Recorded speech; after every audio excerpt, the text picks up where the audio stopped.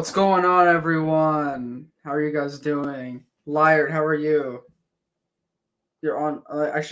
You're on mute for some reason, so I gotta unmute you. Are you mute? No, you're good now. You're good. You were just muted. Oh, okay. How's it going, guys? Welcome to the forum.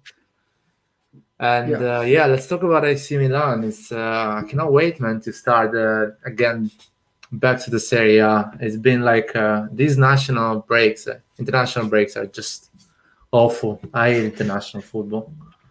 Except when Italy wins, right?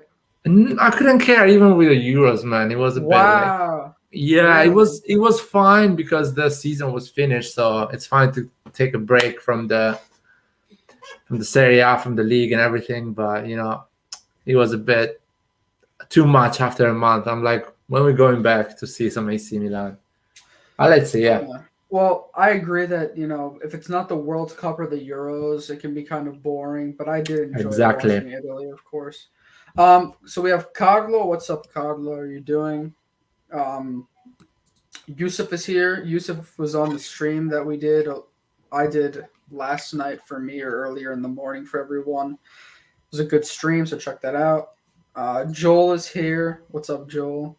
Joel might have to change his picture soon.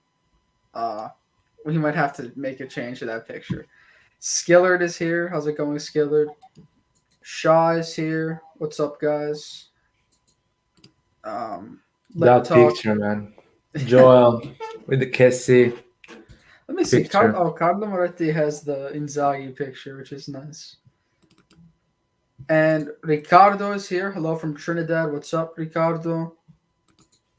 Laval says Costi out. Yeah, it actually looks like that's going to happen because the Mercato in Russia is not closed yet. So that is looking very real. Your biggest London, UK fan. Liard is from, I think Liard lives there, right? Yeah, I live in UK, man. So I'm the biggest one. So don't take my place. No, I'm kidding. There's a lot of people from UK that follows us. I check the data on YouTube, and there's at least 13% of our viewers are from UK, something like that. It's pretty interesting, and a lot are from United States, Asia, and weird places. I mean, weird. They're not weird. It's just you never think about it, places you never think there is a Milanista over there, and there is a lot. There is at least 20, 25 Milanista. Milan is such a global brand. It's crazy. It's quite global. Yeah, you're right. It's quite global. Yeah, I think right now, for the Milan forums are a good time because like if we do them in the afternoon my time, it's like it interlaps with many people's hours, so we get a good amount of viewers.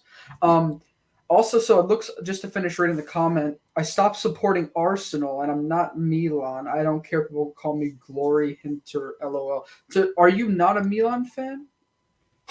It's interesting. Explain us a bit. Yeah. Tell us what team you support. Because he says here I'm the biggest London Rossoneri TV fan, so not Milan, I guess, but not Arsenal either. So interesting. Okay, interesting. That is interesting. What's up, Ali? Ali was on the stream. Good comments on the last stream, so good to have you back. Our Pete was there too. Good. Thank you. It's afternoon over here. There's not many people in this channel that are from like the East Coast US, I feel like I'm like everyone else is from different parts of the world. Roy's from California. So he lives in California. I'm from UK, born here with Italian parents. That's cool. What's up, Necklord? How are you? By the way, there's a lot of people that respect AC Milan in UK. From the Italian clubs, I think is the most respected in UK. We deserve the respect. I mean, what we did in the Champions League against UK teams. By the way, Litwak is now a Milan fan. And listen, I'm no judgment about how you're now a Milan fan. Not everyone. We're just happy to have more fans. We all support. As long as you stay loyal once you are a Milan fan, that's all that matters. Because it's not Milan is we're in a process right now. We're not like necessarily one of the biggest clubs yet, but we're gonna get there in a couple of years. So stay with us. It'll be fun. Milan is a global brand, but we can't seem to monetize it. True, and one of the biggest reason why, which we talked about the last stream, was because the Serie A and their like lack of, willingness and their laziness to advertise outside of Italy is a kind of a problem. I see Skrilled is in the comment, always pushing the video. Thank you, man. And let's put the link so maybe he wants to join us. Everyone is free to join us. Yeah, I'm gonna copy that because I know he's going to sleep in a few hours. So probably if he wants to join us, that is the right moment. Anyone is free to join us. This is the forum. This is the forum. So it's the forum. So yeah, there is. It's a lot of Milanisti. What you were saying, Antonio? Sorry, I interrupted. Oh yeah, I was just reading chat. A lot of people from England. A lot of people. Yeah, Felix, man, definitely we should meet, man. Are you in London? Where are you? Yes, he is. He's in London. Do you know any place? There is like we can watch AC Milan games in a pub or something like that, like a Milan club, a proper Milan club, when they all go together and watch games. That would be lovely. We can do a live from there, from the pub. So for Roy is actually like, I guess he's technically is on the East Coast now because he left California. I don't know if he wants me to say like for what reason. I'm just gonna leave it at that. And he's over here now, and I'm really trying to meet up with him in person, but it's hard to schedule that. So that would be awesome if we could meet up.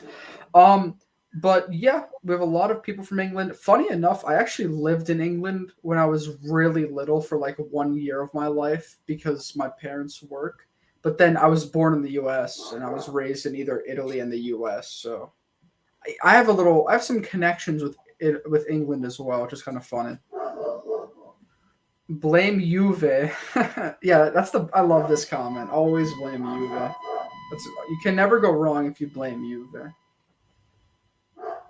Yeah. Juve, man, is such a shame. Such a shame. Always doing awful performances in Europe.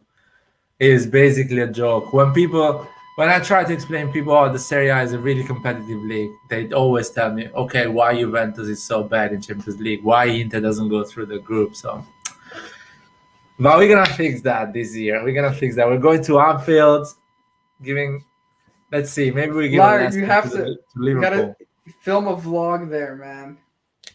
Although you might get beat up. You might get beat up outside the I'm still waiting for the ticket because it's going a bit down the price. So I'm going to wait another few days before I buy one.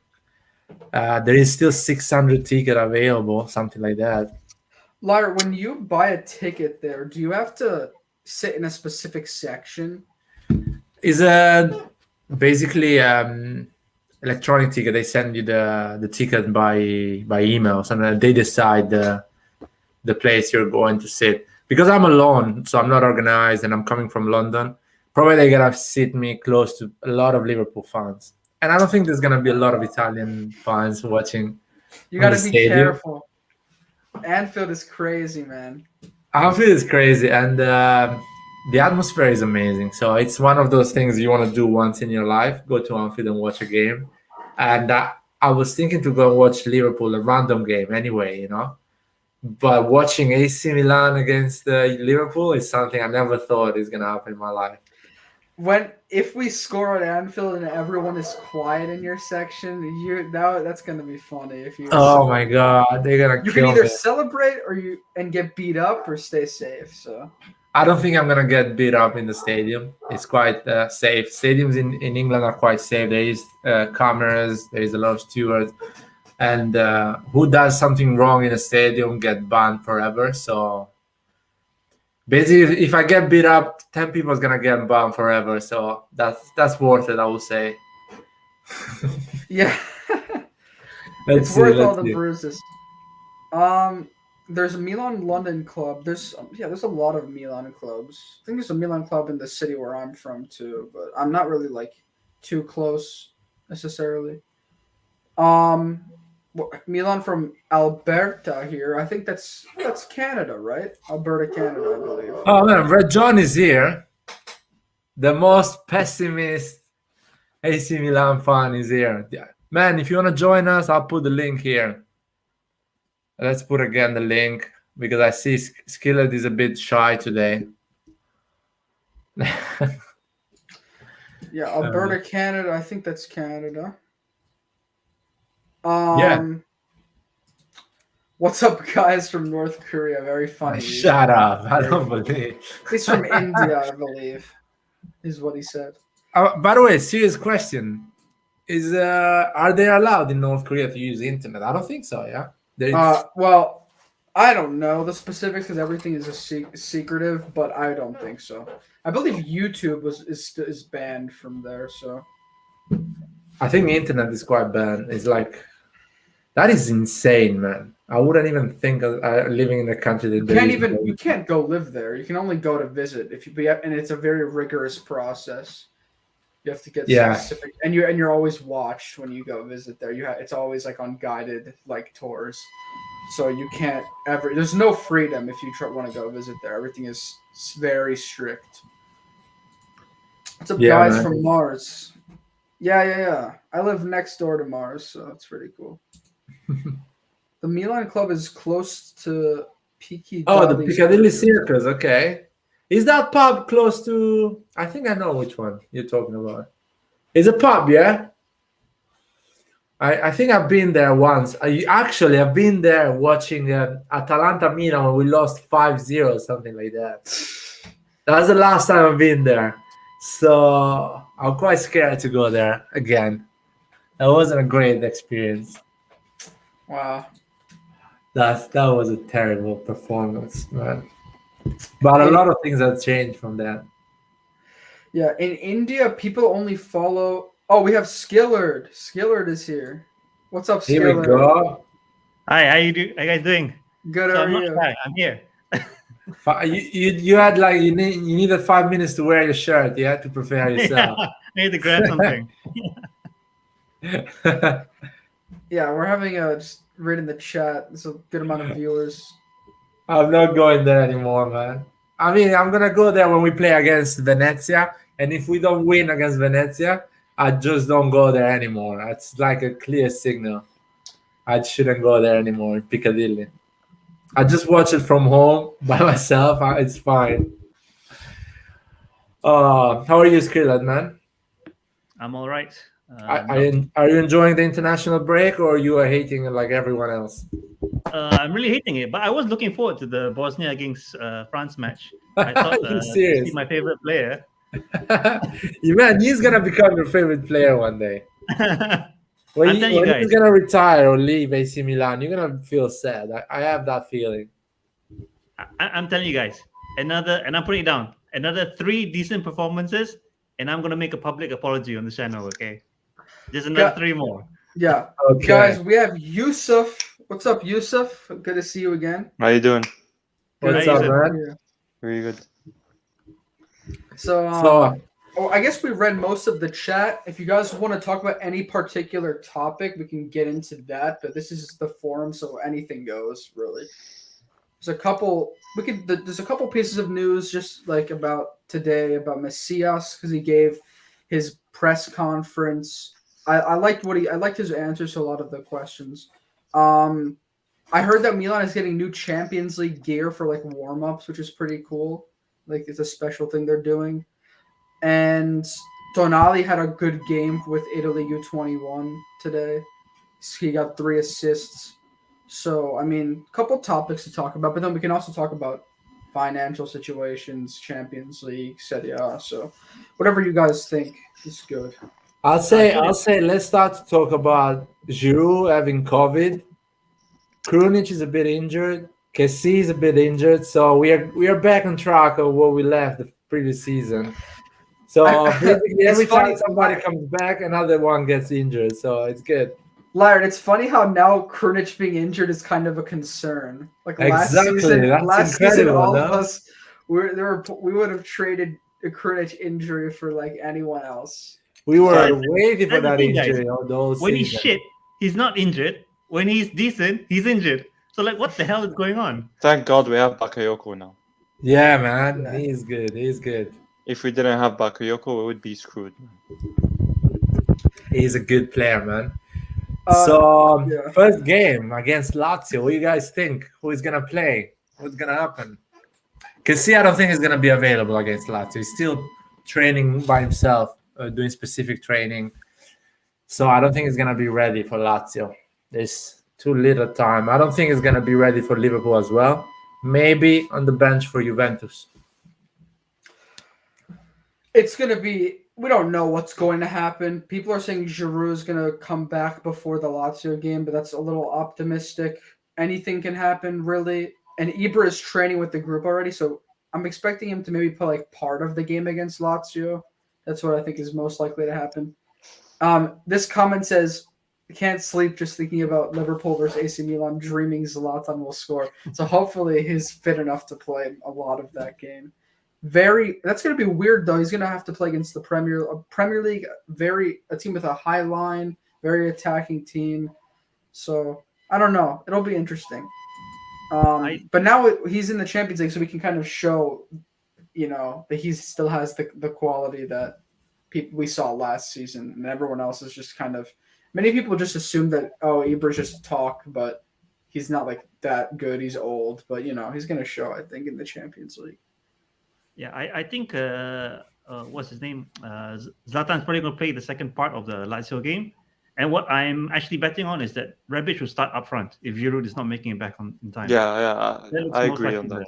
Yeah, because Rebic striker. I did see that Pioli was still looking for some minutes for Rebic, trying to get him, I don't know what, some game time, match fitness. So he's probably going to take this opportunity to deploy him up front, at least someone, and keep Leao on the left because Leao is doing well. I wouldn't mind if we go for a draw in the Lazio game, win against Liverpool, win against Juventus. Well, that would be a dream, man. But Yeah. we But if we are can kind beat of both teams, overestimating Lazio. we'll win the next two. If we beat Lazio, we beat Liverpool, we're going to win the next two. I'm sure the morale, the confidence will be that high. I feel like, personally, I would try to get the most out of the team. Oh, we have Red John now, guys, just to add him to the stream. How's it going, Red John? Hi guys, how you doing? Good. To basically continue what I was saying, guys, my dog just jumped into the stream, so say hi to my dog. But anyways, to continue what I was saying, I would try to get as much out of our starting players out of these 3 games. I know it's risky, but the next 2 games are Spezia and Venezia, right? So I think if we can try to save and maybe rotate for those games, it would be the best possible situation. What do you guys think? I think Giroud for Venezia and Spezia there is really good. He's going to solve our problem. So he needs to play out those 2 games. And bear in mind, I think we're going to have a game between Spezia and Atalanta. We're going to have a Champions League game, I think. If I'm not wrong. Let me see Versus Atletico, right?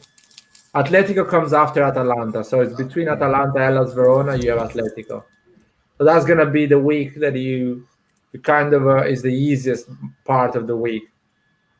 So, yeah, Giroud is so important for those games. I agree with you guys. I think Rebic is going to start with Lazio as a striker. And I think against Liverpool is going to be Leao as a striker. I think the same. I think because the way Liverpool plays is more or less like high line, high pressure kind of game. Yeah. And therefore, I think even with Ibra and Giroud actually healthy and ready to play, match fit and everything, I think Pioli could have the opportunity to change the way he plays and actually play a fast forward like now. So I don't actually mind that much, although we need someone with Champions League experience, yada, yada, yada. But I think that kind of game is perfect for Leao. Fast, and Van Dijk, I don't know if you've seen, I haven't liked Van Dijk from the games that I've seen so far, to be honest. So I think Leao might exploit him. And if Van Dijk is not having a great season, then the other guy, Matip, it's not even up to the task, in my opinion. So, Red John, is it just me, or are you being optimistic about this game? Or just something What's wrong with you, man? No. But I've told you guys, I'm always pessimistic until the 31st of August. After that, I'm most optimistic I ever. because this is the players we got. I got nothing to complain anymore. It serves no purpose. Cheer on Messias. Now you cheer the players you have. Messias is Messi, okay? Better than Messi, okay? So yeah, I think we're gonna do good. I don't know if we're gonna win versus Liverpool or not, but I think we're gonna actually do a good game. I hope that Kessie is gonna be available because we are gonna need Kessie. We are gonna need him like water. I doubt Kessie being available. What do you guys think, Skiller? How you think Pioli should deal with this issue? Lazio, Liverpool, Juventus, these 3 games. Well, of course, my opinion is about the consistency, which players have been doing well. I do want to see Tonali. I don't want to see Tonali, if possible, unless he's super duper tired or completely exhausted. I want him to keep playing as much as he can.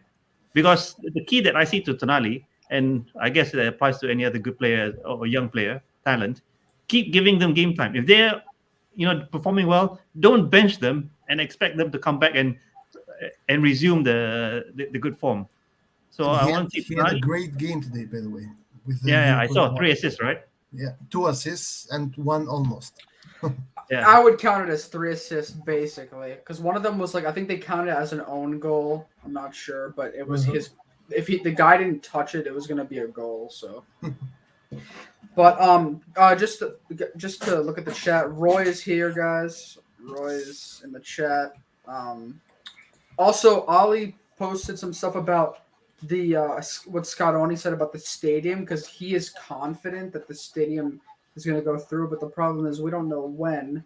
But from what Scottoni said about the stadium is it's looking like the city is willing to accept it because they're having elections soon, so it looks good that they're going to try to accept the stadium project. But I don't know. There's really not a definitive timeline for this, so it's very open. If they accept it, they're going to accept it after the elections. I don't think they're going to do it now. And most probably the guy who's the mayor right now is going to win from all the predictions. Yeah. Let's see. You follow Milano politics, Rajan? No, but no, I think I watch enough Milan related content to also get a little bit of politics as well. Because all the Italian YouTubers that talk about Milan are talking about this. That all is the same guy who's probably going to win the elections again. So if he has promised, let's hope that he maintains his word. Because you never know, man. With Italian politics, you can never be too safe. Yeah. Now this time is gonna happen because the economy is completely down. Is basically us. So they need some money. They need some investment, and that is good for them. My question is, if they somehow, hallelujah, approve it, does Inter actually remain part of the project? Because I don't think they're gonna be willing to invest 300 million for new stadium right now. Is something you pay in 10 years. So we are talking about 30 million a year payment for a club like Inter and Milan. 30 million a year is 3 million a month. So let's say 3 million a month is basically the 2 games. You play 2 games and you get, so basically you raise the price of the ticket, of course, and you can cover that. I think it would be cool to share it with Inter because it's something no one else has. It's the city of Milan, the 2 eternal rival sharing the stadium, and everyone has their own side of the stadium, so it's a proper noisy neighborhood. But even having your own stadium will be cool as well. That will be our own, the temple of AC Milan, where you go and watch the game. We can do it as beautiful as we like it. So whatever, and it's cheaper. It's cheaper because basically 30 million a year as a cost to build that for 10 years. It's nothing. It's something that seriously can help us a lot. And first of all, can help our owner to sell AC Milan to a rich bastard that is going to invest a lot of money and actually start to think Rejoice. about football. Rejoice. In the meantime, where are we going to play though? Well, the stadium's being I constructed. think we're gonna play in San Siro. I think we're gonna play in San Exactly. Siro, and the stadium is I gonna don't be think built. that. Yeah, I don't think they're gonna just build it in the same location at the San Siro. I would assume. No. I think they're gonna move it. No, I'll tell you, San there is some pictures. I can show you the two projects. They are actually I like the cathedral. The other one is meh. they are beautiful, both of them. I Yeah, can. The other one is kind of just a normal stadium. It has nothing, nothing more than just whatever. Just it's like English style stadiums, which I don't So necessarily. Yeah, I this heard- one is I- the cathedral. Look at this beauty, man! Look at this beauty. I love it. heard Gazidis said that he wants the stadium to be like the Emirates Stadium, where No, fans no. are close to the. We players. better not become the next Arsenal, guys. I mean, that's what Gazidis said. That's what Gazidis But said. I think the future of stadiums is going to be like that. Like the fans are going to be super close to the field. Yeah. No, I no, would the like it. stadium is gonna be. We're gonna be super close to the field. It's gonna be like the Juventus Stadium, which they are really close. It's gonna be a typical British, I would say, or stadium. But the design from outside, there is two projects, and this is a cathedral. And as you can see, there is a lot of space here, so it's gonna be a lot of shops in the stadium when you get This one in, is beautiful. Yeah, that's really with nice. bars and stores, AC Milan stores and Inter stores, and all the environment. There's gonna be a park around. The only bad part about this stadium is that we'd probably have to share it with Inter if we find it to Exactly. get the finances. I really wish we could get a nice stadium for ourselves, just because I don't want to share it with them. Show us the other one, Diet, so everyone agrees with me and we move on. I'll But two big clubs like Milan and Inter, the fact that it's so difficult to finance a stadium is just unbelievable. So I the don't other think- one, I mean, the other one is cool as well. Let's be honest. It's whatever we pick is gonna be fine anyway. The other one is beautiful, and this pitch you see here, that is basically what I've heard. It's not. I'm not sure 100%. That is basically the old San Siro. What? So they're gonna do it next to San Siro? See, yeah, basically they're gonna build it next to San Siro and create a new area around. But I'm not sure. I'm just speculating. I heard some stuff, but this one is beautiful as well. I mean, I like the environment around the stadium. Whatever the design is gonna be, I would love to be a really cool, nice environment for the city. Even if I don't live in Milan, but it's something that people staying around. You go to the Milan store, you spend money there. You go to a bar there. You go for drinks there. It's always money for our club. It's always money for. Come on, guys. Cool. Don't So be guys- shy. Just say that you like the cathedral more. Yeah, there's a couple interesting comments that I saw. Not necessarily about the stadium, but maybe we can talk about those. By the way, Saif is here, guys. Regular viewer. So what's up, Saif? Roy says Gazzidi's out. It's a bit harsh, Roy. He's kind of dealing with a medical issue right now. Exactly, bro. Roy is a heartless Juventus fan. Man, Roy's on tour. He's always drunk recently. So guys, don't listen on what he's writing and what he's saying.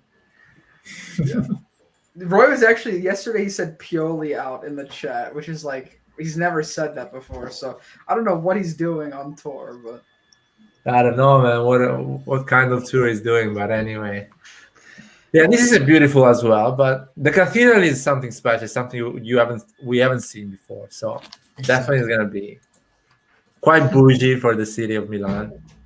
Definitely. I mean, it's Skill- the city of fashion. It has to be something Exactly. special. yeah. Skiller, thank you for keeping the chat involved. We got to get those likes up, guys. LOL, Milan is the only club to officially post a video on YouTube about a new stadium project, yet still nothing happened till now. Yeah, it's frustrating. Did you guys see the video of the collaboration with the Dubai Expo? They posted the clips of some of our recent goals. Really? Yeah, if you watch on the website when they announced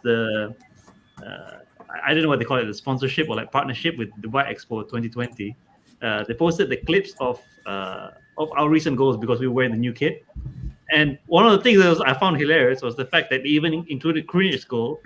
And if someone never knew anything about Milan and watched the clip, you would think that Krunic is like one of our like legends or something like that. He Like, is. what He the is hell? though. You Come gotta on. have you He gotta is a have legend. Krunic and then Leao with like Mbappe highlights, and then you gotta put like everyone. Kessie's highlights don't make him look like an amazing player just because. I mean, he has good highlights, but if you just look for like style, fanciness, No, then, but guys, we you got know, years of it's content. crazy. Why are you going to take it from the last 5 games, including the friendlies?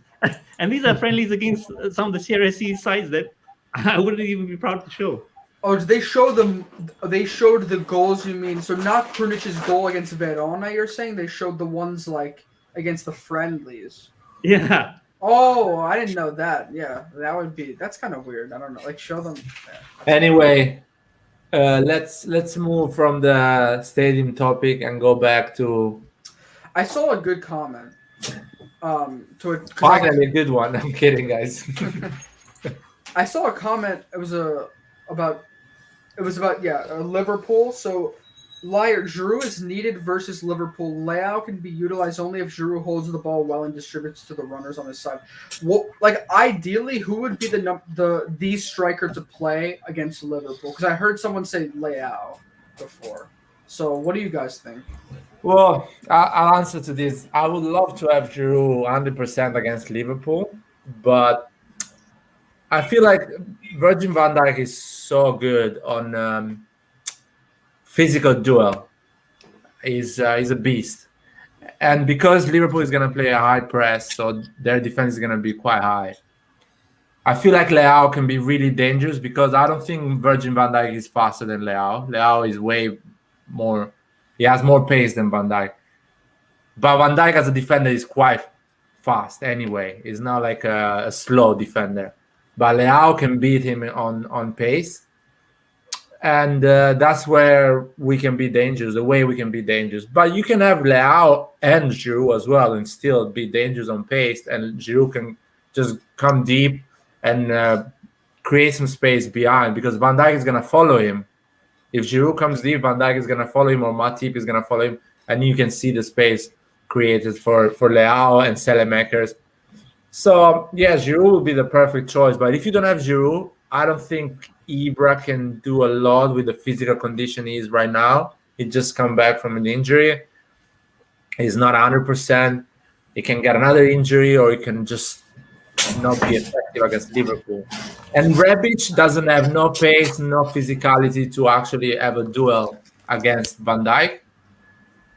So that's why I would put Leao as a striker and play some small players in the middle. Like I would play kind of fake 9.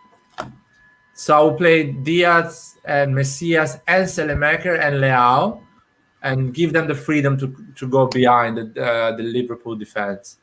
And we always have a lot of people in the midfield that don't let them play the football properly. That would be a great solution. But I think Pioli knows what to do. He's starting the solution, the best solution. Before everyone else gives their opinion, I guess I'll just say mine really quickly. I agree with your point about Giroud. I don't think that he's really good, and he may be he's a bit younger than Ibra, and he may be able to play with that higher intensity for longer. But I don't see him beating Van Dijk in a physical battle. And Leao is younger, so we can maybe get more opportunities to run away from him and go and try to get him behind him. My ideal number 9 is still going to be Zlatan Ibrahimovic in this game, just because I know he has the control and the physicality to shield the ball from anyone. I think he can hold the ball up, and he won't crack under the pressure of getting pressed by Liverpool. So I think no matter what, he's still my first choice number 9 for if he's fully fit for any game. I think he'll approach that game with confidence. Leao, I can see him cracking under the pressure in some situations, so that's why I still choose Ibra as my first. What do you guys think? I agree with Antonio, to be honest. I think Ibra also has something that Giroud does not have, which is the ability to become a number 10 during the game. Ibra goes back and then dictates the game from the middle of the game, which Giroud doesn't really do. Giroud is more or less the typical striker that can also serve as a wall in order to give you that 1-2 pass. This is the way I see it, at least. So if Ibra is somehow match fit, I would for certainly start Ibra, even if Giroud is healthy. Man, Yusuf, you are not talking a lot. Yeah, I think I'd start Giroud for the Liverpool game because he played for Arsenal and Chelsea, and he would want to prove something against an English team. So I think Good point. Giroud would be more hungry to score goals. So I'd put Giroud against Liverpool, and for Juventus, I'd put Ibra because Ibra always causes trouble for Juventus. Yeah, I mean, Ibra is amazing for Juventus because he knows He also played in Juventus. So. he knows Chiellini, he knows Bonucci, he knows the Serie A defenders. I know Giroud is good, but he doesn't know how dirty those motherfuckers are. So, and Ibra is kind of he's a fighter, so he knows how to deal with those bastards in the defense. So, I will play Ibra definitely with Juventus. I'm not sure I will start him against Lazio and Liverpool because I don't think he's 100% fit. I would love to see him play at least 20 minutes, 15 minutes, or whatever he can play on these two games, so he can get some match fitness and be ready for Juventus. Going back, I would play Rebic, man. I would play Rebic against Lazio. I wouldn't put Leao against Lazio. I would play Rebic, Krunic, and Selemaker and Messias. I would play like our, let's say, second team against Lazio. I don't care. Lazio, everyone is overestimating Lazio, in my opinion. You can put Leao on the left and Rebic as a striker. I can put Leao on the left, or I can decide to rest him and put an extra midfielder like Krunic and play with a kind of a 4-3-2-1, something like that, or 4-4-2 basically, with Diaz helping Rebic and having Selemaker and Krunic on the wings. That would be something. But I will keep some players fresh for Liverpool. I don't think we can afford playing with our second lines versus Lazio, because if you play your subs or your second players versus Lazio and you lose, next match is Juventus in the Campeonato. So you don't have that much wiggle room. Like you have to win, you have to try to win both games with the best players you have. Guys, two quick points I wanted to make. First, I just read this Kangoo comment saying Ibra is done out against Liverpool because they play the highest line in the Premier League. And I was just thinking back to the situation against Sampdoria when Leao got the ball from Magnan and he just went in behind, was onside, and was clear on goal. I mean, there was a defender there, but the keeper made a good save. If they play a line like if their back line is at like the midfield or even over, then maybe Leao is the best choice in that situation, because I can see Magnan giving good passes, which is, by the way, having Magnan with this ability to pass the ball is really helpful for these situations. So. Exactly, that's the whole point. That's why Ibra and Giroud can be not effective against Liverpool. If you think about Liverpool, you think about Atalanta, the last game of the season against Atalanta. That is Liverpool. That's why we had Leao as a first striker against Atalanta, because we were going for long passes to jump the defense, and Leao was running through those spaces. So that's what we're going to do with Liverpool. We're going to have a crowded midfield with our two double pivot and all playmakers as well. So Diaz, Messias, and Selemaker, example, and Leao as a striker. So every time we have the ball, we go for Leao. Even the defenders, every time as the ball goes for Leao. And that's what you force Virgin van Dijk and Matip to don't stay with a high press, because they are scared about Leao as soon as they see him running to the spaces. And the midfield has the space to actually attack. and I'm pretty sure Pioli is gonna do that because Atalanta and Liverpool plays the same type of football, of course, with different players and with different effectiveness, but that is the way to punish them. Someone before this game, before the Liverpool game, someone better grab Leao on the shoulders, look him in the eyes, and tell him that it's time to play. You know, we're not. If we give this guy the responsibility as our number 9, which many fans do not like him in that position, he has to. If he gets the chances like he had against Cagliari when Giroud slipped the ball through, if he gets those one-on-one chances, the ball better go in the back of the net. The thing is, since we're in the group stage, away goals don't really matter, and they got rid of the rule this year, so it's not like it's the end of the world if we don't score away or whatever. But you know, it's still scoring a goal at Anfield is super difficult. If we get the chance to score, and Leao is our number 9 tactically for that reason, he has to be composed on his finishing. It's scary, but it can happen. I also think Theo Hernandez will have a big role against Liverpool too. He can make those runs. Yes, and he has to be careful though because Salah is their best attacking player. So I don't know how Pioli is going to deal with that. I'm guessing the CDM might have to slot back and cover in the defense on that side when Theo wants to attack because Theo's going to need help. Also, he's going to need help. The CDM is going to probably have to help out when Salah tries to cut it onto his left foot and go in because Theo is not – I don't know if he's going to follow him across the box if he tries to dribble in.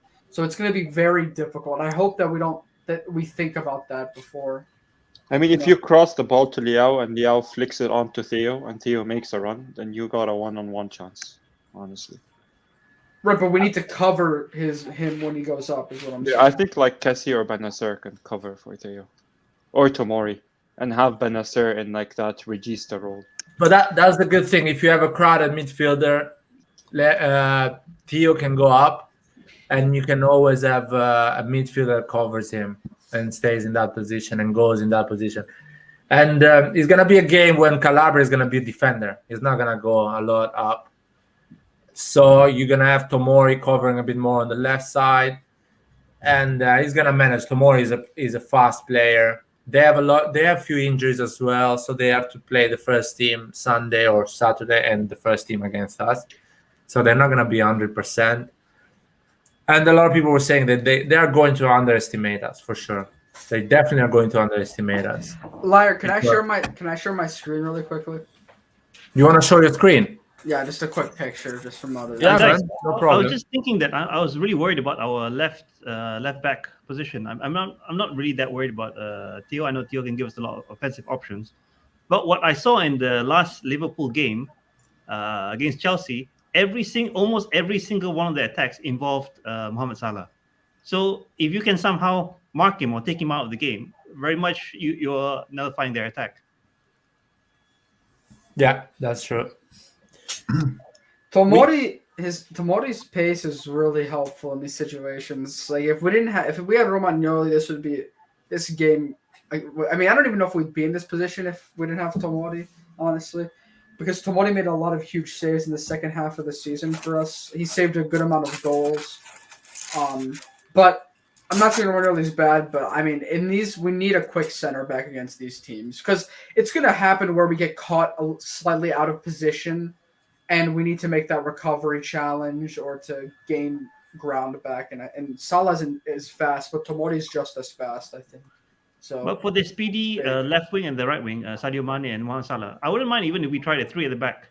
Kalulu, Tomori, and Kier. We are not going to play 3 at the back because we have never actually played that formation. I don't think we are going to play with certainties against Liverpool. I think we are just going to use the usual 4-2-3-1, and that's about it. Or listen, guys, if 4-2-3-1, right? If Trent Alexander-Arnold goes forward, that means there's going to be space for a player like, let's say, Messias playing on that left side, or Rebic, whoever is going to play. So you're going to have a player that actually can attack on that space. And if Pioli puts Krunic on that left side, The whole job of Krunic is gonna be to wait, let Theo Hernandez go up, and he's gonna wait. He's gonna be kind of a fourth defender and let Theo Hernandez go up. So whatever we do is gonna be fine, because I feel like Trent Alexander-Arnold, when you have a solid defensive unit, is a liability for Liverpool, because he's really good at attacking, but he makes a lot of mistakes in defense, and we can go there and get our chances. But So it's against 11 against 11 at the end, so no problem. I don't think Krunic is going to be available versus Liverpool. I think Krunic can play. I think if he wants Theo Hernandez to go forward, Krunic is gonna play. He's gonna be on that left Wait, side. Liar, you think we're going to start Krunic against Liverpool? Krunic is injured, guys. He got injured yesterday. But we don't know the he's extent gonna play. of the He's gonna play the next game. He's fine now. Guys, we don't know the extent of the injury yet. No, he says in an interview he's fine. He's ready. He's available for the next game for the national team. Really? Yeah. Yeah. Come on, man. He's invincible. Come on, guys. I got can't one believe ball this. to the face. Guys, after an injury, he's gonna be as quick as. Is it Krunic or Superman? Guys, question: are you guys now at a point where you're confident if we have to play Krunic against Liverpool? Because I'm not ready for that yet. Of course not, bro. Of course. Because I don't, like I said before, I don't think he's the best when he's getting pressed. So I can see him making some mistakes against Liverpool. Antonio, all it took is 2 decent games, and now he seems to be starting all our games. Yeah, but that's because Kessi's injured, and when Bakayoko wasn't there yet. So. Listen, you can do, when I say Krunic, you can actually put even Bakayoko in that position, but I don't think Bakayoko can. I never seen him playing, to be fair, with this system. So you can put even Messias there and ask him to be defensive as well. It's I wouldn't be worried. I remember, for example, Liverpool against Real Madrid previous year in Champions League. Vinicius Junior did whatever he wants on that left side, and Vinicius Junior is not an incredible player. He has a lot of pace, and he does the right run. And Trent Alexander-Arnold made a lot of mistakes in that game. Trent was very poor last season, and I think he didn't get called to the English national team because of it. So yes, but if he bounces back, I haven't been watching. The only Liverpool game that I saw was against Chelsea when they drew after Chelsea got a red card. Liverpool won their other games, but I haven't seen Trent individually, so I don't know what form he's in right now. But he can be a really good player, of course. I saw this comment, which I agree. It says Salah is the main goal threat, but Jota often breaks the deadlock, which is true. But the reason why I'm less concerned about Jota is because I think our center backs, like Kjaer especially, are smart enough to stop him from getting easy finishes and headers. But, it can happen because we just conceded a header against Cagliari. So sometimes if we get drawn out of position, it happens. So yeah, he's definitely one to watch, but I think we should be able to take care of him. Hernandez defensively against Salah is the main concern still for me. I mean, Mane is insane as well. Come on, the 3 they have in front, they are pretty good. The good thing is that their midfield is not exceptional, in my opinion. They don't have an incredible midfield. They have a solid midfield, enough quality, but that's the thing. If we had 100% KC, I would say we're going to win it. I would say that if we had the KC of the previous year, but KC got injured, and always we have luck in that. But if we had KC Tonali, KC Benacer in that midfield, that would be lovely. That would be easy peasy. By the way, once Napoli did play Liverpool, and in September 17, 2019, they beat Liverpool 2-0 and then tied with them 1-1. So it's definitely it's definitely possible. Wow, Guys, that is the year Liverpool won the Champions League, if I'm not wrong. Yeah, 2019.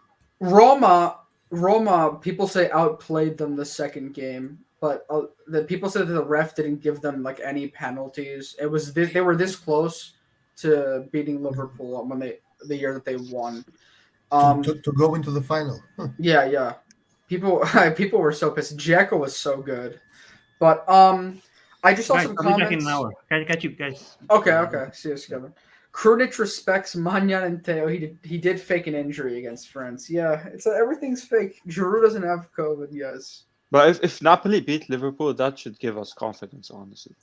Yeah, I mean, but I don't like these comparisons.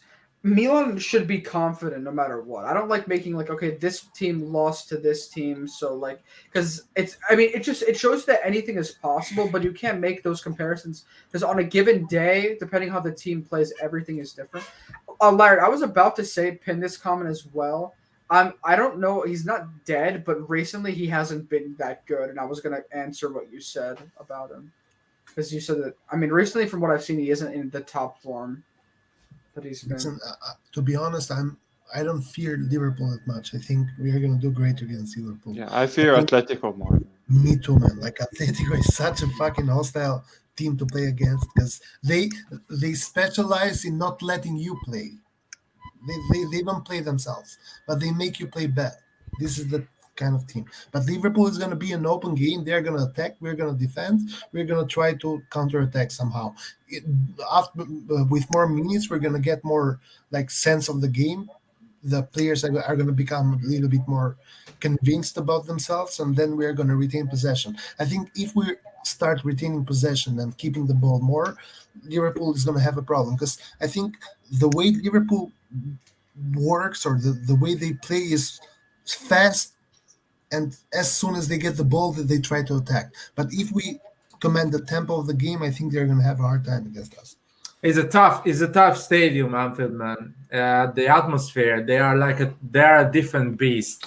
Atalanta beat them at Anfield when there were no fans. Yeah, but Yeah, exactly. versus the So- B team of Liverpool. Like, come on. Anyway, it's really tough. It's gonna. I still believe Liverpool at the Anfield, it's tougher than Atletico in Madrid. I still believe Atletico. They defend well. They stay compact and wait for you, but they still need to do the counter attacking to score. Which is, if you are conservative as a team, you're not gonna give them space. And I saw Chelsea do that. If you are like Liverpool going on the attack, you're gonna get 3 goals against Atletico. It's mad. But if you are conservative like an Italian team and you say, you know what, if Pioli says, you know what, I'm going to Madrid and I'm gonna sit the bus. I'm gonna wait for them. Let's see what they're gonna do. They are so bad at attacking when you are waiting for them in the defense. Atletico don't know what to do with the ball if you're waiting for them. I've seen that. They're really poor. So if you wait for them, they're gonna play bad, and you can actually go for the counter attack or a quick transition.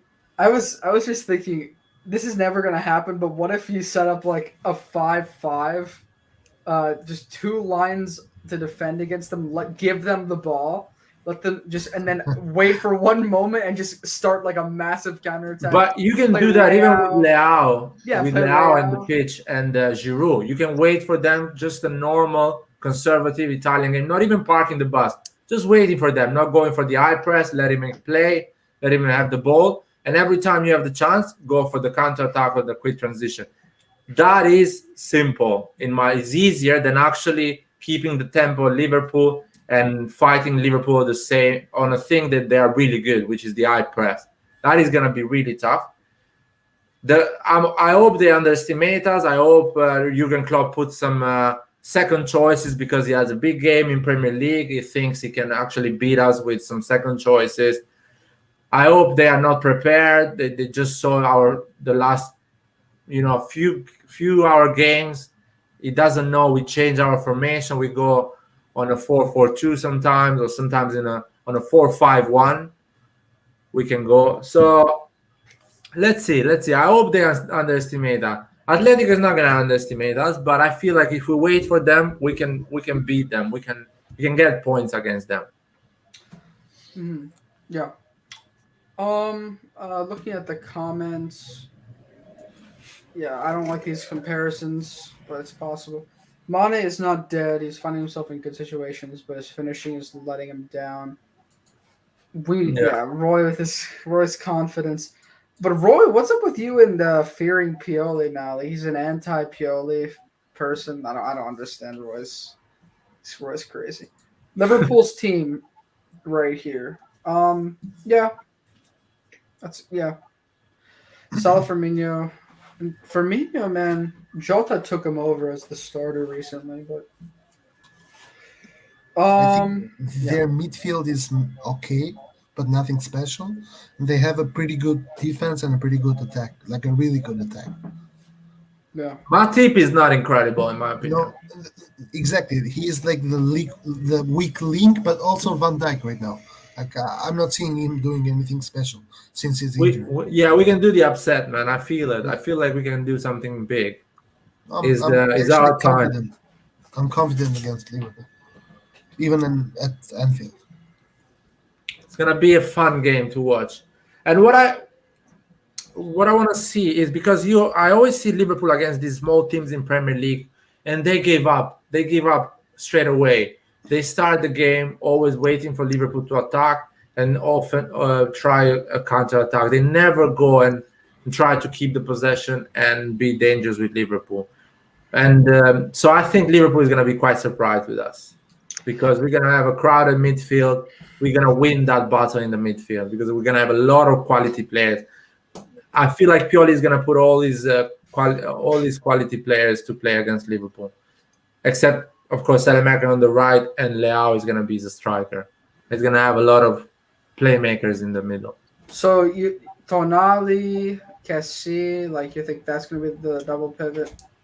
It can be Tonali, Benacer, depending we're starting with Lazio, but I think it can be Tonali, Benacer, and you can put Krunic on the left or Messias on the left.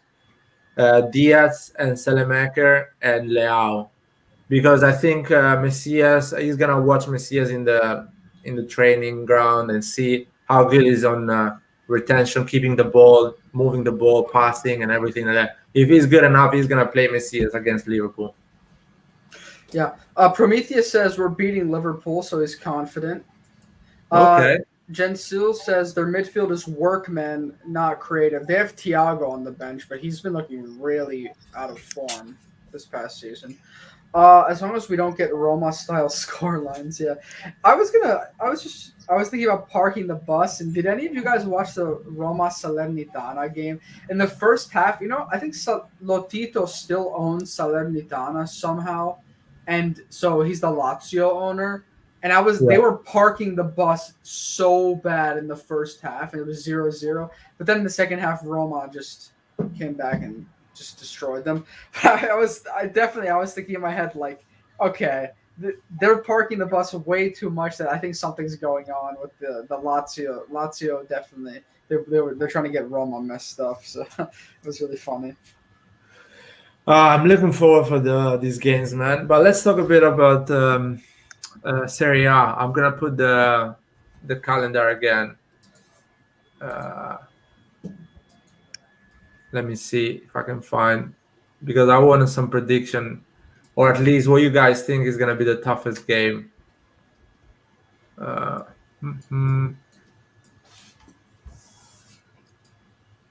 Okay, here we go.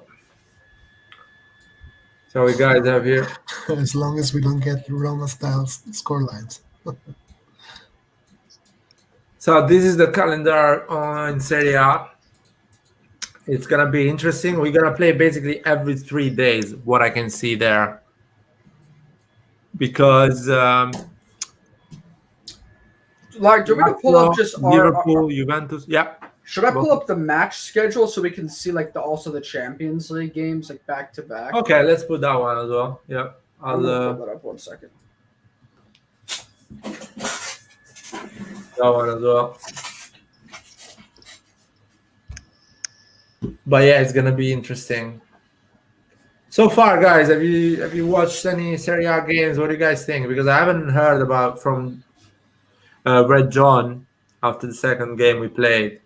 Any Serie A team that actually impresses you and is gonna do well this season? So far, I think it's kind of surprising how Lazio is getting along with the tactics and with the way Sarri wants them to play so early, because usually Sarri's teams are pretty mediocre in the beginning until the players get to know the system and get to know the positions they have to be in. But they have actually been pretty convincing in this past 2 games at least, even though their opposition hasn't really been the best so far. So I think the Lazio game is not a game to be underestimated. I think it's going to be a game in which we have to fight hard, and we also had in both games difficulties last season against Lazio. So I think we are going to have a tough time this time around as well, even though I'm faithful that we will win. Can you zoom it a bit, Antonio? Oh, I can try. Tell me if this works. Let me see. It's going better. Yep. Is this better? Or should I zoom in more? Yeah, I can see at least the logo, so that's fine. So we have in Lazio, Liverpool, Juventus. Bear in mind, guys, Juventus as well is playing in Champions League. I saw a lot of people on Twitter saying, "Oh my God, what a calendar we're having!" Like, yeah, Juventus as well is having the same, and Lazio is playing Europa League as well on Thursday. Thursday, yeah. But So- Juventus is playing against Malmo, so not really the same kind of game. Still is annoying to go and play Thursdays. So, and they're gonna be punished on the game after. So not with us. They're gonna be fresh against us, and have time to play Thursday, and the game after they can be punished. So, what do you guys think about Juventus? Is it gonna be easy this time to beat them? They look pretty bad, or they're gonna be like a different approach, different mentality. Dybala is like one of the only players that scares me on Juventus because he can do amazing things, but they don't look like, I don't want to underestimate them because I usually don't, but right now they really don't scare me. I'm more scared of Lazio than them right now. I feel like Lazio has done a lot of goals, but let's see. What do you think, Yusuf? I think Juventus would be looking to get their revenge on us. We beat them 3-0 in their pitch, and we're playing on their pitch again. So I don't think they're going to take it easy on us.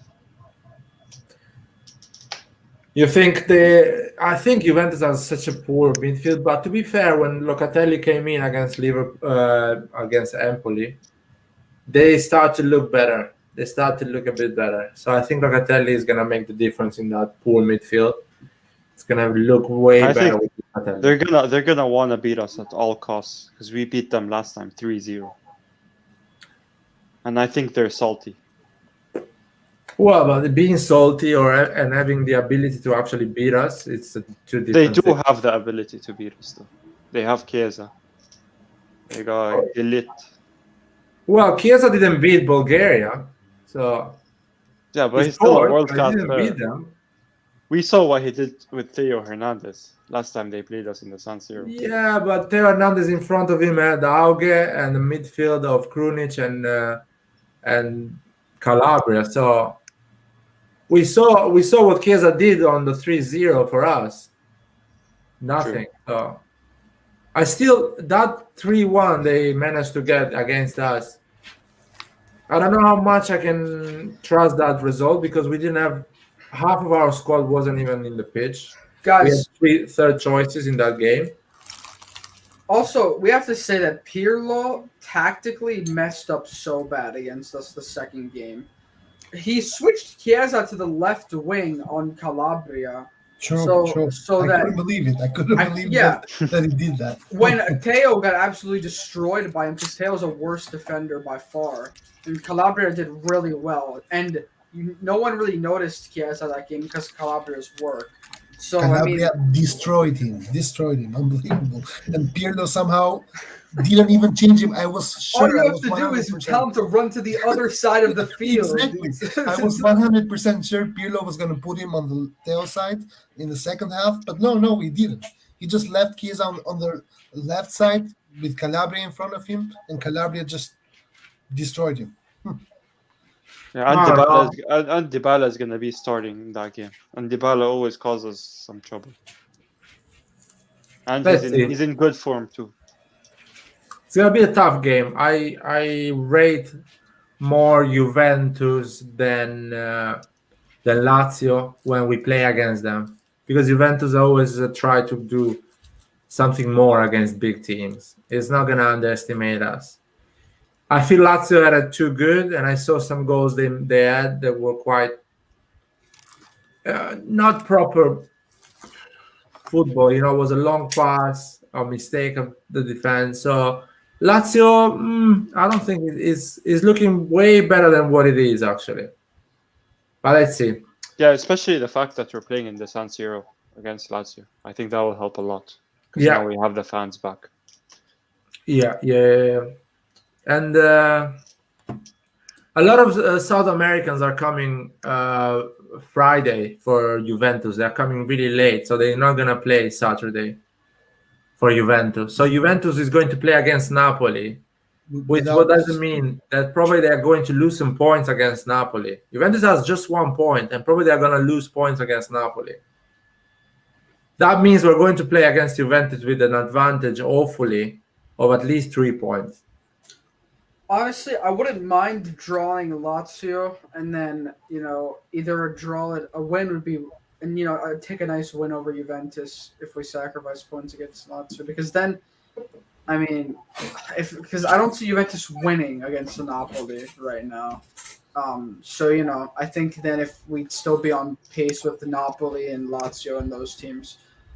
So yeah, I wouldn't mind that. It would be so nice if we beat Juventus, we can really create such a huge gap between us and them. Speaking of Napoli, did they do anything for the Osimhen suspension?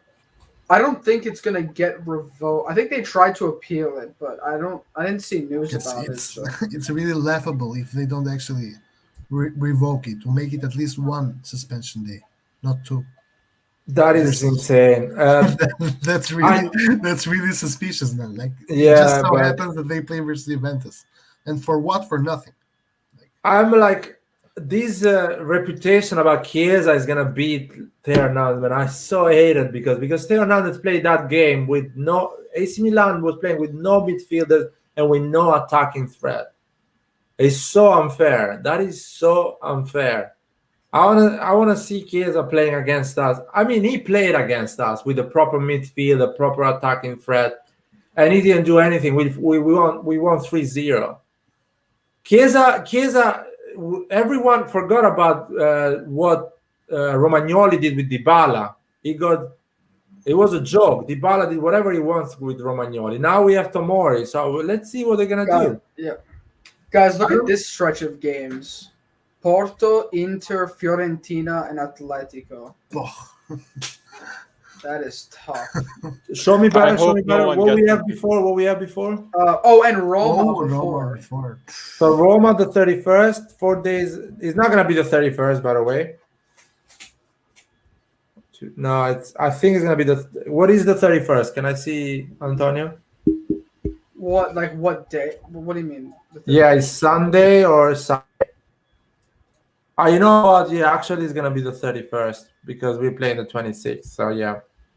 Wow. It's gonna be the 31st. A pretty heavy schedule right here. But everyone has that heavy schedule, apart from Atletico, who plays in a joke of a league. That doesn't need. Yeah, that's probably our hardest from what I see. And then obviously we have a hard stretch now. So we have 2 really, really hard stretches, I'd say. Show me a bit better. Go down because I see the. So we have this one coming up. Yeah, if we beat Lazio, we're gonna beat Juventus. I feel it because it's gonna give us such a boost. We're going for Liverpool as well, and Venezia. Hopefully, we win that one as well. Hopefully, we don't get some complacement. Venezia and Spezia. Atletico and then Atalanta. That's difficult. Man, it's gonna be in San Siro. It's gonna be a tough game because they're gonna wait us. They're gonna sit deep and wait us. And first game in San Siro already sold out. So let's see. Atalanta after in 5 days. Mm-hmm. Verona and Porto, Bologna. That's not bad.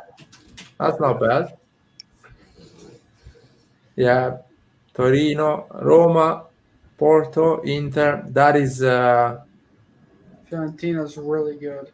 I wouldn't be surprised. Fiorentina, they started off with they started off with a difficult game against Roma, and then they got a red No, card, and then they won against Torino. So I think they have 3 points.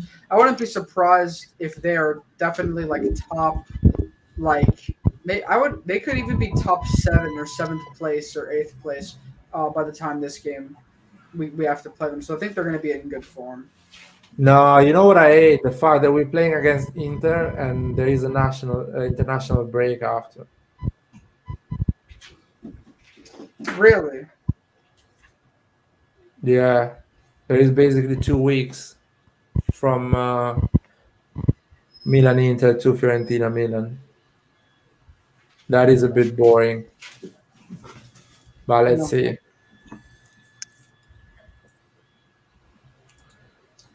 Atletico will be a tougher match for Milan than Liverpool. That's what people are saying. Nah, man, I don't know. Maybe I'm wrong. I think Liverpool is still a better team than Atletico. I think if we go through, us and Liverpool, we're gonna go through. Atletico is not going to. Lucas Almoa predicted Fiorentina to do well, and Roy said they won't. I think. What happened to Lucas, by the way? He disappeared. Yeah, I mean, I'm pretty sure he's still in school, and school started for many people. So, school has not started for me yet. So, Yeah, very Roy is busy. busy. I feel like the only time he would be able to come on is like in the afternoon in his time, and that is like morning my time. So. So let's talk a bit about our team. Yeah, let me pull up like the roster. So Red John, how are you feeling about Giroud, man? What do you think about Giroud now? Listen, Are you positive? I like the way Giroud is playing. I really like the chemistry that he has gotten with the team. Like you can see the teammates love him, and also when when they make a false pass or a wrong pass, he doesn't really get angry like Ibra does, which I think kind of puts pressure to the young players that he's surrounded. Mhm. That said, I don't think Giroud is gonna be the. I don't think Giroud is Ibra, man. Like Giroud is always going to be a guy who's there because Ibra is not young enough to play every game. I don't think Giroud has the quality of Ibra. I don't think Giroud makes the team play as good as Ibra does. I don't You think think? Giroud. No, I don't think he does that because you can see it by the way he plays. Giroud never comes deep. Giroud All right, plays that's a plays bit extreme, Red No, John. no, come on. Listen, Giroud is a typical number 9, which in Italy works, and I'm happy with that, and I hope he does fine. I hope he scores 30 goals. That said, Giroud does not give you that alternative that Ibra does. Like I remember it in the game versus Sampdoria. We played poorly overall that game, and Giroud got no service. Therefore, he got no balls. Not no, didn't get any ball to actually play. I think Giroud missed some chances. He got some chances and he just missed it. Yeah, he missed one of his left foot. He missed like I guess a couple headers, but Godin was right there. But I mean, then again, No, but Ibra this has this missed is the some match chances versus as Cagliari, well. not Everyone versus Sampdoria. Do you guys remember the missed chance that Ibra had against Brescia when Teo gave him a ball and Ibra was in front of the goal and he hit it wide? Like, No, but I am not I talking think about even missed against chances. Roma too, the back heel against the goalkeeper. But guys, I'm not talking about missed chances. I'm talking about the way he imposes himself on the team. But maybe Sampdoria is a good team. Let's see Inter what he does with Sampdoria. Maybe that's why Giroud didn't perform well because Sampdoria is a good team and really tough to play against. And we were like not in San Siro, we were Amarassi, so it's not easy to actually Again, win there. It's always a again, tough game, physical game. again, So I'm not playing about a specific game.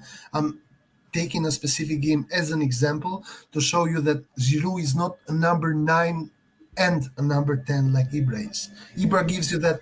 Do you actually remember games in which the attack was not working and you would see Ibra in the midfield? well, Dictating against the game Atalanta, from the for midfield. example, Ibra played and we lost 3-0. We didn't create any chance. Or against Spezia, we lost 2-0. Ibra was playing. We had the starting 11 against Spezia. We didn't create any chance against Spezia, and Ibra was playing. So I feel like it's more about how the five midfielder, the three forward and the two double pivot, the way they play, the way they dominate the game, is up to them. How they play, how many chances we're going to create. No matter is it Ibra, Leao, or Giroud. And Ibra and Giroud, they finish the game, the chances in a different way.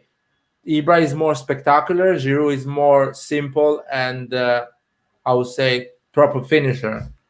I wouldn't judge that. I will see what Giroud is gonna do in the long run, but I think he's gonna do a lot of goals. He's gonna do at least 15 goals this season, Giroud.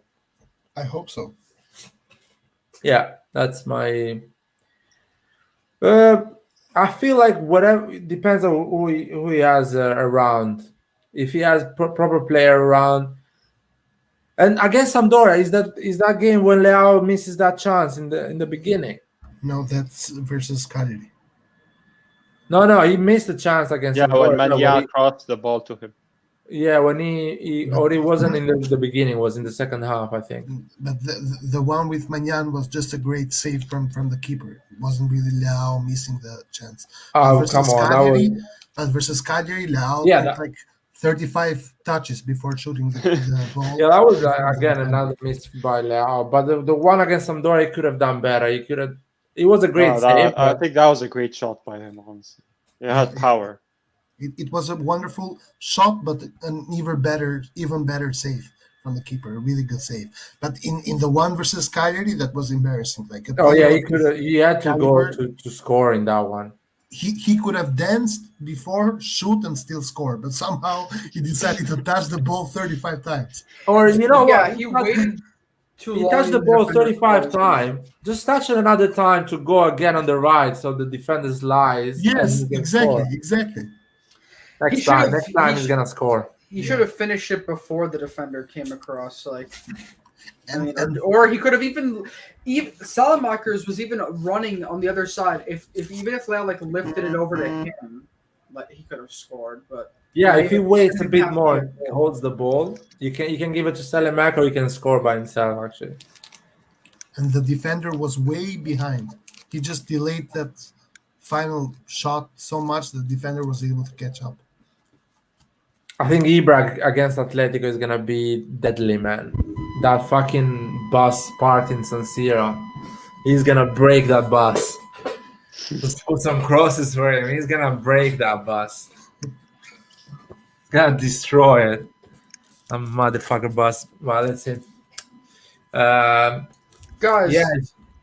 You said- the only yellow cards that we got so far were I know Kjaer got a yellow card in the first game. Who else got a yellow? Brahim. Probably Krunic or Tonali, some I think midfielder. Diaz might have gotten a yellow actually. Oh yeah, Diaz got a yellow. Yeah. That's not good. Diaz, but it's okay. What do you guys think about Messias? I'm so excited for Messias. I think he's gonna start or against Lazio or against Liverpool. He's gonna be a starter. Listen. Last time we were talking, you were telling me for certain that we would not get Messias. I never Really? said that. I always thought Yes. that we were going to get him. No, I'm talking about Laird. Laird was Oh like, yeah, you're I either actually- going to spend 40 million on someone or get no one. But Yeah, then, Lyle said James would come. I agree. Yeah, I say that, and clearly the chance didn't came through. I think no Bernardo Silva or Ziyech wanted to move to AC Milan. Liar, actually, I do know the truth about this. So, Milan had, and honestly, they might even still have the chance to sign him because he might terminate his contract. But Milan had the chance to like go in for him because he does not want to stay with Everton. But Milan does not want to go in for him because they don't see him as someone sustainable. Like his injuries, his fitness, and his consistency, and they don't want to like invest in high wages to get him. So that's why they did not get him, and they just weren't confident about him or Isco. But So that's basically what happened. going back to Red John topic, when I said, "Oh, we got a big name, or we don't, or we got nothing," 2.5 million loan Messias is nothing. We didn't buy anyone at the end. We just we put a body on that position to have some debt. So at the end, that was the strategy. Or we go for the big name, or we go for Messias 2.5 million loan, which is nothing. And I'm really excited because I didn't know the player. Now I know his story. I saw some videos of him, and he's gonna do really well with us. Definitely is a great signing. So smart from Maldini and Massara. And an amazing story, a dream of a story. Actually, let me pull up, since we're talking about him, I'm going to pull up his there's the news about him today. Yeah, it's an amazing story. It's an incredible. And have you seen him dribbling players? Yeah, Have you guys This guy, man, he can dribble. He knows how to play. He knows how to dribble. Give him the ball on the last 30 meters. He's gonna dribble his first opponent, and he's gonna cross. He's gonna give a pass, whatever. He's unpredictable. He's got that Brazilian I'm not genetic. really sure what position he's going to play for us, on the right. On the right or in the middle, I think he's gonna play even in the left, man. Depending on what Pioli wants to do with the game and what he wants to do with the opposition. You know what? Also, I noticed about him is a lot of the times you hear like Brazilians like Paquetá and others that maybe have some issues like moving out from Brazil because of they don't have too many Brazilian friends or on the team, but he's been in Italy for so long. He speaks good Italian already, and I think so. And he already knows Dida, like he's friends with Dida, so like he's definitely a great locker room presence. He's humble, and they asked him a lot of like every time people are at like these press conferences. Sometimes they ask like the weirdest questions, like, "Oh, are you pressured that you're Brazilian?" Yeah. Like, and he just like Embarrassing questions for real. Yeah, right. And he just like answered like, "No, I'm here to play, man. Like, I don't like the best answers. I don't like it when they ask those weird questions." But I want to pull up his statistics because he has some impressive dribbling statistics. I mean, if I can have the chance to show the way he dribbles players, man, it's just they look like amateurs when you see them going through his dribbling. He's really good. He's an amazing dribbler, and he's a hard-working player. He runs a lot. He comes back to defend. He's good. I think he's gonna do so well for AC Milan. It's pretty Guys, sure. by the way, Rohit, who comes on frequently, who writes for Sempre Milan, he usually does a like player analysis article, and they're very interesting. That he breaks down their stats. So he said, but he has before he writes them, he actually watches like a game or two, a whole game. So he said that he's probably watching the game today of Messias. So that article is probably going to be coming out soon. Just to keep an eye out for that if you're interested. So what game is watching about Messias? He goes on a database and he'll like find whole games from like Crotone that he'll have access to, and he'll probably watch them. I'm assuming he'll watch Serie A games, of course. The only game I watched about Messias was against Inter. I think Inter won 5-2 or something like that, 4-2 against Crotone. It was beginning of the season. The first half, I know Messias didn't play against us the second half. He played in the first game against us. No, I'm talking about against Inter. Yeah, and then he played that game too, yeah. So it was 5, like... Yeah, he gave a really good cross to, I think, Zanellato is his name, or whatever. He was dribbling players, man, and I was quite surprised. And I asked my brother, where they find this guy? And he told me, he's Brazilian, he's really good. And that's it. After that, I didn't care at all about him the whole season. But I think he's good. I think he's going to do pretty well. Oh, yeah. Man, imagine him playing the World Cup in a year time. What a story. If he does good with us, I think he could be actually called. Why not? I hope they call him. Hold on, guys. Theo Hernandez is the 5th most completed dribbles in Serie A. He's the only thing he does. He gets the ball and Guys, dribbles. Guys, imagine this year how many Diaz is gonna get. Oh, guys, Jeremy Boga is going on. His contract is expiring. He's a good player. He's a an really, really amazing good player. I believe he's from Chelsea's academy. Yeah, he used to be a Chelsea guy. He plays for Sassuolo. I hope we get him for free. He's better than Rebic for sure. Ooh, he's good, man. Such a good player. He is like Robin, but from the left side. But guys, you see, look at Adam Unas on this list. Like these are Milan is obviously looking at statistics. We're interested in DePaul as well.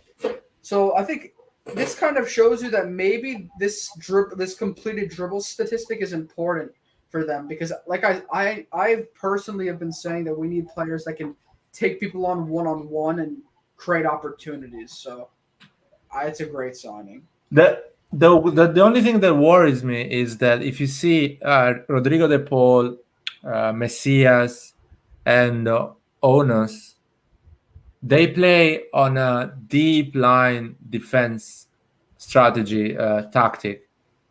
So they wait at the opposition and they dribble. So they get the ball, they dribble the first opponent, and they go for the counter attack. So that's why they get a lot of dribbling success.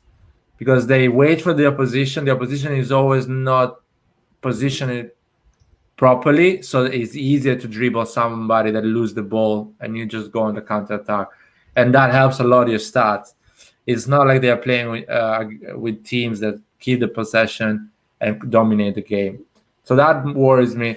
Coming in a team like AC Milan that wants to keep the ball and stays in the midfield of the opposition, is he going to be able to do those stats, or at least let's say the stats Theo Hernandez does? Let's see. But pretty confident. He has a lot of quality. Yeah. He had more completed dribbles than Neymar, so there you go. That doesn't mean that he's better, obviously. It's just a statistic. Well, he didn't have an agent at the age of Neymar when he was 16. We never know if he had an agent at the age of 16. What type of player he could have been. Sometimes. I really wish we could pull up his highlights, but get copyrighted. So, I mean, I don't know. It's hard to find if his highlights were not on YouTube. If they're on like a database website, do you think they can still get copyrighted? I don't know. Can be because those are footage used by another video. So I don't know why other people don't get copyrighted. It's so shocking. Yeah, it's like it's crazy. It's like as soon as you show like a little bit of a video on this channel, it's like gets instant copyrighted after. The Real Madrid stream was so funny. Remember that? Like 18,000 sad, viewers. Man. We were doing 70K people watching the video, man. It was crazy. It was like in the 20,000s, and then like it was just kept going up, and then it finally got stopped. If we could have done all the game, we could have got at least 2K subscribers. Next time. Are we guys gonna talk about Kessie? Or are we gonna avoid the topic? We're gonna just. There's nothing new to talk about it though. Everyone's just gonna get upset if we talk about it. We are just waiting until the Olympic Games finish, so he comes and fixes everything. Yeah, the Olympic Games are still going on, man. Now Chiesa has also at Casa Milan still. He's got it, so. No, before was after the Olympic Games we are still waiting for the market to finish, and we're gonna have a meeting with him. Now is the transfer market is finished. I think that was what they thought, but then when Kessie went for like the meeting while it was still open, he was like, "I want 8 million," and they just like walked away after he said that because right now he's injured. I think it's a hand injury, so he cannot really sign the contract. Exactly, he's injured. He cannot go to Casa Milan. He can't play the games, so because even though it's just his hand. Is like how unbelievable is that? And what kind of a man do you have to be to actually say that? Oh, after the Olympic Games, I'm gonna go there and fix everything for myself. I love Milan. I love it when the fans call me Presidente, this and that, and then go back and you demand for more. Like, what Yeah, kind of a man are you, man? I Like, agree what with the Red hell? John. I agree with Red John. Man. You have to be a psychopath for real. Like, why do you even say that? It's Don't say anything. Dude. disrespectful to the fans. It's Shut up. very Don't Look say at this anything. comment, guys. Yeah, that's the thing. Yeah, no, I don't think this is obviously disrespectful, but I'm still down to play Kessu if he's healthy. Like, I'm not going to bench Kessu, guys. This is the reality. Just use the players as much as you can, and if you can't renew them, so be it. Yeah, that's I see it in the same way. I find it funny that as you guys we are joking about it. I find it funny that all these reports, oh, the transfer ban is gonna finish, KC is gonna have a meeting after the international break. KC is gonna have a meeting, or I don't know. They're gonna invent something after the Atletico game. He's gonna have a meeting after Christmas. He's gonna have a meeting. We're gonna go all the year like this. Basically, what I think, my feeling is, he's never gonna sign for us. He's gonna get a 10 million a year from PSG, 5 years deal, so 50 million net. Probably PSG offer him another 20 million straight away on the Agent signing. fees. They're gonna give like $1 million to all of his like relatives as well. 1 million for his but dog, 1 million, because 20 million for the agent. That's what they're the gonna agent do. is gonna get a 10 million. Him is gonna get 20 million straight away in his bank account just because he's signing for PSG. And that is a number we're never gonna know. Because those numbers, you don't need to claim those numbers. The contract, you need to claim that because you're gonna deposit the contract to the league and everyone can see it. But those numbers, KC can open a Swiss account and PSG can transfer him 20 million cash straight away, both in one moment. And that's when you see the psychopath going through. When You know- you're yeah. doing August saying, I love AC Milan, I'm going to sign for them, and Leonardo calls you and says, what are you talking about? I'll give you 20 million straight away and 10 million a year. And he changed his mind. He's So we like, just need to get used Milan to it. who? Like, I don't know them. And keep in mind that also his agent, the only worth player that he's got is Kessie. So he is probably going to try to milk Kessie as much as possible. Like, you don't hear about any other player having a Tangana as his agent. Kessie can only be a president in Milan. He can't be a president in any other club. Goddamn So The it's right. thing his is loss. this. I've just gotten to the point. I used to be really upset by all the fact that we lost our players for freeze, but now I've realized that like people who say like I'm not going to support the team anymore, whatever, because we don't want to renew our players, we're letting them leave for free, whatever. Like I have this love for the club that's so strong since I was born. I don't care honestly. He can leave. Kessie can leave. These players are replaceable at the end of the day. It's very upsetting to me watching him leave, but I would accept it if it came. The most annoying thing is when other fans, like Inter fans, are sitting here saying, "Oh, we had to sell Hakimi and Lukaku, and you guys lost Donnarumma and Hakan for free. So we're in the same situation. Both of us regressed." Like, no, you guys are in serious financial serious issues. We got a great backup goalkeeper. And they look good now, but we have to see how they can hold up. But according to them, they're still like going to win the Scudetto. So, like, At least they are a joke. They are complaining about Chelsea paying 115 million for Lukaku, or Chelsea paying 70 million for Hakimi. They're complaining about that. They are a joke. They think they are Milan. They are a joke, not Milan. They're complaining about getting 200 million from Chelsea and PSG and saying, oh, football is rigged. Are you basically a joke? You have 200 million. Is your ownership that cannot invest that money the problem? Not PSG paying 70 million for Hakim. PSG is doing you a favor, is saving you, giving you 70 million for Hakim. If I was PSG, I would have waited the last day of the market and buy Hakimi for 40 million. But they know they have the competition of Chelsea and whatever, so that's why they paid 70 million. You have to consider the fact that, wait a second, because an ambulance is. I'm sorry, guys. Don't worry, There's an man. ambulance passing by, and I live right in front of a crossroad, so basically every time. Anyways, I think there's a difference here because what you are saying, the ones complaining are actually Inter fans, and the fans don't care how much you sold the player for.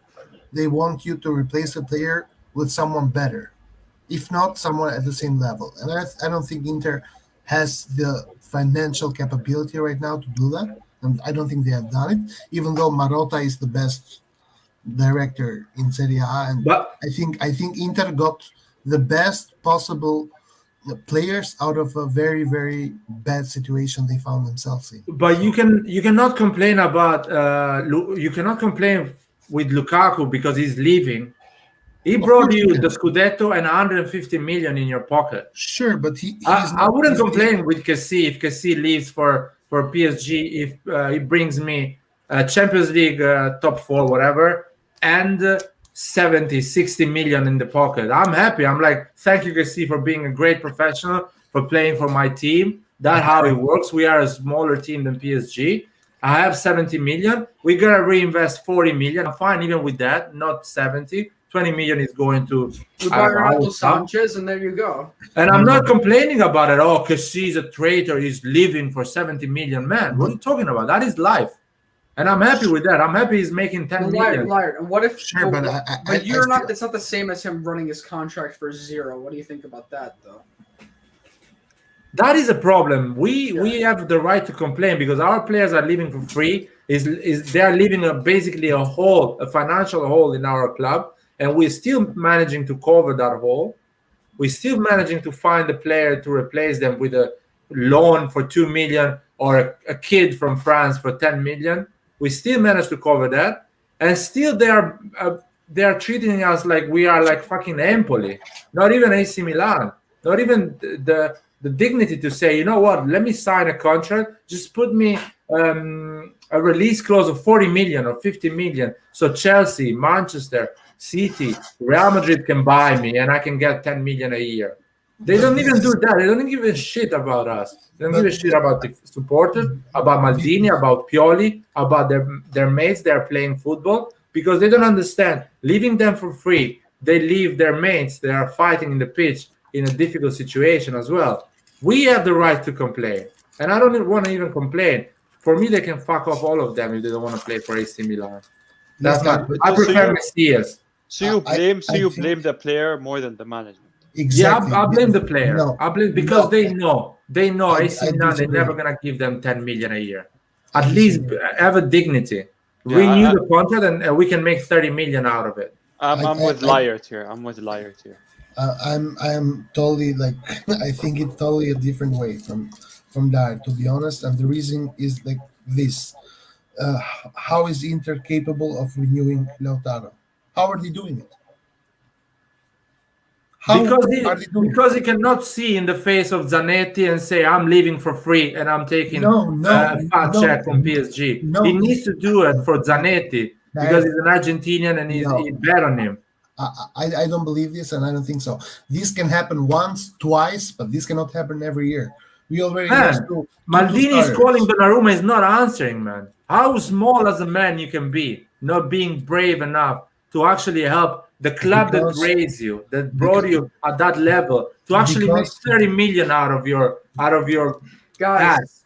Because You guys- Maldini was not able to create relations with Donnarumma or with other players in order for them to actually respect him, not only in a football related manner, but also as a human. Maybe Maldini does not create that I don't know, private confidence.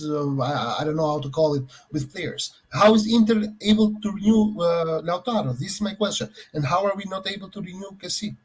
We always have the same problem. guys, At some real quick. point, we should start blaming the ones who are in charge and keep losing players for free, and stop calling everyone a snake. Okay, but Kessie is asking for 8 million. What do? You can't offer 8 million. Guys, hold on. I will just before we keep going. Nathan just joined. What's up, Nathan? How are you doing? Hey guys, how's it going? I just want to say something before And we guys, go. wait, one more thing. Do you guys remember this incident with Kessie? How he got fined for they were like disrespecting Acerbi's shirt. Did you guys see that? I remember that from a while ago. That was funny. No, I just want to say something.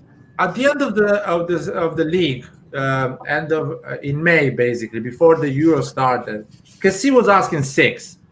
Now it's the end of summer. Kessie is asking 8.5. What? course. How much do you want? Just say it in the beginning. Because- Don't come and every there- month because- with 1 because- million more. Clearly, he because- doesn't want to renew No, because no, probably no. It's simple. No, it's simple. There. Larry, It's you are simple. wrong. It's simple because Kessie and his agent hold all the cards essentially.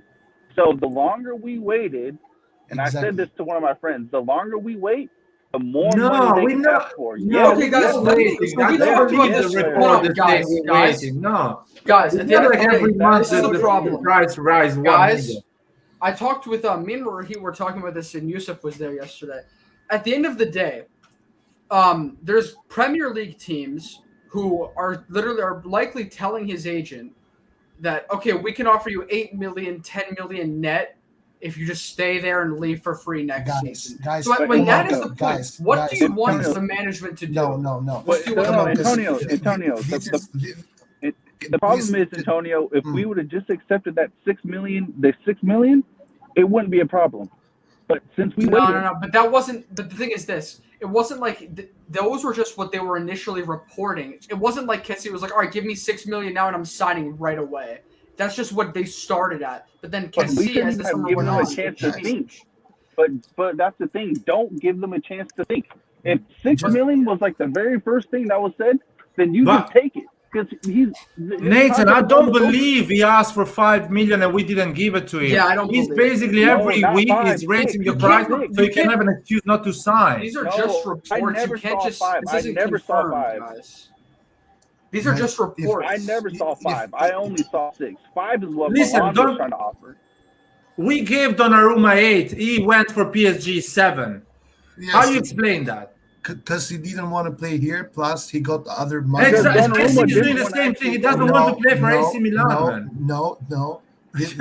No, but I cannot accept this, Larry. First of all, just to make my point, since I got like the word, we keep on throwing this. Oh, the PL teams are going to offer him 10 million net. Like, where do you guys get this number from? Like Tottenham's Premier League's high scorer, the best striker in Premier League, gets 6 million net. Harry Kane. How is Tottenham going to offer him 10 million? I'll tell you what. People are saying Tottenham as Tottenham even made an offer to buy him, and probably Kessie refused him because Kessie is gonna leave for free. He decided to leave for free because he's gonna make a fat check It of doesn't 20 matter. million straight away to sign instead of us as a club, Mhm. and he's gonna make a 10 million a year contract He for will 5 not. years. He That's will why not, 'cause- he's not 'cause accepting Harry- any offer. Even if we match he the will same not. offer, we Larry, cannot pay him 20 million to sign. We keep on making the same mistake that Italian journalists make. They just see gross numbers and report them as net. That's why in Italy, everyone thinks that in Premier League, everyone gets double the numbers. Tottenham is not going to offer him 10 million net because they will. What not. about Manchester United that is gonna lose Pogba for free? Hold on. You just so you, according to you, wait, Manchester quick question, United's Red John. highest paid player earns 12 million net. Okay, but he's gonna sign a player that is not going to pay for the fee. He's gonna sign it for free. He's gonna give 10 million to Kessie because he's gonna say, I'm saving 40 million, 50 million for a player, so I'll give him 10 million a year. Guys, it does not matter. 10 million net, even for PL teams, is a huge number of salary. So how A much huge they one. offer? How A much they huge one. offer? I don't know because we are just speculating here. There is no Exactly. offer. Let's say fine, they offer. fine. There is Let's no say- offer. Yeah, Oh, but guys, Larry, hold on, Larry, Red Larry, John, it Red goes John, both please, ways. please, Hold on, can I guys, please talk guys, for just 1 let me second? finish. Wait, Red John. Fine, finish and then I'll go after Red John. The only report that there's right now is from Mazzara, which is like the head of Milan News, I think, or something, and he said that we have offered Kessie 5 million so far, with the option of every year him getting an extra 500,000 euros in addition. So at the end of the 5-year contract, it gets 500,000, so 2.5 more millions in the end. So bonuses. Not bonuses, but an additional 500,000 euros each year, which get added. So in the end, he will start from 5 and he will end with 7.5 million euros net. And Milan is offering him this, and Kessie wants 6.5 million straight. This is the reports that we have so far. Then we have other reports. Now, the way I see it is like this, because we heard with Donnarumma as well, that Donnarumma wanted 12 million. I think Milan is starting to just put high numbers out there in the air to make the fans turn against the players. I think at some point this should stop. We cannot lose every player and start calling everyone snake. Everyone is not a snake. I think our management has the job to renew their players. This is what they are there for. This is how Juventus is renewing Dybala, and you don't hear anything about it, do you? This is how Inter is able to renew Lautaro, and you don't hear anything about it. This is how they are able to renew Brozovic, and you Right, John. don't hear anything about it. I think Elliot has done a great thing. They have put Maldini there, and the fans just cannot go against Maldini, man. They cannot go. It's impossible for Milan fans to go against Maldini. But Maldini is doing some things wrong there. Are the Okay, things right, that John. Maldini is doing wrong because of Elliot? Sure, but the management is doing things wrong, and we should stop calling everyone a snake. No. Hold on, Listen, guys. Like, can I talk? not giving 6 million a year to I agree. Çalhanoğlu is not I wrong. It's not wrong. Liar. Just wait, 1 point. Two things. First of all, I feel like you're kind of interpreting the way you want to interpret the reports. There's no way you're gonna, unless the agent or the player themselves say explicitly, there's no way to know what exactly is happening behind the scenes. So you can't say that Milan is just making these numbers and BSing, and you can't say that they aren't. I guess true, but you can't just interpret it the way it is. And the reality is you don't know what is happening. The second point is, what if you said that the Premier League teams don't spend, let's say, like over 10 million, whatever. They can't afford that much more. It's factual. It's not that I'm saying it. It's okay, factual. so all right, I pulled up 3 different teams. I did Man City, of course, who have the more money. Liverpool have like around 5 or 6 players making 10 million a year. And Van Dijk's their highest paid with 11.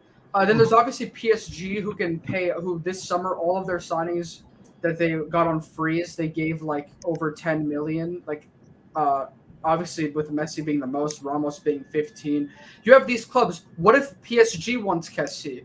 Can they not give Kessie all this money? And the Premier League clubs can give more than Milan. Milan cannot. Antonio, their analysis is contradicting themselves. If this Premier League club don't have the money to pay Kessie, he should sign for us. Clearly, they have the money, and somebody is promising Kessie 10 million a year, and he's not signing for us. And I cannot blame Maldini for that. And when I say somebody is offering Kessie a contract, I'm saying that somebody is offering 20 million cash straight away to sign. So basically, somebody is transferring him 20 million in his bank account just to sign for that club, plus the contract, something that AC Milan cannot do. Listen, yeah, I agree. I'm not saying that this is like a conspiracy that like this is happening already, but I'm sure Premier League clubs have shown that they can pay him higher wages. They might, and if they don't have to pay a transfer fee, they have more money to give him for wages. But I'm telling you, the best striker in Premier League earns less than Zlatan. And he's an idiot because his brother is the agent, and if he signs a 6 years contract, it doesn't he's matter. a proper idiot. He should earn 10, 12. Matter. He gets De Bruyne gets paid less than 20 Zlatan million right a now. year. So we should Grealish just gets paid stop 15 million pushing a year. wages as if people just give money. Okay, They give money. If you're not paying the fee to buy the player, they're gonna give the money. Guys, It's the a highest fact. paid player in Premier League earns 12 million. Get it? That's So why false. Kessie That's not actually renewing? false. Why Kessie? That's Somebody actually promised false, him some guys. money. Because our management does not. No, I don't give them believe no that, problem. man. That's not Sorry, true. but I don't It's not believe that. true. It's not true. But how can De you do Bruyne that? gets True, paid guys. 20 million pounds a season. De Gea gets paid 19 million pounds a season. Yeah, you are what's it doing called? the same Grealish gets mistake paid like 15 every million pounds. Italian journalist. Is unbelievable. You are telling me gross numbers, my friend, not net numbers. In Italy, we talk about net numbers. You Okay. are telling me gross numbers. It says annual salary here. What are you Yes, talking about? annual salary gross. Because this mistake makes me so angry, man. Because every Italian journalist does this exact mistake, which you did right now. They take gross salaries and they report them as net salaries.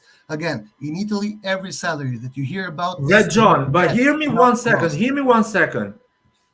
Manchester United can offer Kessie 6 million net, Yes. 6 million and 20 million to sign the contract. Sure, I agree with that. Because a player like SC, they need to pay 55, 60 million. Renato Sanchez costs 40 million. An average player costs 25 million. So they're going to pay 6 million up and 20 million to KC. That the problem is this, in my opinion. Players sign with their teams because of the way they feel when they play with the team, because of the project they see with the team. If our team is not able, if our management is not able to display a good thought project about the future, players will not sign. This is why Donnarumma left, which I don't mind, to be honest, because he's a keeper. I've always said it, I will say it again. If there's a player I don't mind, it's the keeper. But we cannot make this as a normal thing. Like you guys are saying, oh, Maldini has no problem. Next year is going to be Benacer. Maldini has no problem. No, but I said there is a release These players clause. are replaceable. The year, no one's going to pay 50 million for Benacer. What are Exactly. you talking about? No one's going to But pay. they managed to re-sign Calabria. But How would you is- explain that? Calabria is the fan. Because, man. but yeah, They but did managed you to- see the disgraceful? Did you see the disgraceful Are you- offer they even gave Calabria? That was a fucking joke. Like, how could you offer Calabria such a low contract, anyways? And I agree with Nathan here. Like at some point, we should start pointing our guns at the management. What is the management doing? I cannot accept every good player of ours to go because they get a better offer. Of course, they get a better offer. You think Lautaro didn't get a better offer from Manchester United? Sure, he could have gotten a better offer, but he is there. Why? Because their management is better. Not Listen, that, but guys, why it could be guys, the will let's of the not player, yell, just let's like not as yell. Calabria.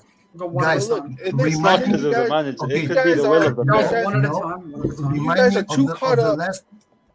You guys are too caught up on Maldini's name, and you guys are refusing to call out certain people. Why are we waiting? Even most clubs do not wait even to the second year that their contract is about to run out. They renewed them before that even. Why are we waiting that long? Nathan, Every Nathan, time. I have do you one- remember how KC was performing a year before? Really good. Kessie's The year been playing before? fantastic. No, he was for 2 poor. years. Before No. Ibrahimovic No, coming, he wasn't. he was No, really he poor. wasn't. Guys, hold on. That was 2 years ago, by the way. Yeah, that was before Ibrahimovic No, coming. no, it Before wasn't. Ibrahimovic. Against Atalanta 5-0, KC Yeah. was a joke in the midfield. So again, are we Yes, going and to that- keep? that was are we 2 gonna years you keep- want to renew a player like this That was 2 years 2 ago. years before his contract expires? No, but So you're telling me that three Kessie years only before. played good for 1 year? That's what you're telling me. No, that's what happened. That is true, man. That is what No. happened. So Kessie played good Kessie's 1 only year. had one good season with AC Milan. That's what you're saying. He's only Yeah, since one he good- joined AC Milan, he had a Larry, good You must season. not be watching very much. You No, must I not be watched all watching. the game. Guys, I watched the game. try not to He had yell. just one Try not to season yell. good, and that was the season we went top 4. Before he wasn't playing. Larry, The come summer. on. Listen to me, Calabria as well. Same thing. He had a Calabria good was- season, the last one. Calabria, yes. Kessie, no. Because Kessie started phenomenal since Ibra arrived. And Ibra arrived And 2 no, years ago. and Red Dog, not only that, but alright, can I make Calabria a played point bad. about- No, If Calabria management played was bad. the issue, why did Calabria renew and why isn't Kessie renew? Because Calabria is a Milan fan. Okay, He's so getting- why can't Kessie be that? Why can't Kessie represent the club like that? Because making this argument is being naive. You're gonna have one player, 2 players who are fans, and they're Well, gonna that's sign what the with you. fans expect from the players. That's what I expect from the players. I- Love Okay, for the okay. players. If fans expect that from players, fans are Tonali, deluded. Okay, Tonali guys, also did you know that. what, guys, Tonali can also we- did that. He Guys, 1 compromised to second. join Can the we club. can we go through one by one because it's getting like everyone just keeps interrupting each other. So how about Yusuf, you say you go, then Red John, then Nathan, then Yeah, I I'll was go, just then saying, Meyer. if- And then if- also if- guys, Ah, Pete's 1 here, second, so guys, but big try argument to be then. quick. I don't want like 3-4 minutes talk. Be quick. Say Yeah, be what you quick. have to say. Your opinion, a question, and the other person answers. Okay, cool. I Yeah, mean, if it was I'm saying if it wasn't the management's fault, then Calabria wouldn't have renewed. Calabria did renew because he made a compromise for the club. Same thing with Tonali. So why can't Kessie compromise for the club? I mean, the club already compromised for him by increasing his wages. So why can't he compromise for us too? It's not a one-way street. It's a two-way street to the player. That's Okay. how I see it. All right, Red John. So both Tonali and Calabria are declared Milan fans. So this is not really the argument you should be doing, in my opinion. But anyways, Calabria, because he didn't get that many offers. Tonali got lower wages because he actually wanted to play on the team that he dreamed of since he was a child. That's about it. What about Okay. the other 4 players? Oh, Larry, This don't is my interrupt. Just question. 1 second. All right. Is that it, Red John? Yeah. Okay, Larry, now you can go.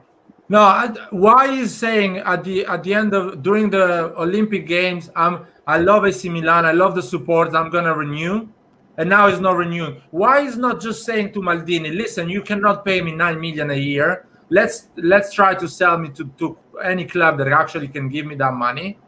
Don't talk with papers, don't talk with anyone. My agent is gonna move around, find a place that's gonna give me 8 million, and you can sell me, and you can make 30 million fee. Why is not doing that? But he's always saying, "Oh, I'm gonna renew. Oh, now I want 7. Now I want 8. Now I want 8.5. Now I want 9.5. You know what? I'm leaving for free." Why is doing that game with us?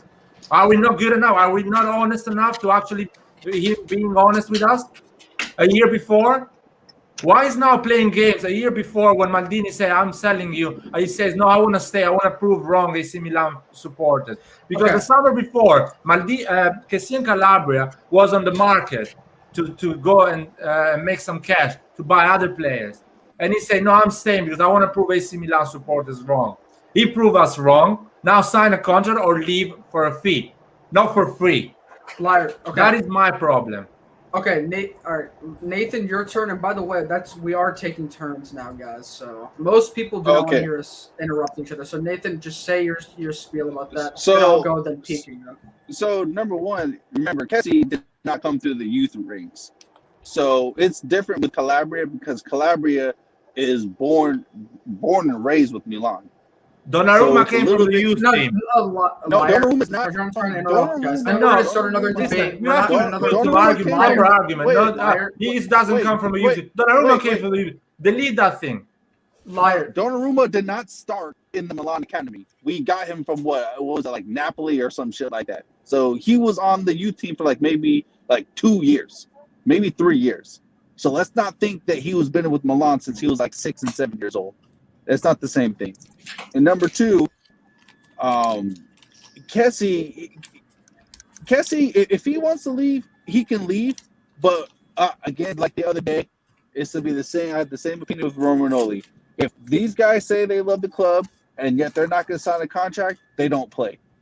Plain and simple, they don't play. I will take the chance and develop Tonali with Benasser, then play 2 players who are just being prepared for another team.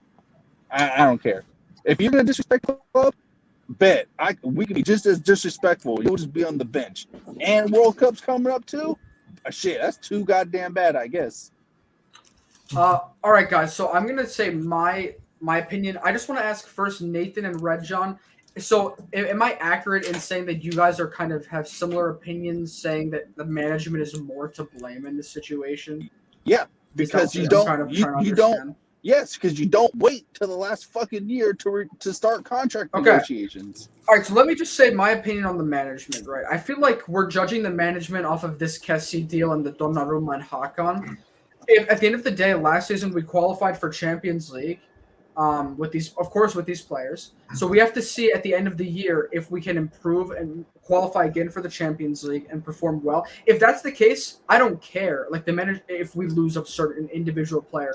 I see these players as every single one of the players, except for Ibra, who's old, is replaceable on this team.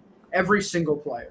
I don't care, and I know I would love to keep our best players every year, but until we can have that financial ability to pay these players higher wages, from what I see is I'm just accepted that fact.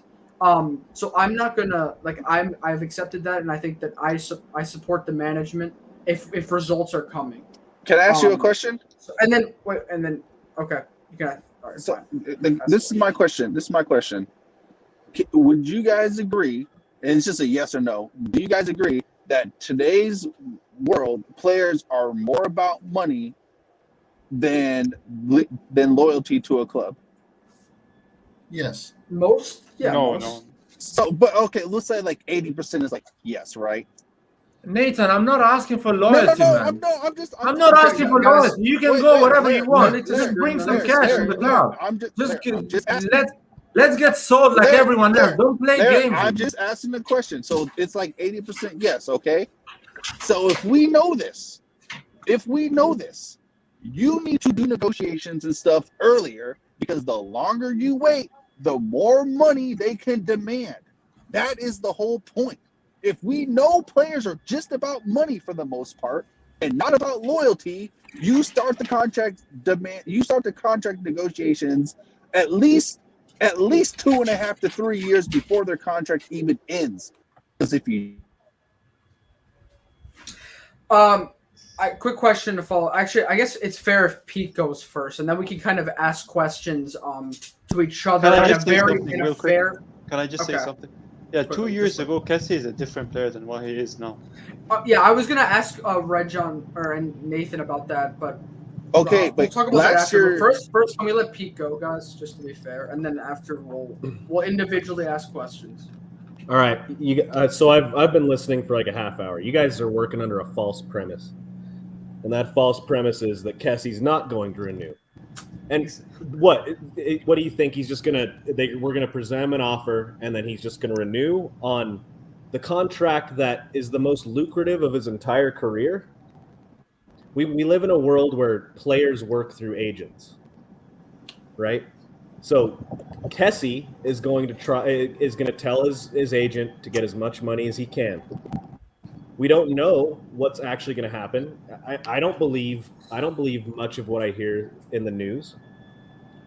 I mean, this whole transfer window is a perfect example of that. We don't know what's actually going on. It's a lot of fake news. And so Calabria and Tonali are willing to take pay cuts right now because it's the first big professional contract of their career. But in the future, they're going to ask for a lot of money and be prepared for it. Next contract Tonali signs, next contract Calabria signs, they're going to ask for a lot more money. And I don't blame the management. I don't blame the two guys on the screen right now. I blame the ownership, if anything, for giving us so many financial constraints. So that's kind of how I look at it. We're working under constraints, and we're working under the false premise that he's not going to renew because there hasn't been any sign of that. It's just news. The thing and is, these negotiations take a while. So let's see what happens. If it turns out he's a fucking piece of shit snake like Donnarumma is, then I'll be first in line. I'll cast the first stone, as it were. The thing is, when Calabria renews or Tonali renews, we might be at a point where we can offer what they're demanding, because we've been in the Champions League for how many seasons now? That's the thing. Yeah, I hope so. I hope you're right. And I just wanted to add that I agree 100% with you. When I say the management, I don't mean Maldini himself. I mean Elliott, right? The ownership. Right. So, yeah. But what I find a little bit annoying from the fans is the fact that because Maldini is part of the management, which is in itself controlled by the ownership, Elliott, Maldini in the eyes of Milan fans can make no mistake. Maldini is pure. Exactly. He does everything perfect. And this is something I have a problem with, because Maldini has made mistakes in the past. He's doing mistakes right now, and will do mistakes like every human being. Now, my other point is this: we cannot get used to the fact that players just leave on free. Because they get better contracts elsewhere. We should be able to renew players 2 years ago. As an example, for example, Chelsea, the management of Chelsea is perfect. Look at Bakayoko. Bakayoko is the most worthless player for Chelsea ever. They renewed him before giving him to us on loan. They added 1 more year to his contract. Why? Because they don't want to let 1 cent go. They renewed Giroud to get 1 more million for us. This is what I call management. Not someone who's like, they just want to leave. What can we do? Can I say something? Why we take Maldini's name away? It's just so unfair because Take Mark. you are comparing AC Milan with basically no ownership 2 years ago with the new ownership. No one know where we are going, what direction we are going, how good we are, and what we can do. With Chelsea, that has been the last 15 years, basically 90% of the time in Champions League. But it doesn't matter. So basically, you are One- comparing a team that has been on a mess, I on a am not financial comparing mess for that, the last no. 7 years, and in a financial and a management mess for 7 years, to Chelsea that has been in a solid No, financial situation, a solid ownership. Larry, Basically, Larry, if you are Chelsea, you can start the negotiation. You can renew a contract 2 years before because you have a top player and you give him a top contract.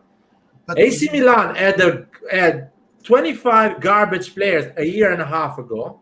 Things changed. Kessie was an average player. A lot of supporters were saying we should sell him. We shouldn't even think to renew him. Now Kessie turned out to be a great player, and he doesn't want to renew. And you're blaming Maldini for that because he doesn't want to renew. No, Laird, again, you are focusing too much on the name. I'm not even talking about Chelsea is just an example. My point is this: for Chelsea, 1 million euros is nothing, right? And they are a super rich club, and yet they would you give 7 million to Kessie a year ago? 100%, but Kessie was a really good player one year ago. No, he wasn't a 7 million a year player. 1 year ago, Kessie was not even demanding. If we let him until, I don't know, February, he will demand for 30 million.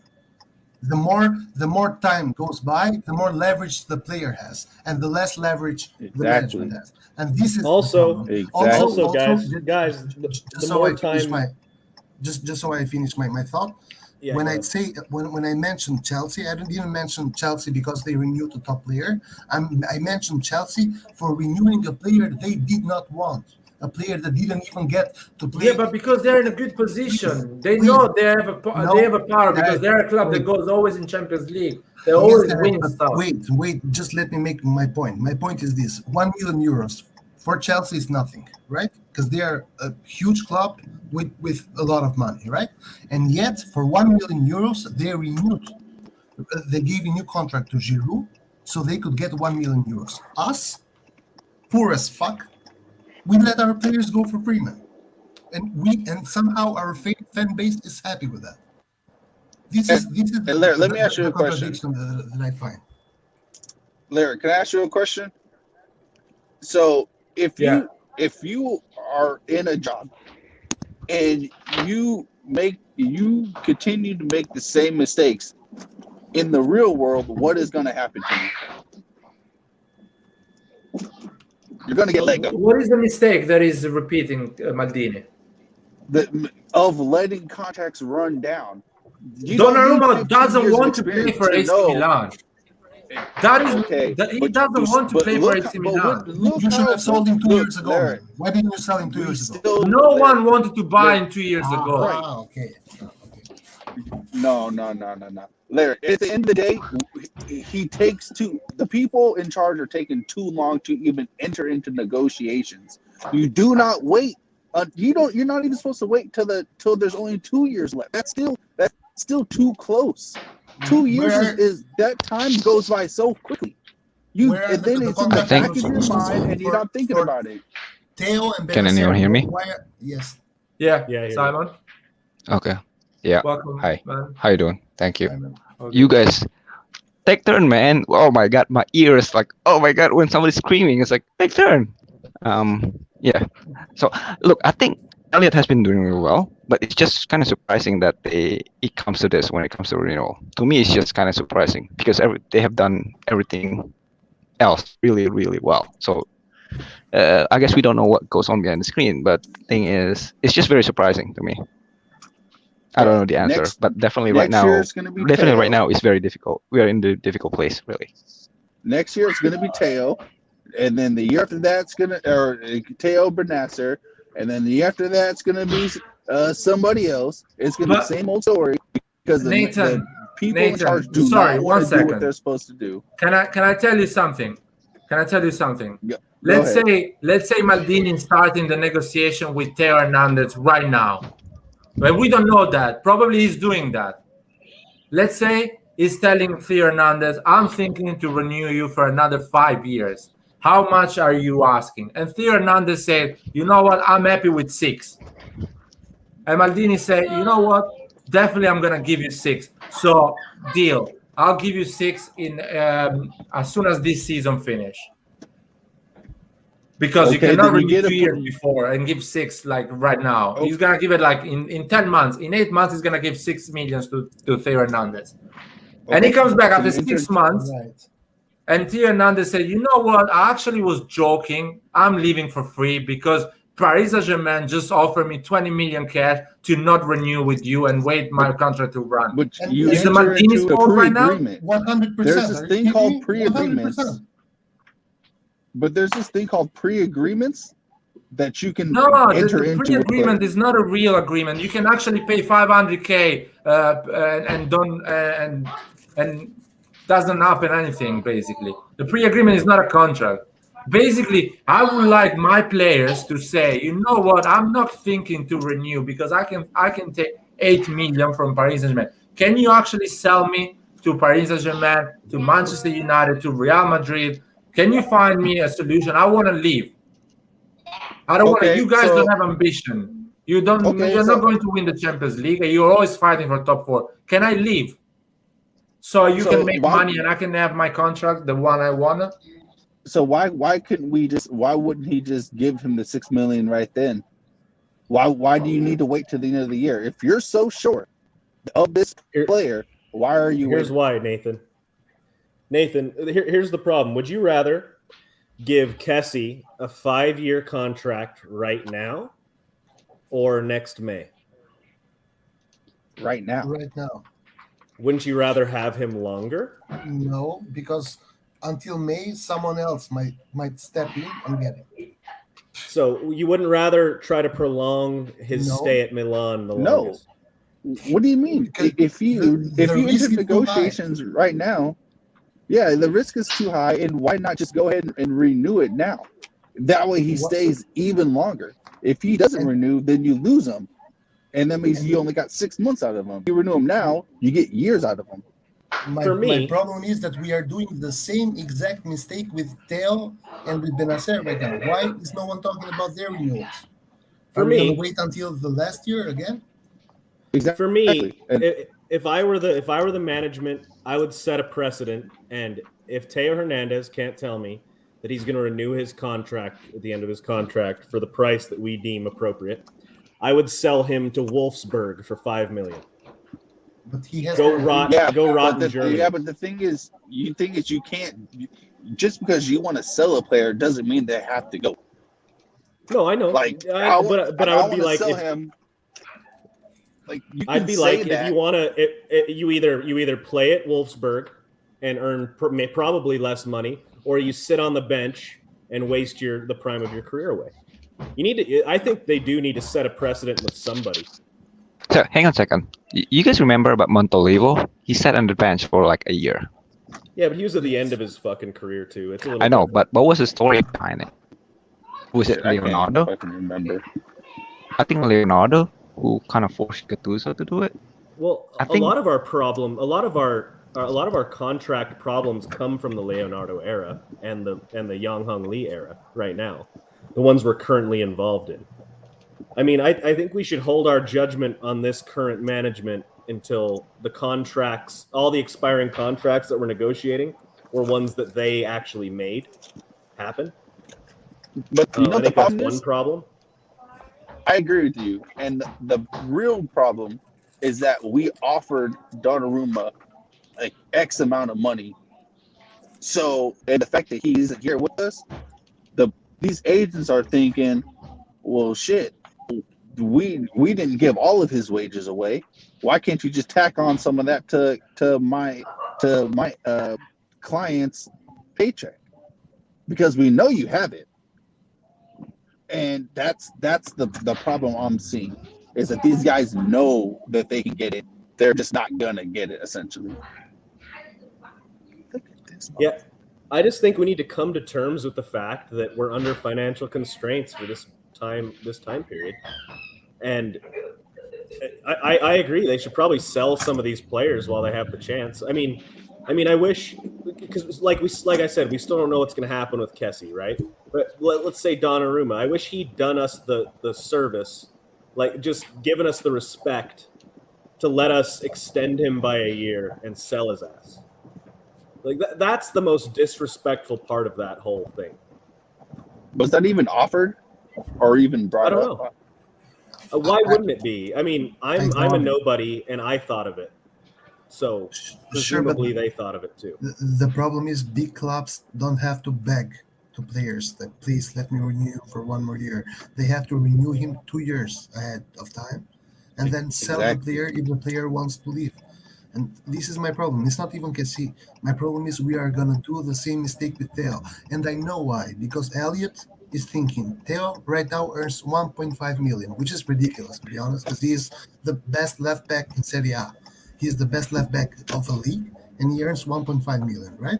And now Elliot management is thinking if we renew him right now or 2 years ahead, we are gonna have to double his salary at this right moment. So it's better if we actually save those money and then give him a better contract in the end. And then in the end, 1 year after, we are going to sit here and talk about the same things and call Theo a snake again. And then say again that, oh, Maldini is the best guy ever. And I have no problem with Maldini. I have the problem with Elliot, because I'm sure Maldini would have handled things better if he wasn't on a leash. But this is the problem. Yeah. Maldini has to make his case about renewing players earlier with a better salary because they deserve it. I think I agree with you. Yeah, I think I agree with you in that one. But the thing is, look, Elliot is smart. They're not like somebody off the street. Like we can see it, right? All the actions that have taken so far.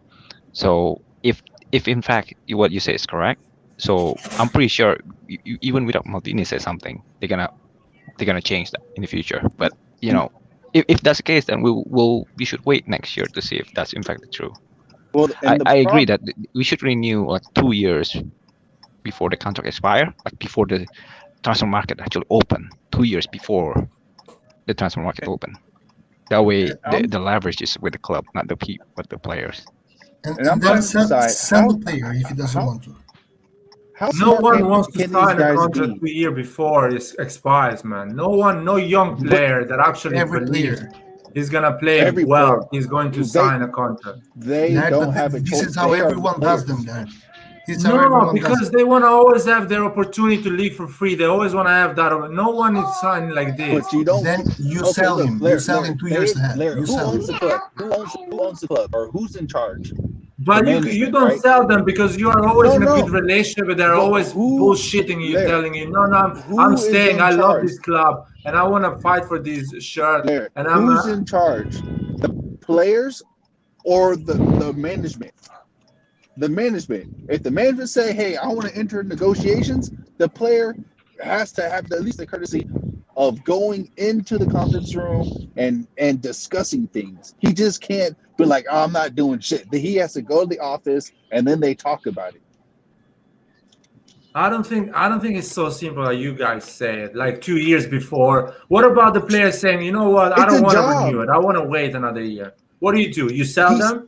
Yes. Yeah, you say, okay, you sell them. He declines all the offers. He says, I'm not leaving. I love this club. I want to play for this club. And he has a great relationship with the manager, and the manager plays him.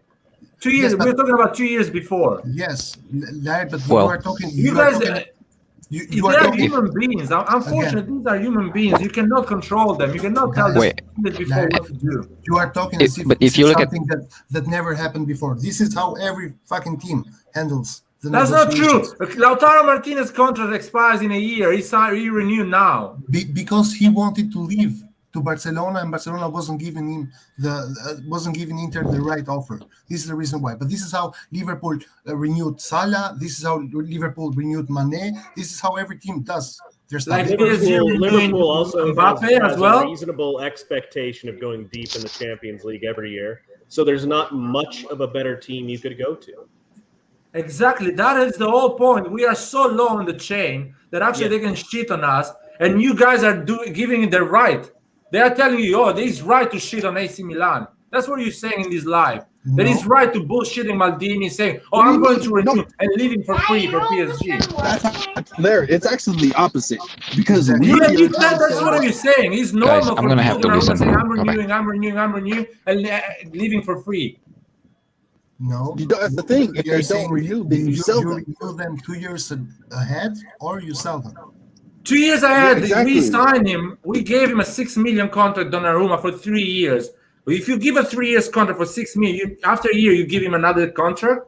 That's not as it Yes. works. You have to wait at least 2 years, and even a 4 years contract, you cannot renew it 2 years before. That is the whole point of giving a 4 years contract. So you have the time to renew it and to actually think and wait a bit. 2 years So, are before, you no saying player that's is gonna the say, "Oh rule? yeah, I'll renew Are it you again." saying? Are you saying that's the rules, or that's what you would do? No, I'm saying when the manager is shit, but let's say you are in a club where the manager is shit, you're not renewing a contract 2 years before because you don't know No, what no, is the no. project of that club. When Okay, but Gianpaolo is the that is manager, what. or when But Gattuso that's is the what you would manager, do. you don't know he's gonna be on the job. You're not renewing 2 But years that's what. before because you think, who is gonna come? Maybe I'm gonna stay in the bench for 2 years and I'm gonna be ruined as a player. People don't think if you are Chelsea and you are Kante, you know you're gonna play no matter what is the manager is coming. So that's why And you same renew thing with 2 years Donnarumma and before. Kessie. It's the same thing with Donnarumma and Kessie. Donnarumma and Kessie know that they're going to play. You think if they sign 2 or 3 years ahead of their contract ending that they're going to be on the bench? Kessie is not Come going to on, sign man. a contract a year before because he doesn't know Pioli is going to be the manager in a year time. He doesn't know AC Milan is playing in Champions League in a year time. That's why he's not going to renew. You are asking Maldini to renew Kessie 2 years before in a club that doesn't know he's going to play Champions League in a year. No player is going to do that. You are asking video game things that happen in the video, not in the real life. Kessie, Fernandez is not signing you a contract now. He doesn't know AC Milan is in Champions League in 12 months. He's never going to sign it. He's going to tell Maldini, I'm signing a contract just if we go in Champions League. And Maldini has to wait because Maldini, what they gave to Maldini is a rotten club. They gave to Maldini a rotten club. With no manager wants to manage this club, no player wants to play for this club, and no player wants to renew for this club. Well, here, I'll say it like this. No player wants to play for a small-time coach like Pioli. So why didn't we get a better coach when we had the opportunity to get a better coach? But he's a good coach, man. That is the problem. People are I'm not saying confusing no. the two things. Leave his achievements away for the moment. Pioli. He needs does not have the big stability. name. If you as soon as you get some That's stability in fine, the club, that's fine. players knows what That's is the fine. manager, what is the mentality, where the club is what the club is aiming for, and they renew. I At the understand moment, that. you need a step from the players to actually say, I want to stay to AC Milan. Or I even if I want to understand stay, that. I want to be honest and get sold. I understand that. But players will gravitate to good coaches even if the situation isn't the So most why ideal. you don't leave? Why you don't tell Maldini, Pioli is a small coach, I want to leave. Can you sell me? You talking about Pioli? Huh? Repeat that again? Why Kessie doesn't tell Maldini, listen, I'm not renewing because Pioli is a small coach. I want to get trained by Ole Gunnar Solskjaer, Guardiola, or Tuchel. Sell me. Because it's probably more than just one reason. Look at our recruitment policy. Like look at the players we're bringing in. We just made Champions League. Think of it as a player in Kessie's situation. We just got second place. No, think of it in their shoes. We are recruiting those players because Kessie is not renewing, because we don't know if we buy another player to cover another guy that is leaving for free. Larry, but you're not thinking in the right way. As you just got into the Champions League, you got second place. You have a good platform that's building up, and you think you're expecting the club to make real signings. That is what you're expecting, and then the club comes out and does what they're saying. I'm not saying these players won't come good. I think Messias is. I think he'll be a surprise package. I'm not saying none of that. But how we can buy good players if the players that actually are in our club don't help us? If Donnarumma stays, we don't spend 13 million for Magnan. If Çalhanoğlu stays, we don't spend 12 millions to get another player to play there. so we have money to actually buy proper signing. If Kessie leaves next year, we need to spend another money to cover Kessie's position, and another one is not renewing. If the players don't do the step to actually believe in this club, believe in this management, and actually say, I'm seriously staying in this club, or even if I don't want to stay, I'm seriously How going can to you help this believe club in the to get some management? money out of me. But how can you make this believe in argument? the This management? argument is so naive. It's not naive. Every other player does that. It's 100. No Yes. one does that. No. Every no, other player does no, that. No, players don't do that. Players try to get the highest salary possible, and the highest salary possible right now is going on a free contract. Going on free. It's the management's job to make sure that the players don't go on a free, but they get some money in return. But your argument is, why doesn't the player just help us? The player doesn't give a shit, man. Why should he? Do I give a shit about my job or the guy owning the company I work in? No, I don't give a shit. You are telling me why don't I help him? Man, I'm trying And to Red get the John- highest salary possible. I don't care how much he And makes. Red John, But he it's said, his job why to do the- guarantee that I don't fuck him up. And look, No, you I said don't. I don't believe don't the- that's not true, man. Larry, That's you not said true. why don't you said how come the players don't help Milan? The players help Milan get to second place. Is that not helping them, or what is your definition of getting help? The players helping the club. Listen, if he wants to play for the Ligue 1, he can go and play for the Ligue 1 and win every time the Ligue 1. No, I'm but fine you with that. said- you Just said- tell me. you Just tell said- me, and I'll tell you. Why the You people said- cannot be professionals? That's what it means to be professional. Because when People you were go going on a above free the- agent because they were fighting with the manager. They're having problem with the coach. That's how the people wasn't renewing. Now people are not renewing contracts just because they want to earn more money and they want to fuck the club is playing them. when you go above and beyond, and you get past the expectations, because remember, our expectations wasn't the Champions League last year; it was sixth place. So these players went above and beyond what they were actually getting paid, and I believe we have the best, money per points or some crap like that in the league. So when you get to second place, they don't want to hear none of that crap. Larry, this is a job at the end of the day. It's a job. And in any job, when you exceed the expectations for an entire year, and then they come back with some bogus pay raise, no, bro, Okay. it doesn't work like that. It doesn't work like that. I get it. I'm telling you, it doesn't work. Like, why you don't leave? Why you don't ask Maldini to It get works sold? like that when your company doesn't have the money to pay you that, and then you go somewhere else, man. We don't have the money. We need to accept that. We're Brighton and Hove Albion level right now. And maybe all the Milan fans complaining about it should, instead of being patient for a few years until we sell the club, maybe we should all be Burnley fans instead. But look, Maybe that's what we do. And that's how are they even gonna this? And that's, I'm glad you brought that up, because my other point is, how is it that Elliott expects to make any sort of significant profit even within the next 3 years? If they keep losing their best players for free, our team value has already gone down just because Hakan and Donnarumma left. Our team value has not increased. We're financially more stable, however.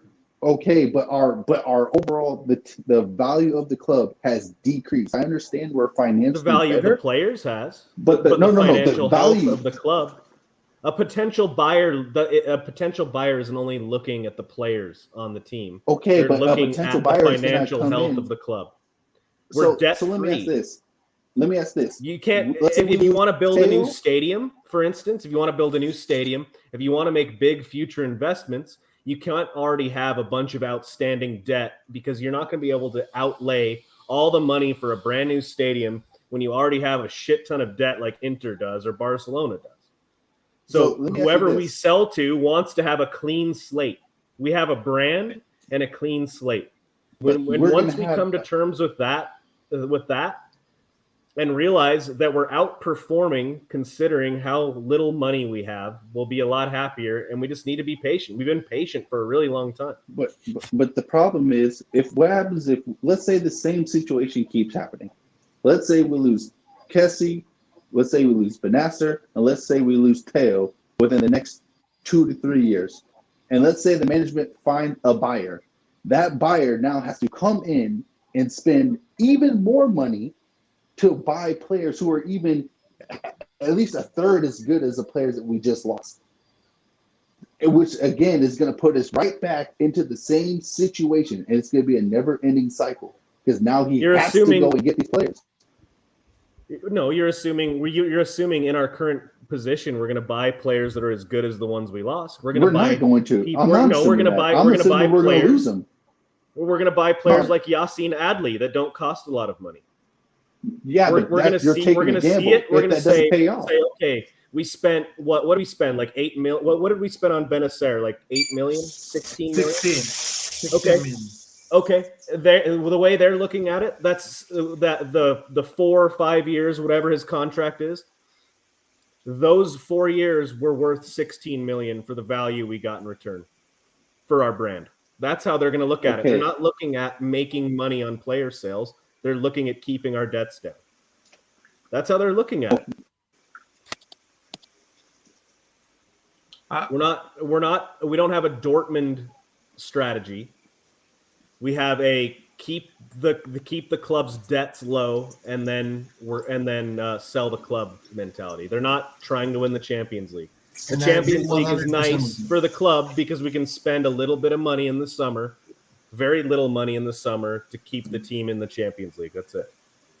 I feel bad for Maldini and Massara because they're between a rock and a hard place. They're trying to keep these good players as long as they can, so our on the pitch performance is as good as it can possibly be, while at the same time they potentially could lose these good players as they develop. It's a shitty situation, man. We're in a bad situation. We fucked up for like 7 years. But that's what we're saying. That's why we cannot wait so long to do these negotiations. Like they're new, so they kind of get it passed. But you can't wait as long as they've been waiting, and it's happening over and over again. That's the problem that we have. You cannot force somebody to sign a contract, even if you start 2 years before the negotiation. If he doesn't want to sign and he wants to leave for free, he's going to leave for free. They're waiting in order to get the maximum value on the pitch of the player. That's what they're doing. Like if we sold Kessie, we'd have to replace him, and then the on the field performance would suffer no matter who we got because they'd need time to adapt. So we're on this balancing. We're playing this balancing act, and I'm not saying it's good. Quick, I fucking hate the situation we're in, but it is what it is. I agree with Pete here, to be honest. It's a situation no one can solve because the player has made he wants to leave. And even if you tell him 2 years before to renew a contract, he's going to say, no, let me wait because I want to see if this club can go in Champions League. If this club is not able to go in Champions League, I'm not renewing my contract 2 years before. That is what all the players were thinking at that time. Then you make a pre-contract and with a trigger. But the thing is here, first of all, I agree with Pete. I think Elliot is doing that calculation. They are going ahead with that logic. Elliot has a financial plan with the aim being selling Milan for profit. So they don't really care if we sell or if we don't sell the player. They just calculate the initial investment on the player. For example, Benacer 16 million, and they are like 16 million for Benacer for what we got in return for 4 years are enough for us to let him go for free. We don't care as long as the books look right for the next buyer, which means low wages, not super long contracts. Therefore, the whole product becomes a little bit more buyable or more attractive to a potential investor in the future. That said, you can renew contracts 2 years ahead because this is a process that has been done since forever. Every team does that right now, and every team will do it in the future as well. I agree. I think the calculus there is if 2 years ahead of time, Teo Hernandez says, no, I'm not going to accept 3 million. You might be doubling my salary, but if I accept a 3 million contract for 5 years, I'm going to be worth 16 million in 4 years because of my development track, right? So he's going to say no, and then we lose, and then from that moment on, the relationship is soured. The No. player's not going to play as well if we just keep him till the end of his contract, and we're going to have to sell him then. So they're looking at it like, well, worst case scenario, we lose him, but we've gotten Teo Hernandez production for 5 years.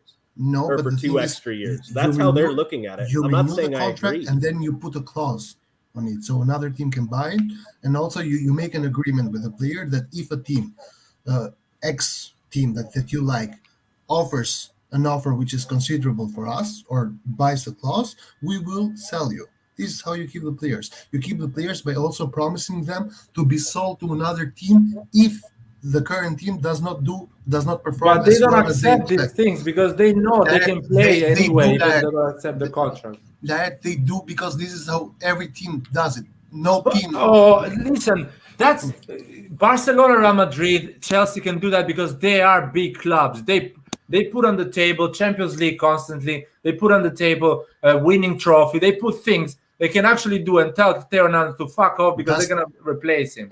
And what about Lazio? Does Lazio put on the table trophies? What Lazio's about average players, man. They after 3 good games they go on complacement and they go and they finish sixth. Milinkovic Savic was getting 100 million offers some years ago, okay, and there's somehow still Lazio renewed him. Same thing with the Cam, how's it called, Luis Alberto. Then you go to Correa, they were able to renew Correa as well. Then you go to Torino with Belotti. First year, Milan was offering 100 million. They were able to renew Belotti. How do they do these things, man? Are they? No, they didn't renew magicians? Belotti. He's running out of contract. No, I said the first time when we offered 100 million with the Chinese thing. So this is how teams do that. They are not magicians. These things, people offering 100 million to Belotti, I don't believe that, man. I seriously don't 50 lakh, 20 million. It's 20 million more than what we Okay. What about okay? Anyone can explain me we're gonna finish this contract talk. If somebody explains me Mbappe situation, the Mbappe situation. Why they didn't renew Mbappe 2 years before? Because the Mbappe situation is a totally different argument. It's the same thing. He doesn't want to play anymore for PSG. Whatever you start the conversation 2 years before, he's gonna say, "No, I'm not renewing. Yes, I want to go to Real Madrid."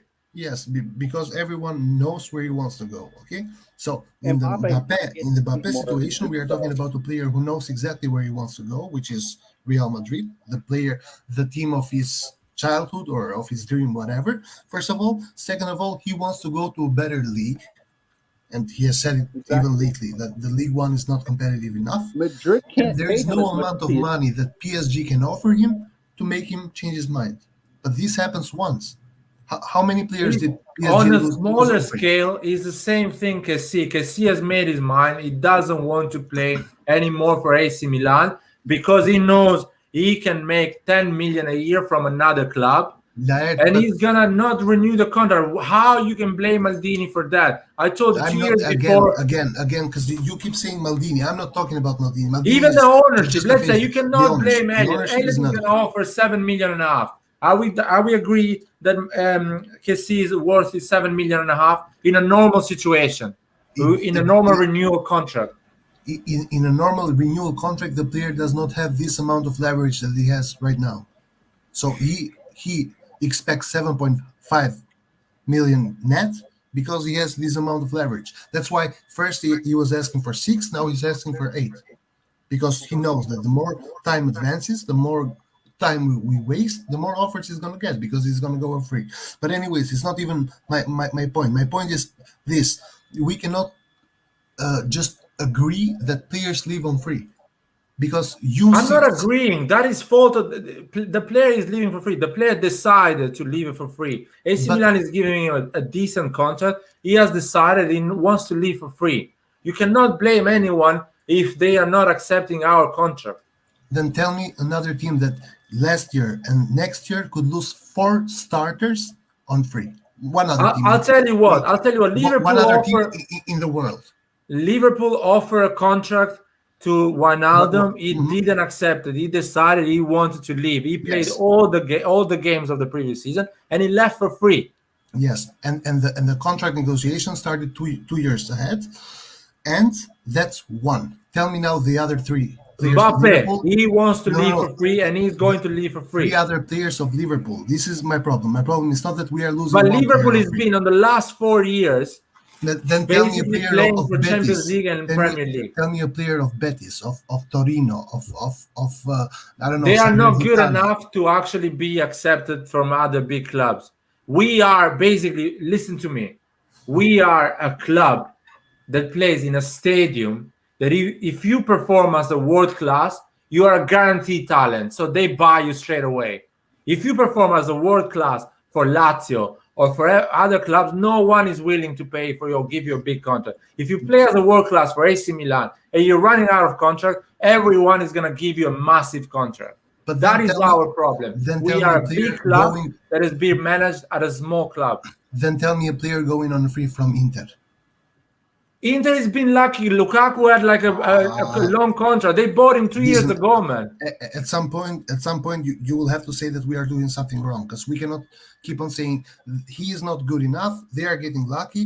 This I'm is not saying their- that. What I'm saying, the Inter sold a player that just signed the contract. Look, Hakimi performed as a world class the first year they signed him. If Yeah. Kessie performs as a world class the first year we sign him, we sell him because he doesn't want to play for us, and he goes for PSG. Did Donnarumma perform? Donnarumma world-class? didn't perform as a world class as soon as he signed 6 million contract. No, he wasn't a world class. Okay. People Did- needs to explain me did- the mess okay. he did with Bonucci and Did- why we were finishing 8th with Donnarumma, a world class goalkeeper. Can somebody explain me that? Of course, because goalkeepers brings you a goalkeeper brings you 7 points a year. It's not like the goalkeeper can carry you. But anyways, it doesn't even matter. Would Donnarumma get a 30 million offer at some point or not during these years?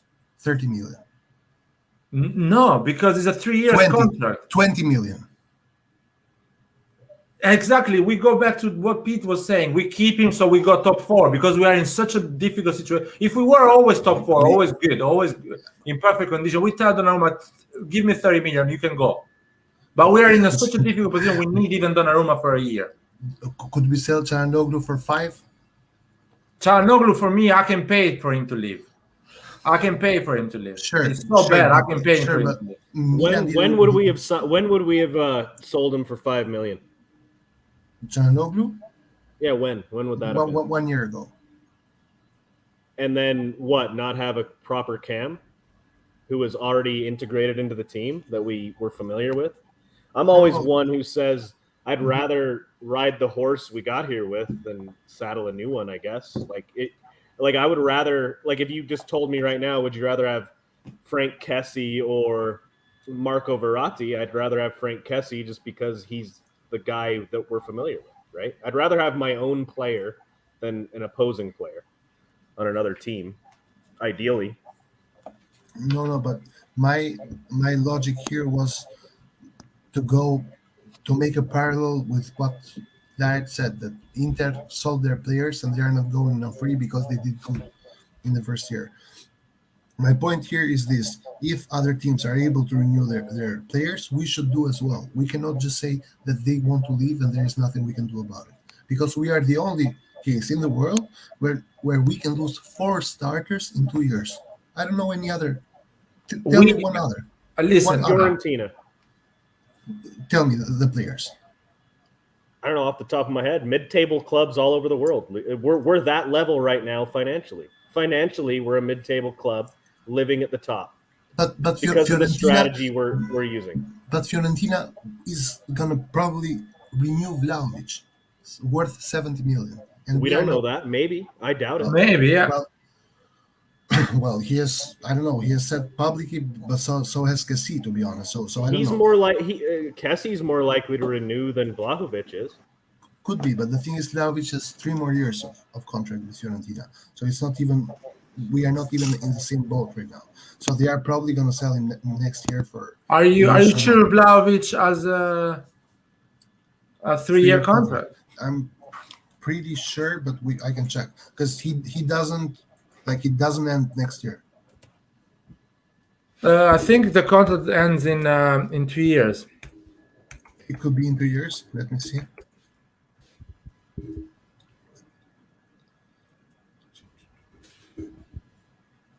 I'll check for you. Yeah, I'm trying to find it as well. 2023, yes, in 2 years. No, In not 2 years. So basically, his price is 70 million right now. Mhm. His agent is telling him, don't move right now. Promise eternal love to Fiorentina. Stay another year to Fiorentina. At 1 year, when your contract is ending, they are forced to sell you for 35 million. And the other 35 million difference we get are me and you, the agent and the player. And Fiorentina loses 35 million. That's what happening to AC Milan, just it happening for zero, because they don't even have that respect anymore for the play. So for the are they? team. But are they entering into negotiations 2 years beforehand? Yes. Yeah, Okay, and then. he's saying, no, There you I'll go. wait because I No. love the club and I want to renew it after a year. He is not saying that at the moment. Well, he's basically saying, I'm not renewing, so next summer I can go for a half the price. And the funny thing is that Milan is in a situation, let's say Milan has Vlahovic that doesn't want to renew. But Milan is in a situation, if I keep Vlahovic for another year instead of selling him for 35 million, I can win the Scudetto and convince him to stay. I can go in the quarterfinal of Champions League or in the semi-final of Champions League and convince him to stay.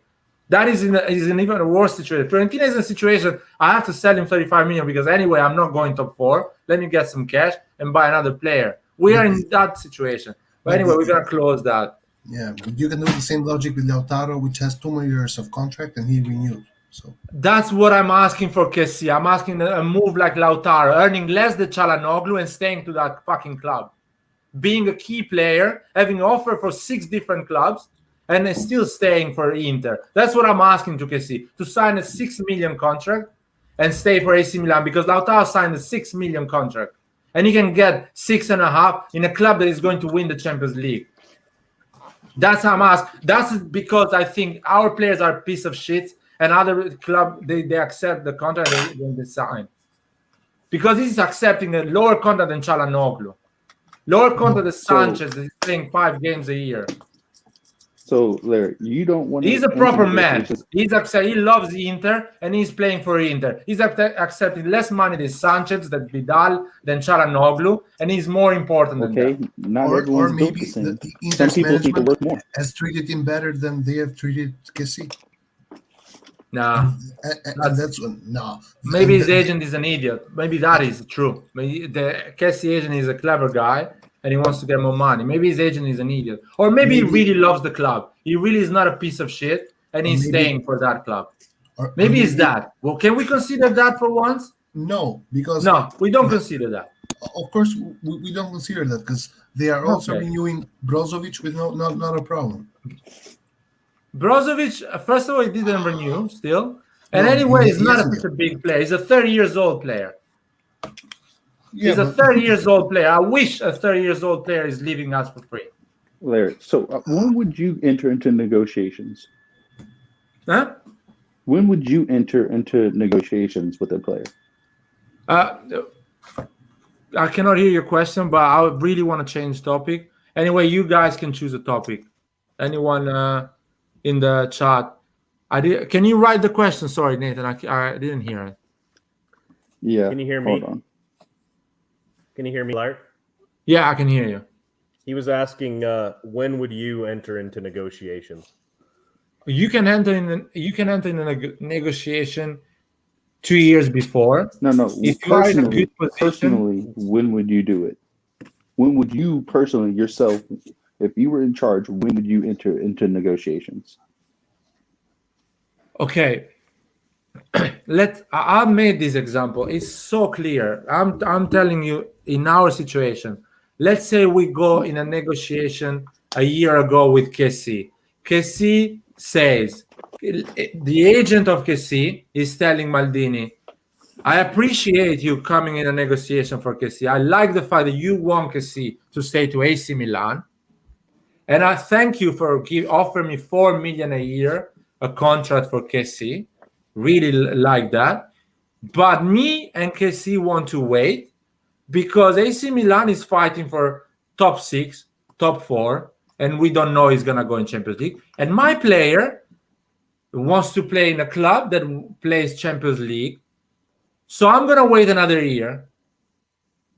End of the story. You cannot do anything. You are so weak that you cannot do anything. And that weakness is not Maldini's fault. It's not Elliot's fault. Well, they got the club in a really horrible situation. That's why Larry, you cannot blame them. Larry, you danced around my question without answering. I said personally, when would you personally go into negotiations? And then second, if they're unsure if Milan going to make the Champions League, why not enter into a pre-agreement that says if we make the Champions League, then you'll sign a new contract with us? No, that is not so No, simple. but I'm It's asking not- you why is it not? Sometimes the best answer is the most simplest one.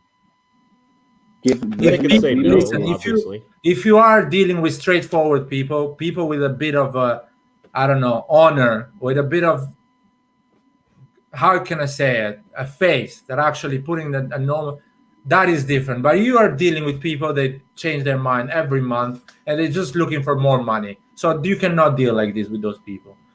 Let's Okay, but choose another topic. Let's but choose if another you don't topic. ask, Let's please, for the love of God, move on.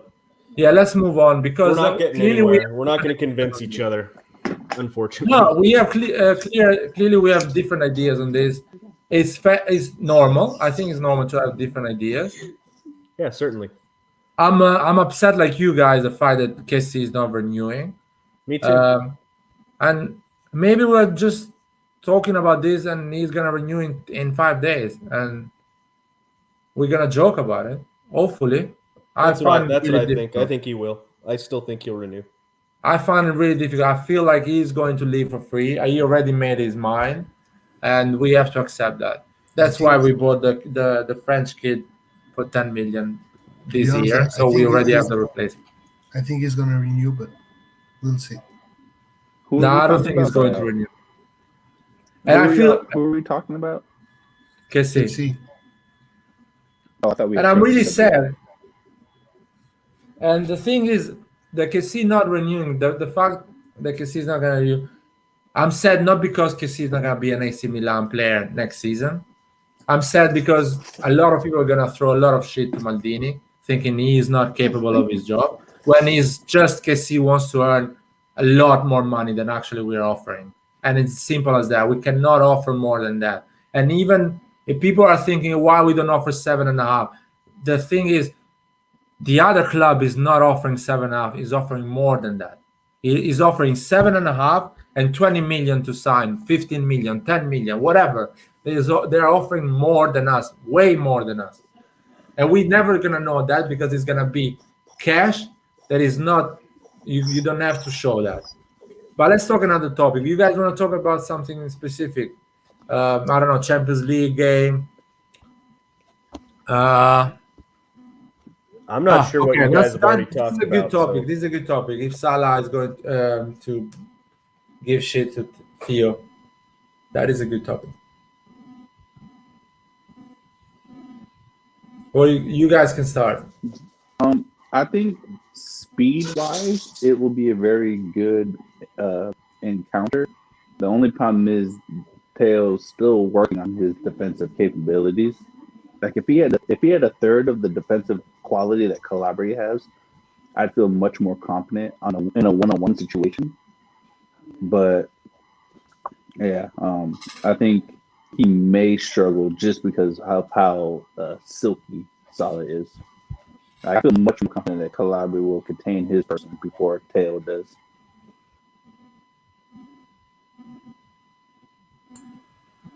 Yeah, that's a good point. That's a good point.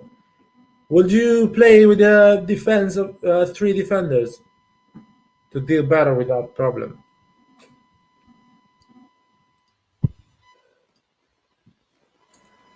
Repeat that again? Because okay. There, can you repeat that question?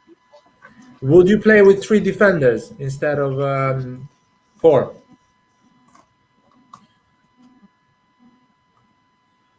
Did you hear? Yeah, but would you mean like start with a back 3 or do like how we were doing in preseason where it's like a back 4 and then it transitions into a back 3?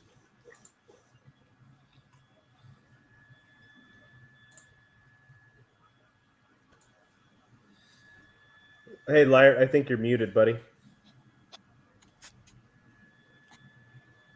Liar, we can't hear you, or at least I can't. Can you guys? Nah, I can't hear him either. What do you guys think about that? If we were to do that transition like how we did in preseason? I think he's speaking more.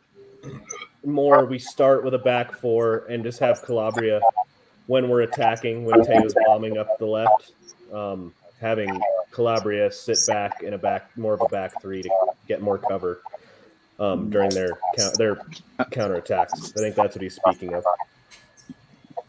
Okay. I personally think Teo will do well. I think Salah will have trouble because Teo bombs up so much. If you think like Trent Alexander-Arnold, is he the one on the right, or is it Robertson who's on the right for Liverpool? Do you guys know? Say that one more time. Is it Trent Alexander-Arnold or Robertson who plays as their right back? Arnold plays right, Robertson plays left. Yeah, Alexander-Arnold has trouble sometimes defensively. I can see Salah having to give him some more cover and that helping us on that side. So I could see Teo actually having a pretty good game or not having as much trouble defensively as he normally would, if that makes sense. And especially if Kessie is healthy, having Kessie and Tomori as cover is really helpful. I see us being able to set up pretty well against their counterattacks. I don't know. What do you guys think? Yeah, I agree. In fact, I honestly think Liverpool might struggle against us simply because the way our system is and the way our CDMs and our back four are set up. I think we can stifle most attacks, and Liverpool is all their front three. Like that's what Liverpool is. Their midfield is not very good, and their defense is not very good either. They're just really good at high pressing. So once you break that, I think we'll have a lot of room to work with. Yeah, I think so too. I think we set up better against them than we do Atletico, for instance. We struggle with teams that play that Catenaccio style like Simeone does. Yeah. Yep. They're like Cagliari, except for instead of João Pedro, it's João Felix. You know what I mean? Yeah, and Atletico also they got Griezmann on loan from Barcelona, so that could be potentially be a problem for us. So now they got Griezmann, Felix, and Suarez as people who can actually hurt us. How have we done historically against Rodrigo de Paul as well? Does anyone? I don't know specifically that player. How we've done against him? How's he performed against us?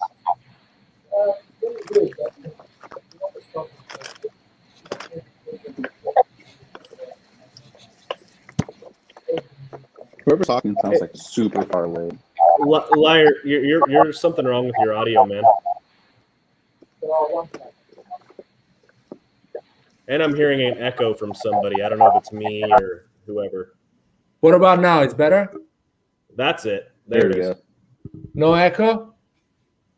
I don't think so. Nathan, speak. I was hearing it when you were speaking. Maybe it was just Liart's mic. Yeah. Yeah, I think it's gone. I think we're good. Good. Lucas, do you want to say anything, man? Oh, Lucas, go for it. Yeah. I wanted to ask if Ari is retired. Who? If Hargreaves retired? Yeah. How do you know, man? Hargreaves. He told you. No. I'm asking if Ari is retired. No, man. He's a bit busy with work. Don't worry. Okay. He's not retired. He's coming back. The moment he retires, we change the name of the channel. Okay. It'll be we go back to the Lucas on mobile Rossoneri. TV. Nah, it should be Lucas on mobile and his friends. Shit, that's gonna be fun. Now we need something related to AC Milan. So AC Milan on mobile. Nah, Lucas on mobile and his Rossoneri. Okay, we're gonna think about it. Do you want to add anything about Rodrigo de Paul and Atletico Madrid playing against us? Yeah, I think we'd lose both games, but I'll be optimistic and I'll say we'll get one draw and maybe one win. So, just to be clear, we're gonna lose against Atletico Madrid in Milan. Yeah, because they're the best team in our group. Atletico Madrid is a better team than Liverpool. You're saying? Yeah, Liverpool's bench looks like Aston Villa, worse than Aston Villa. Okay, who's the bench? Who's in the bench for Atletico? The Don't Korea Google it. guy. No. I can say it off head. The Korea guy, Jean Felix was on the bench most of the times. Lodi, so many other guys. I didn't even watch La Liga, but I know many of them. Jose Jimenez, a great defender. Yeah, I think he starts. Lamar is on the bench. Verschalco, is he still playing for Atletico or is he somewhere else? Now he's in the hospital. Okay, and then there's Savic, the former Fiorentina defender. Mm-hmm. Then Jan Oblak. Yeah, still the best goalkeeper in the world in my opinion. Yeah, he's Nah. good. He's really good. I think He's really good. I think he's overrated. Ah, In the sense that No he's way, not man. the best Oblak is keeper in the definitely the world. best keeper right now. I He's a think beast. I think he's top 10, but I don't think he's top 1.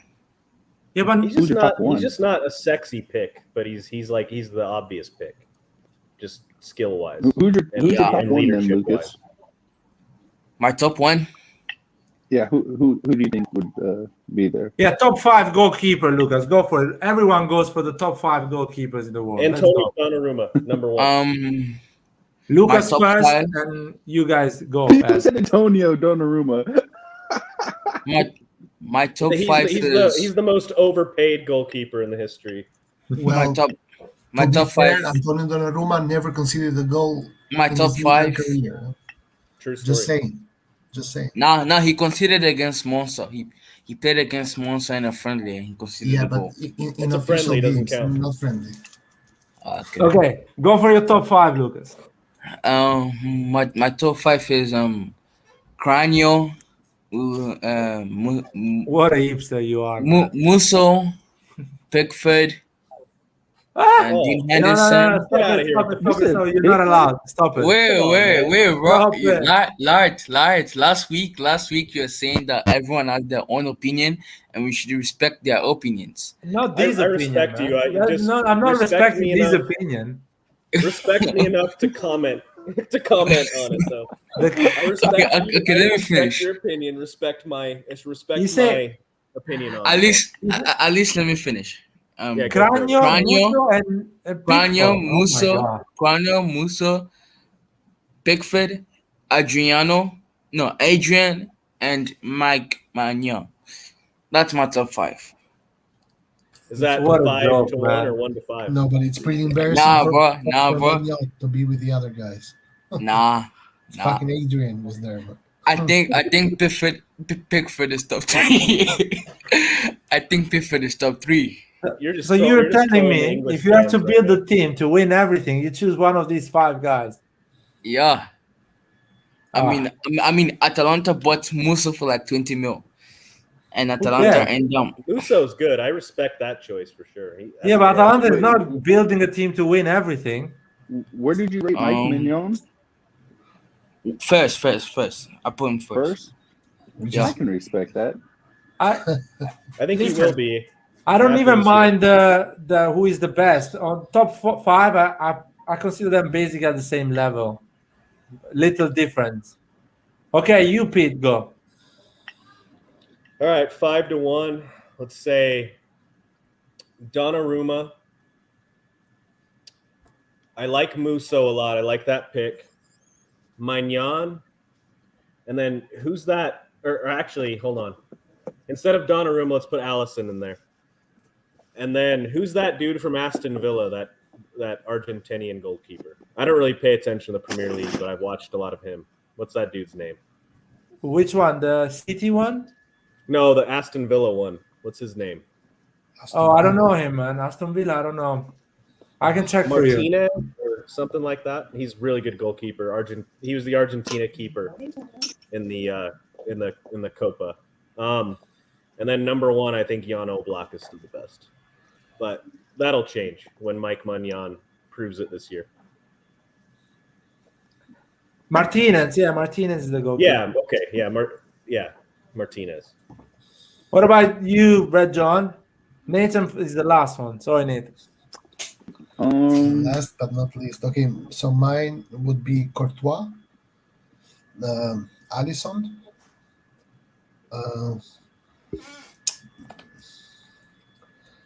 After that, I think probably Navas, Oblak, the first one, and then the other guy probably Ederson, but not as a keeper, but more as an imposter. Like I don't know if I said that perfect. He's really good with his feet. Like he's a playmaker at goal.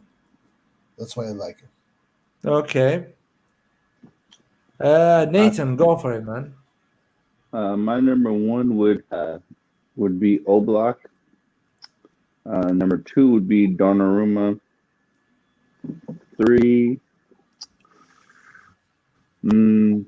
I guess I would go with Ter Stegen.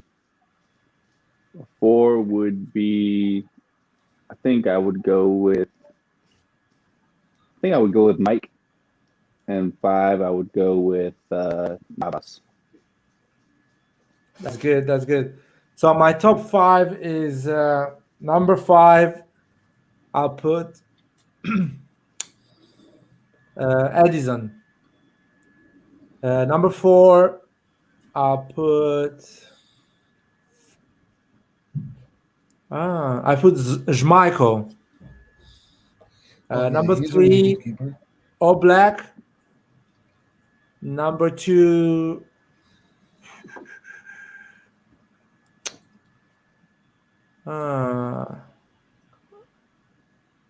Neuer. Number 2. Oh, I forgot Neuer. But You guys forgot Neuer.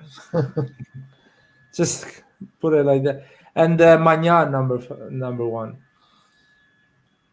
Mike is the number 1 man at the moment in the world. The way he plays the ball, the style, the way he dresses, the way he talks, everything is a born number 1. I like Schmeichel because he trolled England. Exactly, he has a lot of personality. I love that. I love that comment. but also Magnon, a really good personality, man. Have you seen him? How he commands the defenders? Yeah. It took He's a killer. Donnarumma 5 years to actually get to that point. And Anyway, Donnarumma is good. Donnarumma is good because he's a product of our great goalkeeping staff. So if Mike is just a step below, he is going to become phenomenal once Dita is done with him. Well, staying in the bench is helping him keeping those stats pretty good. Oh no, Donnarumma is going to get worse. I don't think he's going to get better at PSG. Let's keep going with this game. Top 3 of right back, assuming a 4-3-3 position formation. So Lucas, you start.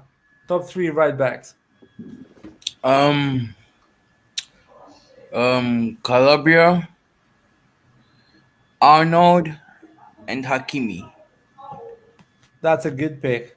Finally, you're getting serious with this. I was already serious, like. Yeah. I think Cranio and Adrian are in the top 5 goalkeepers in the world. Okay. Just don't say Adrian, please. Why? Pete, you go for your 3. He won a Super Cup for Liverpool. Okay, I'm happy for him. Let's go with Pete with the 3 right backs. I agree with Lucas. Is different order. I think it's Hakimi, Arnold, Calabria, but Calabria will move up by the end of this season. It's good, yeah. Brett John? I would say Hakimi, the first one. Then Probably I would. This is gonna be a little controversial. Danilo. I actually Danilo like him a who? lot. From Juventus. He plays on the left, man. He actually played in the right a lot of games last season. Actually, he's the right back, if I'm not wrong. Ah man, are you serious? Are you gonna put Danilo Juventus? He's a But joke. I've seen him play. he has really good crosses, and he is He's a a professional playmaker. player. Yeah, but he's a playmaker, kind of right back. Like I don't know, I like him as a right back, to be honest. He- And then I Okay. would say Calabria. He's Juventus's best regista. So there's that. Just think how bad is Juventus in that. Anyway, you say I think Hakimi, Danilo, and Allegri even played him as a regista last game, right? He Oh actually my played God. as a regista. Yeah, and it went great as well. It went amazingly well. It went swimmingly. So what is the third one? Calabria. Okay. Man, What about I you, just Nate? love Calabria. Calabria, Hakimi, and then Arnold. Okay.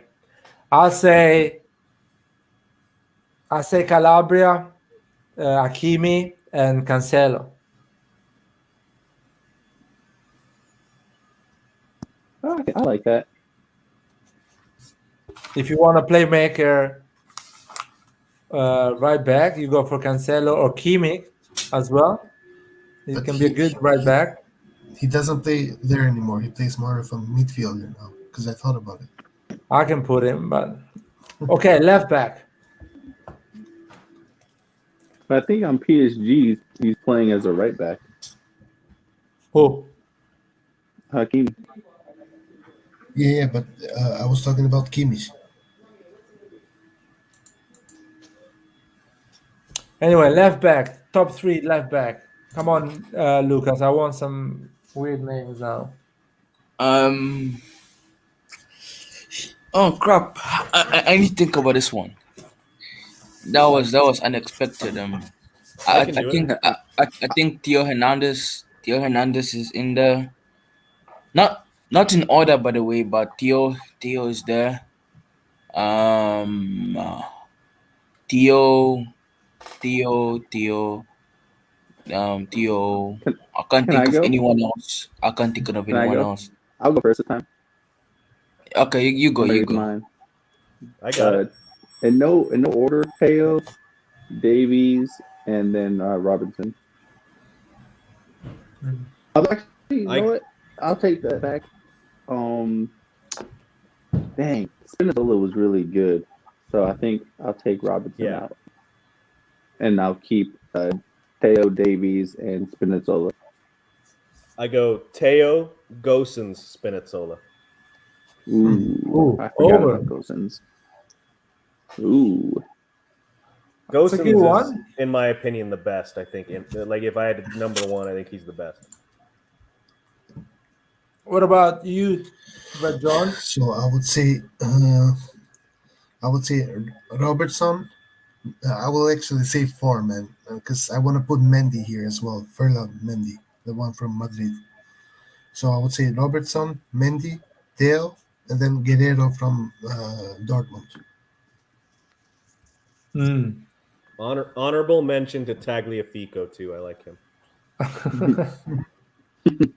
Is he still playing with Ajax? I believe so. Last I checked. What about you, Nate? Oh, I already said mine. I said in no order: Teo, Davies, and Spinazzola. Okay.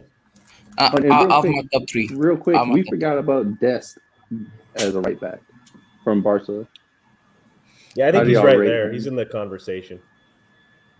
Honorable mention then for right back. As an American, I'm biased towards him. So he's a good right back. I think he needs to prove himself with more consistency, or at least at the highest level. When I say highest level, I say not just Barcelona, but maybe other clubs if he moves. He'll be a World Cup player if we qualify. So yeah, I put on the left side. I choose It's really difficult. There is a lot of good players. Davies for sure. I'll go for Luke Shaw and Zinchenko. Can I say my top three? Yeah, go. You already said your top three. No, No, he no. was still thinking about it. Yeah. Okay. Third is Theo Hernandez. Second is Benjamin Mendy, and third is Mario Uri. Benjamin Mendy's in prison, man. Yeah, he's still You just People just that are gave- actually he's available. still the best. He's still the best. He's still the you best. just still gave the best in millions of prison. Napoli fans a Shut heart up, attack. man. No.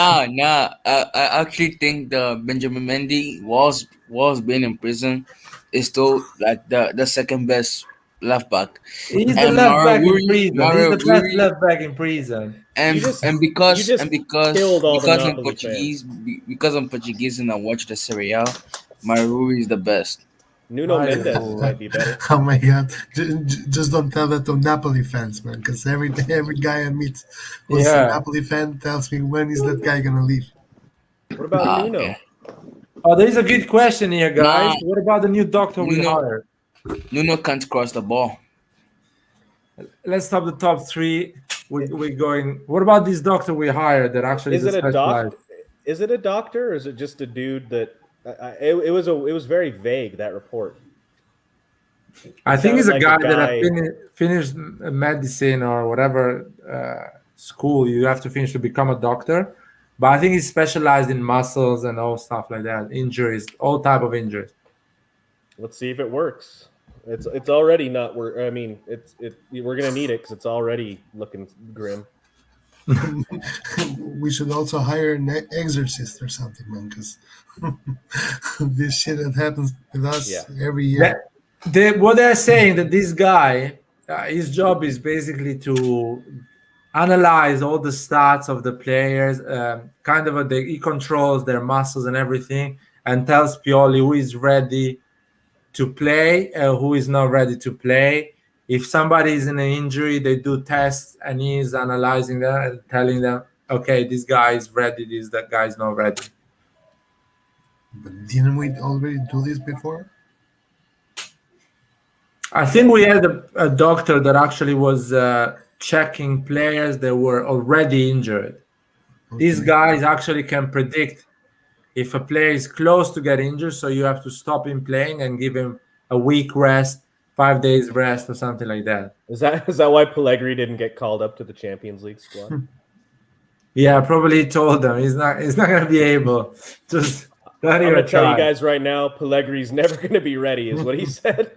Yeah, he's like he cannot play three times a week, so just don't put it in the Champions League. So at least for sure he's gonna rest from Sunday to Sunday. No, I think it's a good idea if this guy knows what he's doing. Let's see how it goes, man. It sounds like a crackpot to me. You don't believe it's a decent idea. No, it's like a chiropractor. It's all fake. It's a cult. No, come on, chiropractic are a real thing. No, they're not. Ask any any MD. They're not a real thing.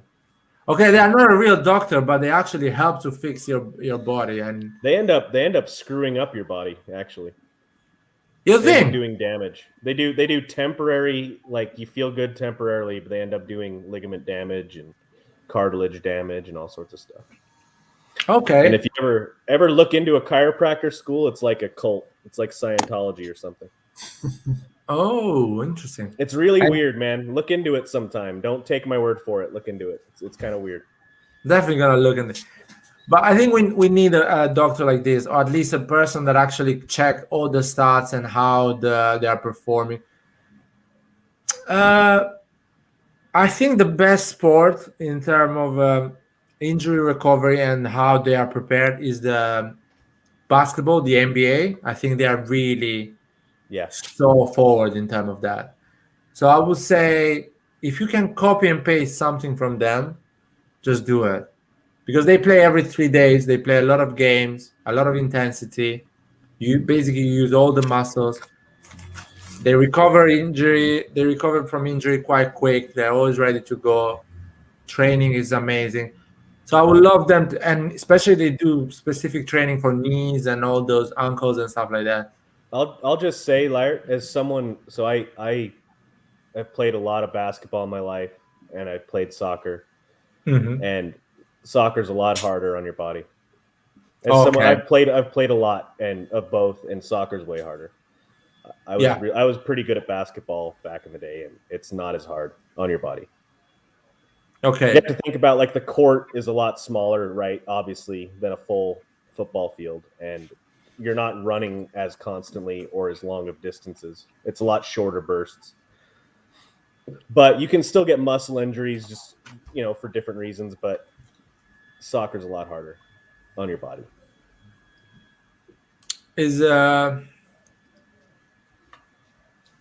I think the thing that helps basketball is the fact that the court is there is no surprises.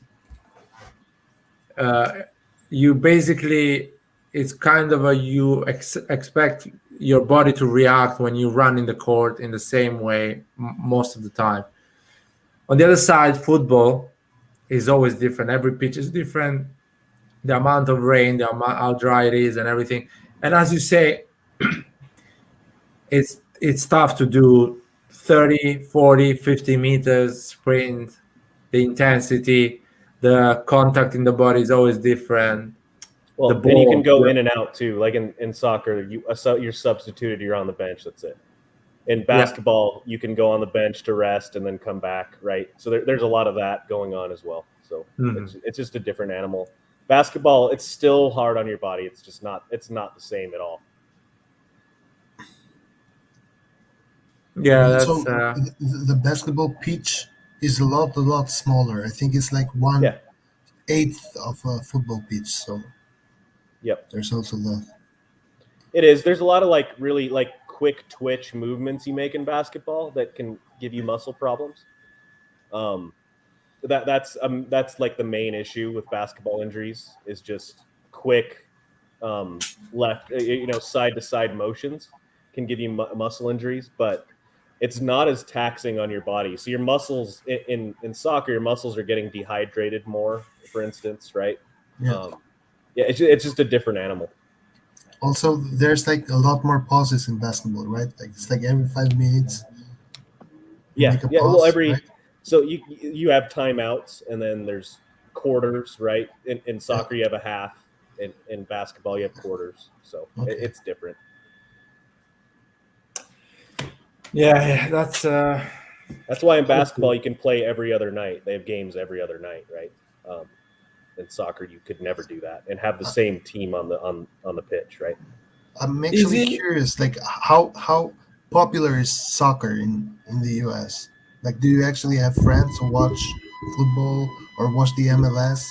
Yeah, MLS, it's popular where I live just because we have a team in my city, but overall, MLS isn't super popular. I'd say European soccer is more popular, but it's all Premier League fans, and it's only in certain areas, right? It's not like in the United States, the NHL, the hockey league, is popular in numbers, but it's only in certain cities and areas where it's really popular. It's the same with soccer. So that's why you find Milan clubs in certain places. For instance, if you look into the Milan clubs in the United States, they're in certain cities.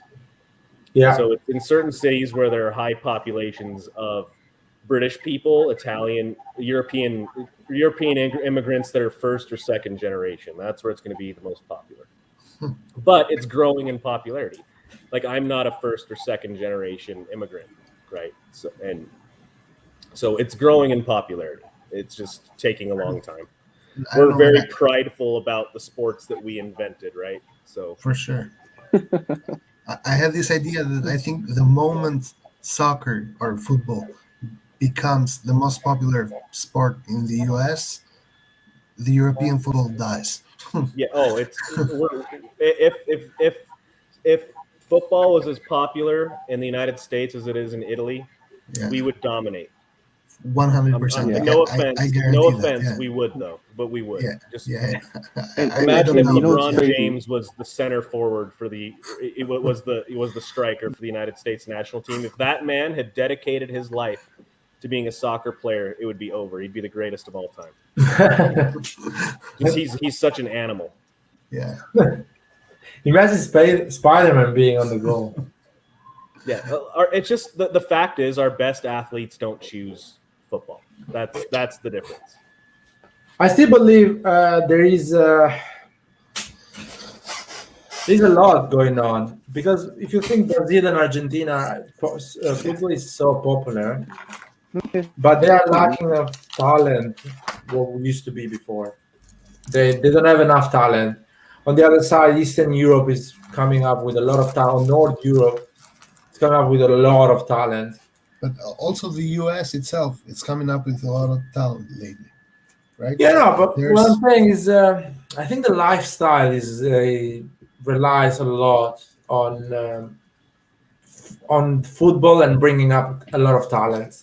For example, France have a lot of talent because kids play a lot of football. There is a lot of street football in the neighborhood. especially in Yeah. the suburbs of Yeah, Paris. Right? suburbs of Paris or Marseille or all these big cities, kids play a lot of football. And kids of immigrants, they like football. That's the only sport they know, the only sport they want to play. And Well, on the other side, Italy, the lack of talent, or at least that they don't have the same amount of talent, because lifestyle is different now, and the kids play less football, especially in the neighborhood, on the suburban or the biggest cities. They play less football. It's weird, and Italians love football anyway. They follow football, they play football every day, but they are not built creating the amount of talent France That is creating. we used to play Well- football in Albania 24/7 in the neighborhood. Exactly. Where are our talents, lad? Exactly. Where are That's another thing. A lot of poor countries, they have kids playing football every day, constantly, and they don't bring a lot of talent. So there is an incredible balance out there. one of the things too is football is a sport that's easily accessible, and I correct me if I'm wrong, but like let's say you were like 8 years old and your parents wanted you to play for the AC Milan team. Once he joins, do the parents pay anything towards the team? Mm, if they join the AC Milan team, it should be like something Yeah, like as symbolic, an like example. a super small sum, like 20 euros a month or something. In the Okay, United but States, once it's totally different. Yeah, that's my point. So once that I played youth soccer growing up in the United States, and my team was a self-made team, and we were really good. We were easily a top 4 or 5 team in Texas. And when I switched teams, I went to a more established team. It was incredibly expensive. Yep, me too. And That's how it is. the- That's how it is in Utah as well. It's like Yeah. it's perceived as a rich kid sport for some reason. But Yeah, That is it's crazy. expensive. It's expensive to play in the United States, Yeah. and when you play against these teams from other countries, the youth teams get jacked up. So, as an example for myself, like I said, I was on a top 4, top 5 team in Texas. I went to a tournament in Austin or San Antonio, and we played Tigres and we played Atlas. Oh, And fuck. like those are like That's the not actual youth club. Yeah, exactly. Those are like the actual teams. Like, because those are clubs. You get like the same thing as us playing against AC Milan's U team. Like that's the actual club. They demolished us like 8-0 But when you because guys say these teams expensive, they have dedicated academies, whereas in the Yeah. United States, yeah, MLS have youth teams, but those youth teams are not the same thing. Like around the world, they go to those clubs, but they also go to school as well in those clubs almost. Like La Masia. Those kids are there 24/7. They go to school and they play soccer there. Yeah, we And also in the don't have United street States, it's like ball either. it's just It doesn't Right. exist. That- It doesn't exist. If Right. you want to play, you sign up for a youth league that costs your parents X amount of money depending on where you live and what Thousands league of it is. dollars. And then you're Thousands playing of on an dollars. actual grass pitch that's really nice, right? But you're buying shin guards and cleats. It's not the same Yep. thing. Like when I grew up, I played youth soccer and it was expensive. And I had to Yeah, stop it's because it was even expensive, and basketball was cheap, Yeah. you know? So I played a lot more basketball Yeah. when I was Wait, younger but just because it was cheaper. when you guys say expensive, what do you mean? Like, how much is expensive? How much a month? thousands of dollars. Thousands of dollars. Yeah. How? Yeah, Yes, for a it is year, for not like a like season. Yeah. yeah. Because there is not like a grassroots system like there is in Europe. But on the other side, in basketball, there is already that grassroots system. Yeah. the thing is, United so States is about college. That is how these players get scouted. So Yep. like you see these guys on the MLS, all the American kids are from usually, I would say at least 90+% of them are from Division 1 or even Division 2 colleges. But for Yeah. every one of those players, I can find at least 5 Hispanic or Asian or African players who can't afford college but are infinitely better than them. But because they can't afford to go to school, and most of these people, especially the Hispanics, they stay and help their family out by working after high school. Despite no matter how good they are, most of them go and work because they don't the opportunity to play is just not there for them because it's just too much money. Yeah, I had a friend. I had a friend in college, and we didn't have a very good soccer team in my college. I went to the University of Utah. We didn't have a very good team, but I mean, very good nationally. But they were fine, right? Presumably, they were the best Utah had to offer at that age bracket, right? And I had a buddy who came from Brazil when he was like 15 and had never played organized football in his entire life. He just had played street ball his whole life in Brazil, and he went to a practice to try to walk on the team, and he was immediately the best player on the team. And it wasn't worth his time, so he didn't stay. He was like immediately the best player. And he couldn't afford to play for the team because it was too expensive. Was another reason. It was just too expensive. It's just inaccessible. Yeah, I think the moment this system, It's incredible. It's incredible. Yeah. the If this moment, system got broken, then the United States would suddenly become good. But because that system is because the MLS is a closed league. Yeah, that too. That is true. That's why a part of lot of people were against the Super League, because it's a closed league, and that is going to happen straight away to the whole system of football of Europe.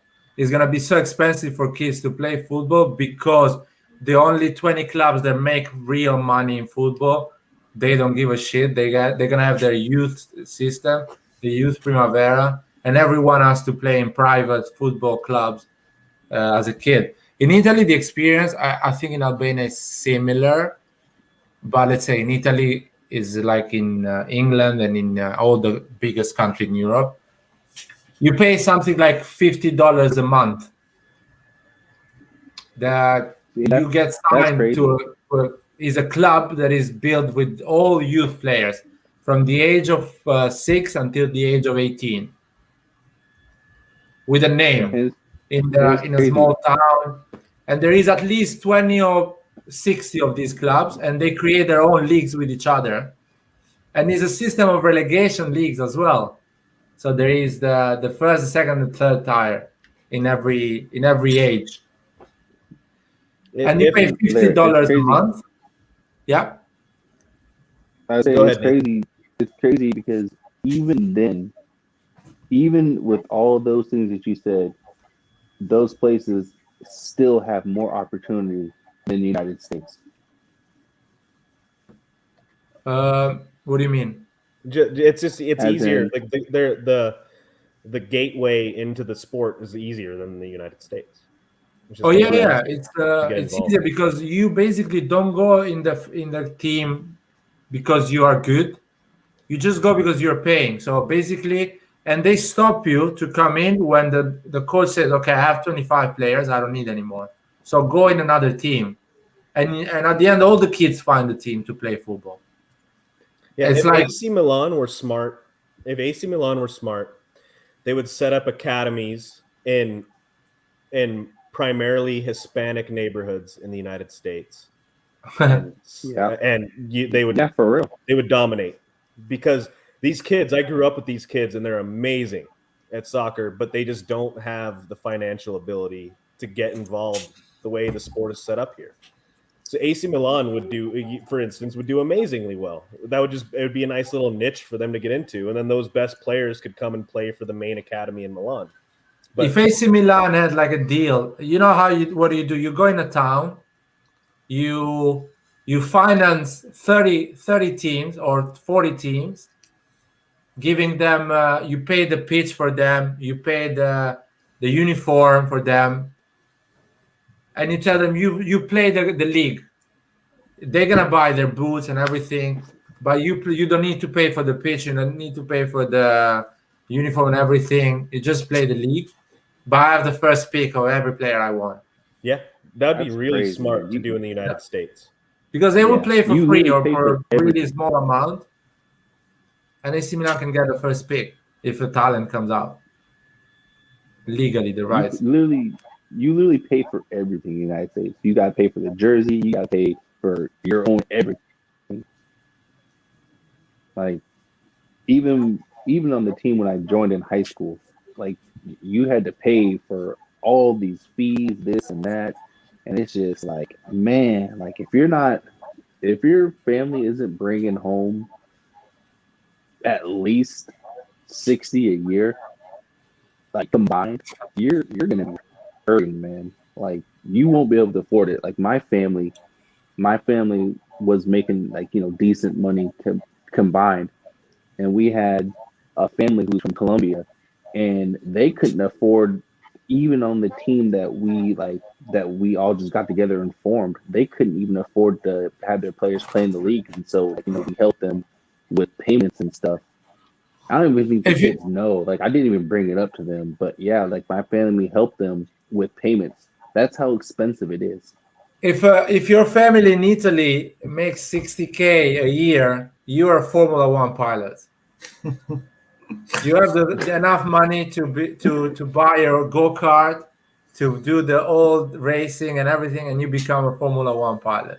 If you have that money in Italy, you do that career, or you become a tennis player and you do afternoon teas before you go to court. Man, You're a rich kid. You don't even think about playing football. that's crazy. All right, guys, I just looked it up just to give you an example. So I live in Utah, and our MLS team is Real Salt Lake, right? We just built a brand new academy a couple years ago. It's really awesome, state-of-the-art, beautiful facility, right? The tuition costs range from $12,000 to $20,000 a year. That's crazy. Bro. So there you go. That's the problem. And that's a real team. And that's a real It's team. all rich white kids who have no talent. And then all of the real talents are playing in leagues in the suburbs, and they're not being scouted or anything because because they can't afford it. But this is my question: why would the team put such a high tuition fee? It makes no sense. Because why don't they just make it free so they just can want get to make money? Talent they want to players? make money. Yeah. They're not about building talent. But just imagine this: if they find two players who are good enough to be bought from, I don't know, Real Madrid for 30 million, that's it. You already done your money. The reason they don't care. This is American. They're treating it like a private high school. It's like a private school. Yeah. So this academy, it's also your high school. They're treating it like a private school, so they can charge whatever they want as long as you're willing to pay, right? So it's not about talent. It's not about building soccer talent. It's about making money. Like, and go off of that's a real team, so that way when they grow up, then they can be looked at. For people like me who are on a normal club team, even though I was in Division One, I don't know if y'all know about the different divisions, but that's like the top flight for youth soccer. To get scouted, you have to go to showcase tournaments. So you're spending money on airfare and hotels just to get into a tournament that you also have to pay for on top of your normal league that you're already in. And on top of the fees and other stuff for your club. Like it, Yep. it becomes even for club level, it's incredibly expensive. Yep. My coworker, he coaches a youth team. They're like 8 years old, right? And his son's on it. And he was like trying to scrounge money together to rent a bus to take the kids down to Las Vegas to this tournament. And then they had to pay to get into the tournament. It was like this whole thing, and it caused a bunch of problems just because they couldn't afford it. Yeah. That is crazy. On my team in high school, the type of money they had, they would send their kids to Brazil to get training, like skills training. Like the normal child can't do something like that. And this club was for like a bunch of rich white kids, and their parents just had more money than they knew what to do with. But for the average kid who lives in a normal neighborhood, they can't even dream. They would like I had never even heard of something like that even happening. Like sending your child to Brazil by themselves to a Brazilian football camp, like that even exists. Yeah, and then that Brazilian football camp is going to charge up the ass because they know these dumb rich white people are going to pay for it. Yeah. They're missing out such a, how can I explain it? The advantage the community can have for these kids to play football at a reasonable price is massive. Exactly. Yeah. I'm not even want to go to the cliche of the people that do crime and stuff like that. Just the happiness you give to a kid for a few money to play a team sport and be a better person anyway, and have such a valuable experience for little money. Because at the end, you rent the pitch and you give a jersey that it costs $2 from China, basically, to these kids, and you tell them you're gonna train twice a week, and you're gonna play in Sunday during the whole season. That gives them such a joy, such a looking forward to go and play. Yeah, you're That is not wrong. incredible. The cliche you say isn't wrong because we do the same thing with basketball. Basketball is much more accessible to lower income people in the United States. It is. You can just go to any park in the United States, there's a basketball court, and kids are playing, adults are playing, and there's a lot of talent, right? Because in the United States, it's more about the talent because we take pride in our league because we're the best in the world. Right. And so we take pride in the fact that we're that good. And we just don't have that with soccer because we're just so behind. That's all.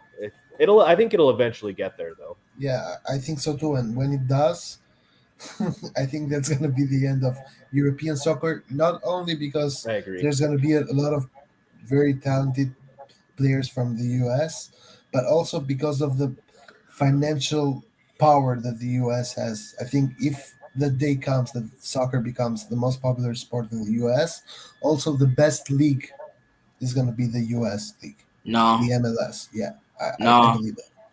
I believe. I think European clubs just buy all the North American talents. Yeah, they should. If they're smart, they would. But the problem is, Yeah. I don't think the European clubs can financially compete with the potential owners of the league in the American, US yeah. if soccer becomes the most popular sport in the US. That will be the Super League, would be the United States, the MLS. Exactly. If they got their shit together, it would be. Like I can just imagine it right now. Nike owning a club. Or I don't know, like super rich people with super powerful companies, and the US is king we of have more advertisements. billionaires than anyone else does. Exactly. So. And the US is king of advertisements. The problem is that the Champions League, the Serie A, they have that prestige, So it's gonna take 100 years. What are you saying? 100? Yeah, I agree. 150 years, Yes. People to forget the prestige and how important it is to play for this club. It's probably going to take even more than that because the most important step here is for the soccer to become the main sport in the US. So what would y'all think to the MLS joining like joining European leagues. I think No, thank you. I've thought about that before, and I think North and South America should join into a giant league. That would be awesome. Because Yeah. the Brazilian and Argentinian leagues have had a lot of trouble in recent years, just financially and competing. They used to be really good. If you remember back in the 70s and 80s, they used to be amazing. Yeah. Yeah. And I think those should join together somehow. I believe you know what United States can do. I don't think they're never gonna replace the Europe as a prestige of playing football, but with the money they have and the environment and the resource they have, they can build a pretty uh, interesting league to go and play football. And what I'm saying that actually players like at the age of 32 or even youngsters, they don't find a lot of space in Europe or they actually want to play. Let's say a player like Colombo is going on loan in Serie B in Italy. If the league was competitive in Europe, in United States, it was an interesting league, he would have go on loan in an interesting club in United States. So I don't know. Colombo would die in the heat here. that they can get the level of a Bundesliga or Belgian and the Dutch league. That actually is a lot of young player, experienced player. There is interesting tactics, interesting football. Yeah. So would be people awesome. can Well, what they make a need- career choice at least. I would love it if Daniel Maldini was playing 20 minutes away from me every weekend on loan from AC Milan. That'd be amazing. I'd be there with the only guy with a sign in the air with my Milan jersey on. But listen, I don't even think that the MLS is that bad of a league, man, as people make it to be. I think the terrible. league it's not that technical, but the league is super physical. Like it's a physical league. Plus, Well, there's the a problem- huge difference in weather. Like sometimes you have to play with 40 degrees Celsius. It's impossible. Get it? Well, Like that's why I in say. Texas That's why I or- said. Yeah, it's been incredibly hot here in Texas, and it's also hot in a few other states. It's hot here too, man. It's like 99 today. Yeah, that's what it was here too. Even with rain, it doesn't help. The rain just brings in dinosaur-sized mosquitoes to compete with the heat. So We're getting the California wildfire smoke. Now the relegation and the promotion lack of the league is always gonna put the league a bit down because the clubs that are not fighting for anything, they're just gonna give up in the middle of the season, or they're just not gonna have that same intensity or care. I would love to introduce the playoffs in the five major leagues in Europe. I would love to see that because I'm sick and tired of Manchester City winning it, Juventus, or in a playoff. Seriously, Atalanta, Lazio, Fiorentina can win it in a playoff. It's a one game. They can park the bus or go for the counter. So it's super interesting. The playoff can change completely the history of each club. I That is watched super interesting. I watched the Serie B promotion playoffs for the first time ever last season. That was awesome to watch. It was just so much fun. I used to watch it a lot when I was a kid in Italy. That was a big thing to watch the promotion of the Serie B, even for a team that you weren't following. It was super interesting. Or the promotion from the Serie C to Serie B, that was big because you always had a club close to you, like 1 hour or 1 hour and a half by car, that was trying to get promoted in Serie B, and you would go to the stadium for $5 to watch the game, and the stadium was packed. It was amazing. It was always a lot of fun. Yeah, but I don't agree with the way you said like playoffs to determine what the winner of the league. Yeah. No, but that's not fair, man. Because there you have someone who's been constantly winning, and then in the end, it gets to lose everything. Why? Because listen to me. I'll tell you how playoff works in Serie B. That's more like the NFL. That's like the NFL. Yeah, that's how we do the It's NBA. literally the NFL. Yeah, I think that's in the NBA. super unfair, and it removes the sense of having a league with points. Why do you even have points in No, it? no, but listen to me. First of all, the top, the points is to decide who's going in Europe, who goes top 4, goes in Champions, who goes top 6, goes in Europa League and stuff like that. But the playoff in football, you know how they work. So basically, it works like this. Let's say the first one plays against the 8th ones, Yep. and is a away and an home game. If they draw both the games, the first one goes through because they have more points than the 8th ones. So the 8th one has to win the game to get through. So the game gets really interesting because Fiorentina has to win against the Inter, not just to draw. If they draw, there is no penalties. Inter goes through because Inter has more points. And the same for the 2nd and the 6th. And the 4th, I don't know how it happened. The 3rd and the 4th. 3rd and 6th, 4th and 5th. Yeah, 2nd 4th and 7th. 5th, they are so close as a team, and still the 4th has the advantage. If they draw, they go further. So it gets really interesting, and they still have an advantage on points because they are better. And again, if you go through, you play against a team that has more points than you, so you still have to win. And Yeah, draw in is the not NBA, enough. in the NBA, Lair, that's what they do. There's 16 teams that make the playoffs, and there's 2 different leagues, right? Yeah, conference. Yeah. And it's same thing: 1-8, 2-7, 3-6, 4-5, right? And it's rare. It'd be interesting to look up. It's rare that the team that got first in the regular season wins the championship. I still Because think the they're system good. is unfair. They're good in the regular season, and then when it's crunch time and it really matters, that's when they crumble.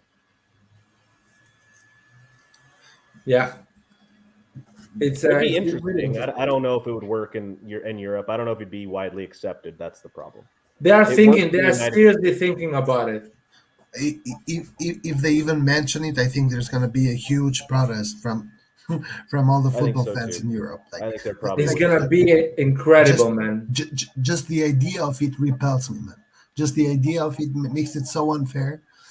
You are basically punishing a team that is constantly winning every match. Not just that, but you are making every match less important because now you just have to finish 7th. It doesn't matter if you finish 7th or 8th. But if you finish 1st. 7, you don't go in Champions League. He does make a good point though, Lair, because it does slightly diminish the importance of every regular season game when you have a playoff system. It does. No matter what, it does.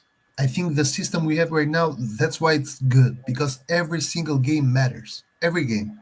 You are playing against Salernitana, it matters. But if you just have to finish top 7 to win the league, it doesn't even matter.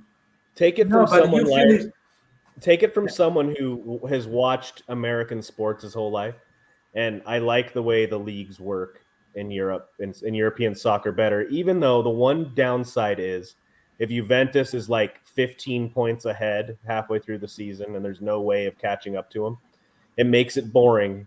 But that's been rare the last couple of years. When it's close, it's more exciting. Yeah, European I think the style is playoff is definitely something better. really close. It's something really fun. And like believe those- me, if you finish top of the league, it's gonna be really hard for you to lose against the 7th. And imagine having a final playoff Inter Milan to decide the league. That is amazing.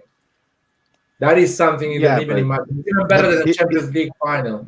But it's a fake final. Get what I'm saying?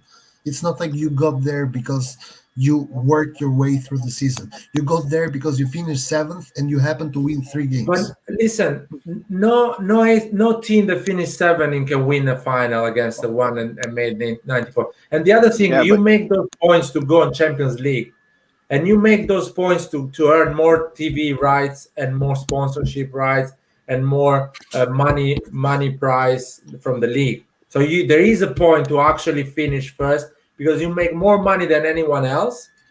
So you can buy better players and you have more chances to win the league anyway on the playoff because a draw makes you go forward. So you can actually, you don't even need to win it.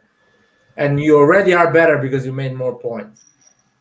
And you don't accept to lose anyway. We Plus, don't want to lose. don't we already have playoffs with the cup games and the Champions League in itself? Yeah. Isn't it a playoff? True. Yeah, but why not having in the Serie A as well? Why don't But- giving a chance Atalanta to win the Serie A? They have a chance. If They they have to don't win deserve it, then constantly they during the season. right. They have to win 38 games. No one can win 38 games with 14 players. You need 25 players. You need a lot of money. And we are back again. Juventus, Inter, Milan. Roma really has need a lot of won it in money. the past. Like lots of Leicester has won it in the PL. Atletico won it in the like.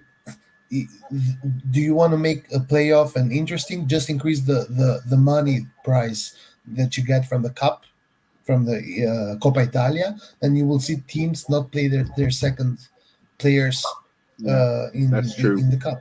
Just increase the Make it more the meaningful. price. Yeah.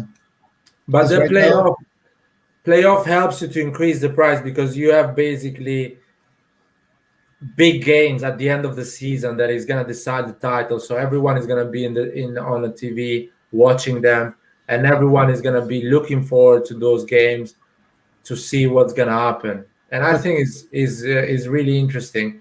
What about what do you guys think about this? Just let me bounce this off of you. What if you made the Coppa Italia the winner of the Coppa Italia? If they're not already in the top 4 in the league, they get the 4th spot. Then it becomes a Yeah. super huge competition.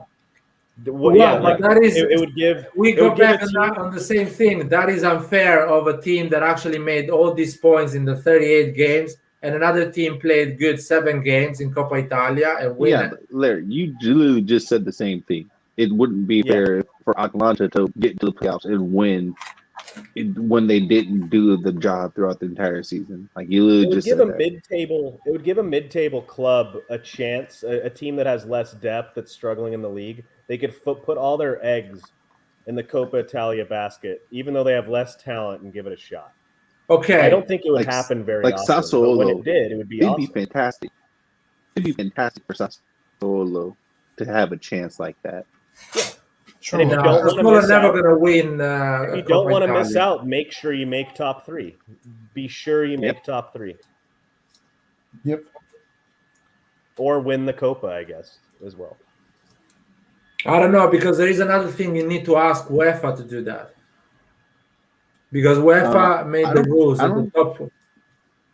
Yeah, Yeah. but UEFA makes rules for the Champions League. I don't think they make the. Did they make the rules for the league Yeah, itself? that is the rule that UEFA requires from Serie A, that the top 4 Yeah. are invited to the Champions League. If Serie A says, "Oh no, who wins the Coppa Italia is gonna go 4th," UEFA says, "No, I don't care. I want the 4th that actually made more points because clearly has more good players, had a bigger name, bigger supporters, is a better team that actually can compete better in Champions League. So I want that team. I don't want the one who wants the But Well, doesn't- fuck them, then. You need to doesn't- ask UEFA to Oh. do that.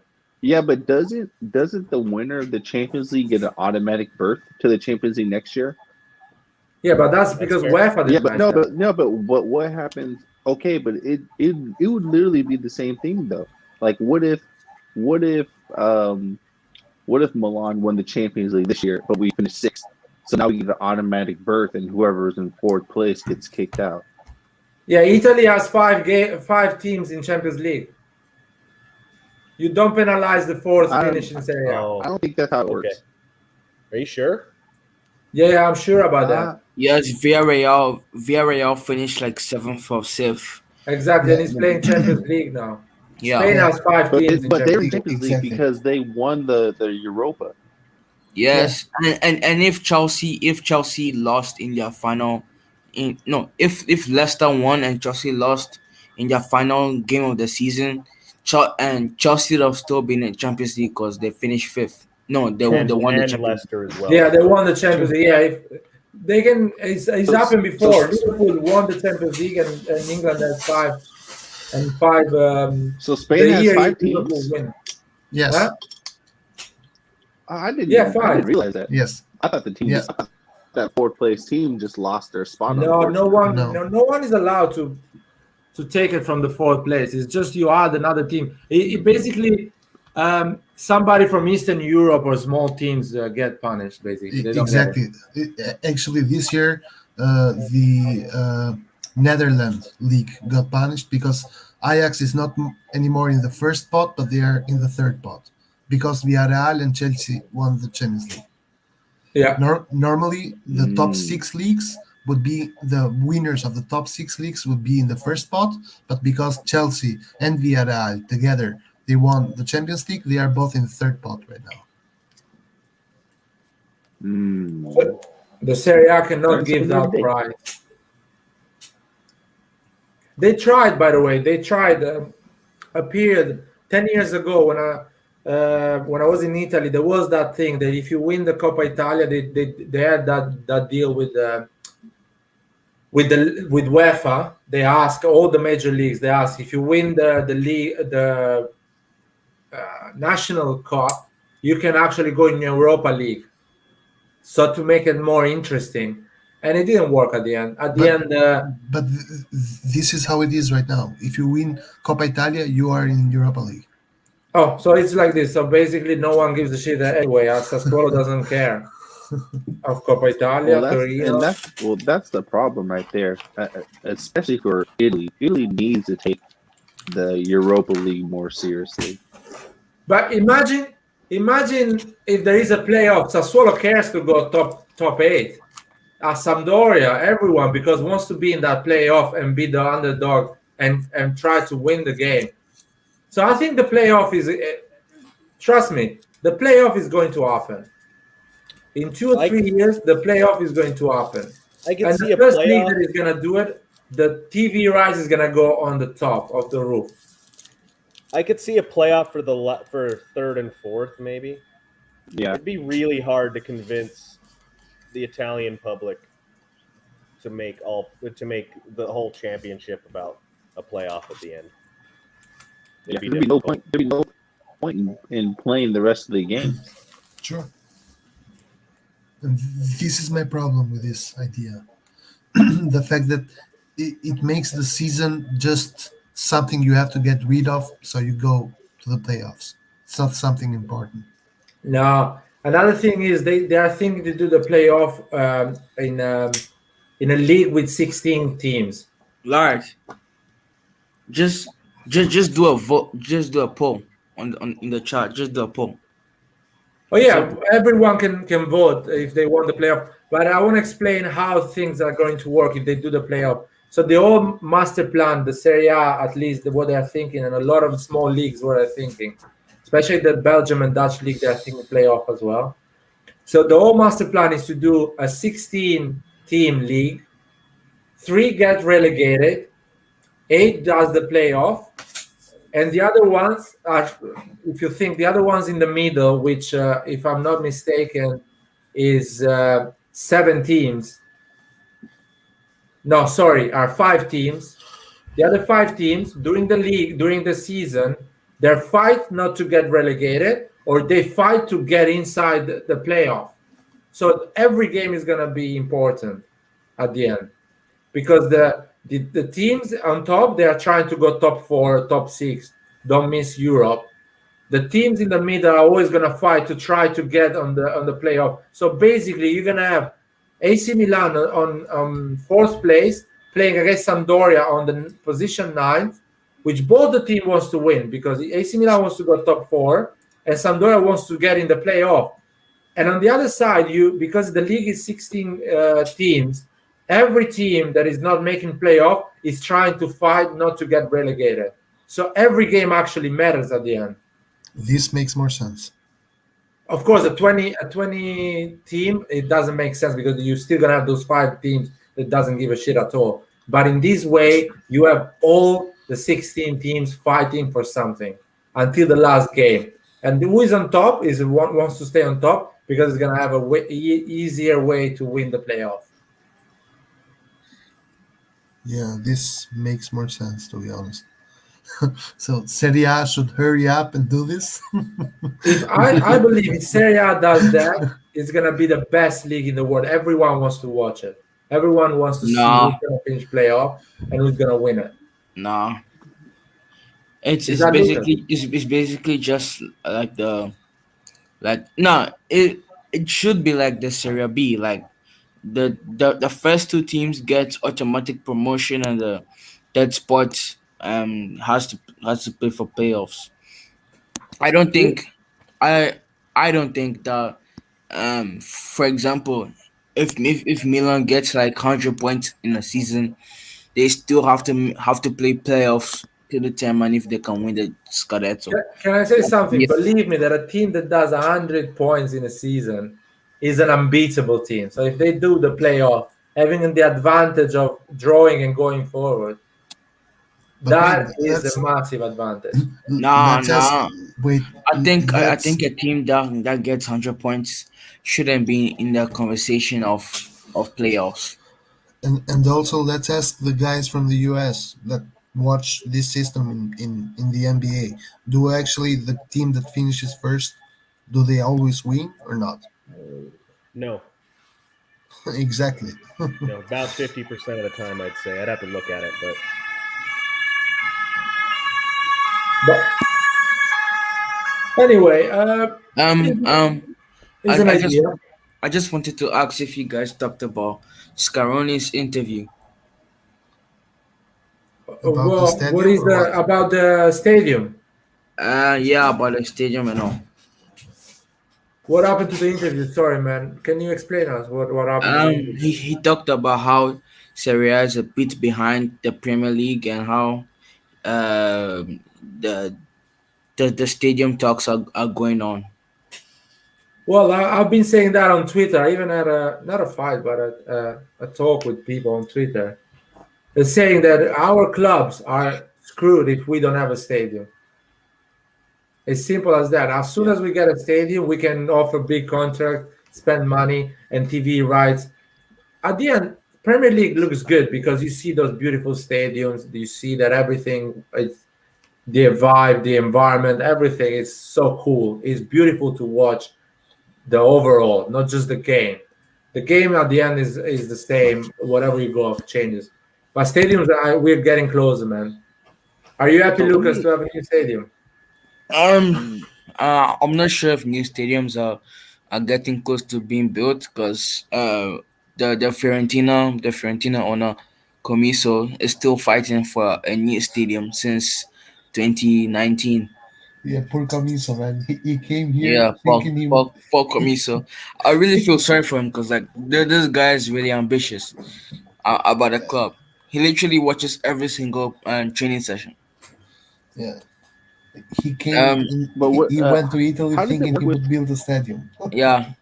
How does it work with? I just wanted to answer this question. Antonio asks me thoughts on Kesse's contract. He's going to renew. Like there is no problem with it. Like it's just the media. It's just the media trying to get as many clicks as they can before Casey actually renews the contract. I don't know why people are so worried about this. It's just clicks. It's just for clicks. I'll disagree with that, but I'm going to go back to the stadium real quick. How does it work? Like, is it possible for AC Milan just to buy the rights to San Siro and kick Inter out? Oh, that costs a lot of money. It's. I don't think it's about money more than I think the management itself has said that trying to renew San Siro is more expensive than building a new one. Because, Yeah. like, man, I don't know. They got to do something. Like, I do not want to share a stadium with Inter, like at all. do you guys Like think I said, part of the I whole- don't even eat off of a blue plate, and we still have to. I swear, I'm not playing with you. I don't. If anything is blue, like with all my heart, will be against it. My So man. I feel like they should just figure That's out. too They much, should honestly. figure out a way. Blue is my hate favorite runs color. deep for Blue that is my team. favorite color. Do you guys Well, think hey, that part of the holdup is Inter and their financial situation? We can't go Oh, ahead with this for sure. project without their partnership. I don't For think it's that. I think it's just the bureaucracy in Italy, which Yeah, it's the kills. bureaucracy in Italy. I think that our ownership, they would love to build a stadium. They will do it tomorrow. They don't care. Exactly. They are like, as soon as I build a stadium, I can sell this thing for $1 billion, and I can make back all my money that I invested in this club. So they don't care about Inter. As soon as they get approved, they can build. They can do a 20 years loan, 600 million paid in 20 years. And the person that comes and buys AC Milan knows that has a stadium that is paid 30 million a year loan. So do you guys think the Italian clubs are getting new stadiums in I the think- next 5 years? Yes. I think all of them, they're gonna get a new stadium because Italy is such an awful financial situation as a country, Yeah.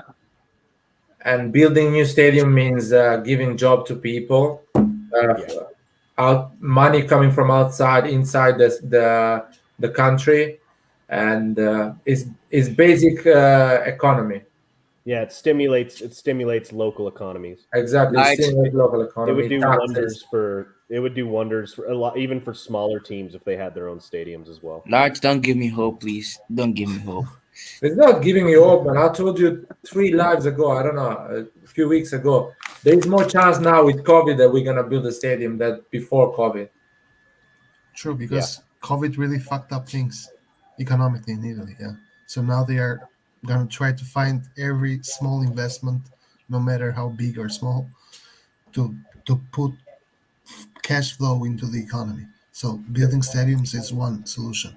But I also wanted to say, man, have you seen the Atalanta new stadium? Like, why would you build a new stadium and then make it in the old-fashioned way? The Atalanta new stadium is horrible. Like, Oh yeah, but I think Atalanta is like at the end, Bergamo is such a small city. They don't give a shit. They own the stadium, so they make cash about it. If No, it doesn't but- look Yeah. good, who cares? what I mean You is gotta they remember too, still the have. fans won't care. The fans won't care because that's their stadium. You know what I'm saying? Like, sure, but no, the, I'm the just pride saying, is like, behind the goal of the keeper, there's a huge field with grass without any like purpose or meaning there. Just put the fans there, like in the Premier League. The stadium looks always full. Everything looks nice. Get it? Like, why would you make something so useless there? It doesn't I even think they're look good on holding the on camera. to tradition, Red John. I think Yeah. it's like we're building a new stadium, but we want to kind of hold on to that tradition, make it feel like our home stadium we had before. You never know, man. You never know. It's there is a lot of things behind. But as soon as you get your own stadium in 20 years, you can make it nicer. You can change it. Like for example, Real Madrid is renewing his stadium, so you can do a lot of things. San Siro, I'm with Nathan. I would love to stay in San Siro for the next 100 years. But even having a new stadium, I don't mind. I just want the person that actually, the architect or the engineers that builds the new stadium. I want the stadium to shake when we score in Champions League. That's the only thing I want. And I When think- the 80, and I what want do it you for guys- at least what do you guys- 70,000, 80,000 people. Me too. Me too. Hey, what do you Like, guys think about having retractable roof stadiums? Because in America, we have almost all the stadiums have retractable roofs, and And- I think just in terms of a comfort thing, especially when it snows or rains, like if it's really going to be like that, a lot of people aren't going to want to bring their kids in that type of climate, no matter how faithful they are. So just having a retractable roof would at least That completely guarantee these people to closes? come. It completely closes. Yeah, No. in America, a In lot of large- stadiums completely closed. But Real Large, Madrid is most of them- building one. Real Madrid is most of building them- one. Most and of them also- just and also close the- over the fans, so the pitch stays as it does. Like in the NFL, there's a couple stadiums that just cover the fans from snow and rain, so just the supporters in the stands, but the field is exposed. They do that as well. Also, the Tottenham Yeah. stadium is like that. It's totally covered. That can be also. I would prefer a totally covered stadium because that's less money that you got to use to maintain your field during bad weather situations. I like when it rains, man. I want the players to get bad and play Problem- football. Yeah, but Problem No, with you're that name is yeah, you but have you're to use destroying your AstroTurf. field. You have Sure, to use exactly. AstroTurf if you cover the field completely and it can't retract because it's not getting sunlight, obviously. You can cover the Well, field that's why I when said it's when retractable. you're not playing. Yeah. Retractable stadiums are a lot more expensive, however. and also they Yeah, are. but it pay off in the end. I think eventually it'll pay off in the end. I just want them to build a stadium, man. You're asking too much. Yeah, man, you're asking I the just space need shuttle that flies. I just want the supporters to be covered from the rain. The players, it's like have you seen Premier League? No one is covered totally, and the pitch is perfect. They play once every 2 weeks Yeah, because that's when you but have those your own teams stadium. have one team playing. Those teams only have one team playing on their field. We have two. So Exactly, field that's what I'm is, saying. no My matter own what, stadium is for more than enough. that's what I'm saying. We need to just kick Inter out. Simple. Yeah, I agree, man. I'm with you, man. That's what I'm saying. Don't need to cover all the stadium. Just kick those bastards out. Yeah, Let them they're play the on the practice broke-ass field. roommate Like, I that have won't no pay love his for rent. them. That's Yo, what they- Lard, if they can't even Lard. if they can't even help out, then they need to get evicted. Put that eviction notice on their door. You have 35 days to pay, or you're out. Yeah, clean up all Lucas, your what do you shit. want to say, man? You got to pay a cleaning fee. I was going to ask if you could mute Kangu Why? because his comments are a bit annoying. Okay, but that's your judgment. It's like it's your sensibility. You know what I mean? Maybe our sensibility is tougher to actually handle those comments. Oh, I just What are you can't stand saying? that. Premier League is They, A minute. they actually think that Kessie is going to leave AC Milan for Man United. well. I'll tell you Look, something. I think the same, man. Are you gonna mute yeah. me? I'm going to punch you on my screen. Man, I think he's not gonna renew for AC Milan. He's finished. We need to Nah, we need to I- think like he's gone and don't make it a big deal. if Milan was going to get rid of him, they would have gotten rid of him this summer. Listen, Like, we I literally don't spent want to like the come first back 2 to hours talking about 2 or 3 hours talking about this. Yeah, Yeah, we- that's exactly. why I I just don't want want to to say talk what I about it. think about it, and I hope it's wrong because I really want to see next season. And I don't even care who is fault right now about if it's Maldini or ownership of KC. But the situation, in It's my opinion, everyone's right fault now is as a collective. that PSG or Man United or whatever is offering a massive contract to KC, something really big that we cannot even get closer. Simple as that. Whatever numbers are is so big that we cannot even get closer. Even like say we're gonna make an exception and give it to him it cannot be done. Okay, like, can we move on from this Casey topic and I have a new topic? You open it. I just Yeah, okay. My new topic is about Hargett. okay. Yeah. Lucas, He's you not don't want to even lose. an I AC was again. scrolling. I know where I you was want to go. You scrolling. want to have a beef with Yeah, Nathan, and I'm not gonna let you go there. Lucas, I We're was not gonna scrolling. talk about take this Algen. L again. No. Let me speak, Lucas, please. You Let don't me want just this L speak. again. No, let me speak, please. I was scrolling through Twitter today, and I saw a comment.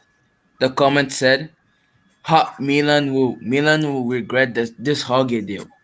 Hargett will become a 60 million player in 2 years." And guess what I did? You will. I deleted Twitter You agree? for like 2 hours You because deleted Twitter. for 2 hours.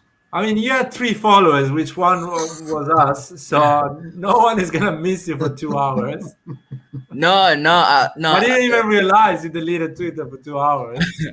I was getting likes on Twitter though. I was getting likes, like mad likes, like You started 40 itching, likes huh? for like a You got the comment. itches. You started scratching. You got the scratches. Yeah, Oh my god. Lucas, imagine if he really becomes a 60 million player. he will never become a 60 million player. Yeah, with I saw inflation and everything, he can I become a saw 60 million comments. player. I saw comments after he scored against some Freiburg, some fried team. Was like, French oh my fries. days, oh my days, he scored his goal, oh my gosh, he scored his goal. It was a tap in. First of all, he scored The 2 thing tap ins. is, Nathan, please let me Lucas, speak. the thing is, Nathan, the, please no, let me no, no, speak. no, Nathan, Lucas, let me speak. Lucas, Nathan, Lucas. please I'm let gonna me say Why are we speak. talking I'm gonna say about one thing. I'm Auge? gonna let you talk. I'm gonna say one thing. I'm gonna let you talk. Inzaghi is also a tapping specialist. Yes, but he had He's a technique. fox in the box tapping specialist. Are we saying he's not good? Inzaghi would be infinitely expensive in today's world. The difference between Unless you're Inzaghi telling me and that's Hauge not is that true. one is No, meant no, to be a you creative you were player talking and about one is goals. meant to be a poacher. No, you were That's talking the about difference. goals, but you're just talking about goals. You just said that they were tap-ins, so I'm only going off of goals as well. Can I And Inzaghi's speak, goals are please? tap-ins. Can I speak, please? You drove Go Red ahead. John away, Lucas, with your. Yeah, Red John says Auge comment. I cannot stay here anymore. Lucas In is fact, being so annoying. I have to leave. in fact, Lucas, how many goals That is does his comment. does That's what our I right see on wing the have? private chat. How many What, goals? Nathan? How many goals does our right wings have? Oh my days, oh my days. Two. I just wanna know. About to I just have wanna know. 30 this season with my boy Macias playing on the right. Exactly. I knew that would piss you off, Nathan. I'm just trolling.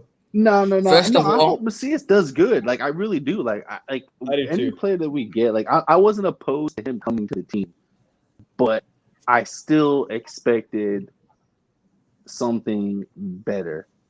Nathan. Yeah. Yo, can I continue? Oh yeah. You continue being wrong, please. I'm listening. Yeah. First of all, Hauge will never be a 60 million player.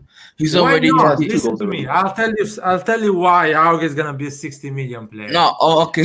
Let me finish, please. Hauge is 22 years old. He's the same age as Leao, and he has less than half of his talent. Second of all, his goals are just And he still has a third of his goals. tap-ins.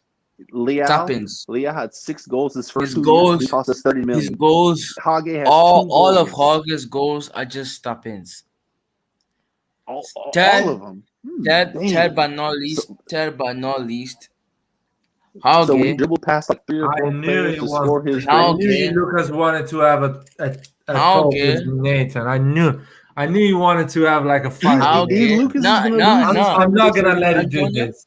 Antonio Hey, Larry. Antonio was the one that suggested it in the chat. If you I know, look- Antonio, Larry. you are fired. Larry. That's it. You're not Larry, coming can anymore. I ask you, Larry? I'm gonna ask you this. I'm gonna ask you this, Larry.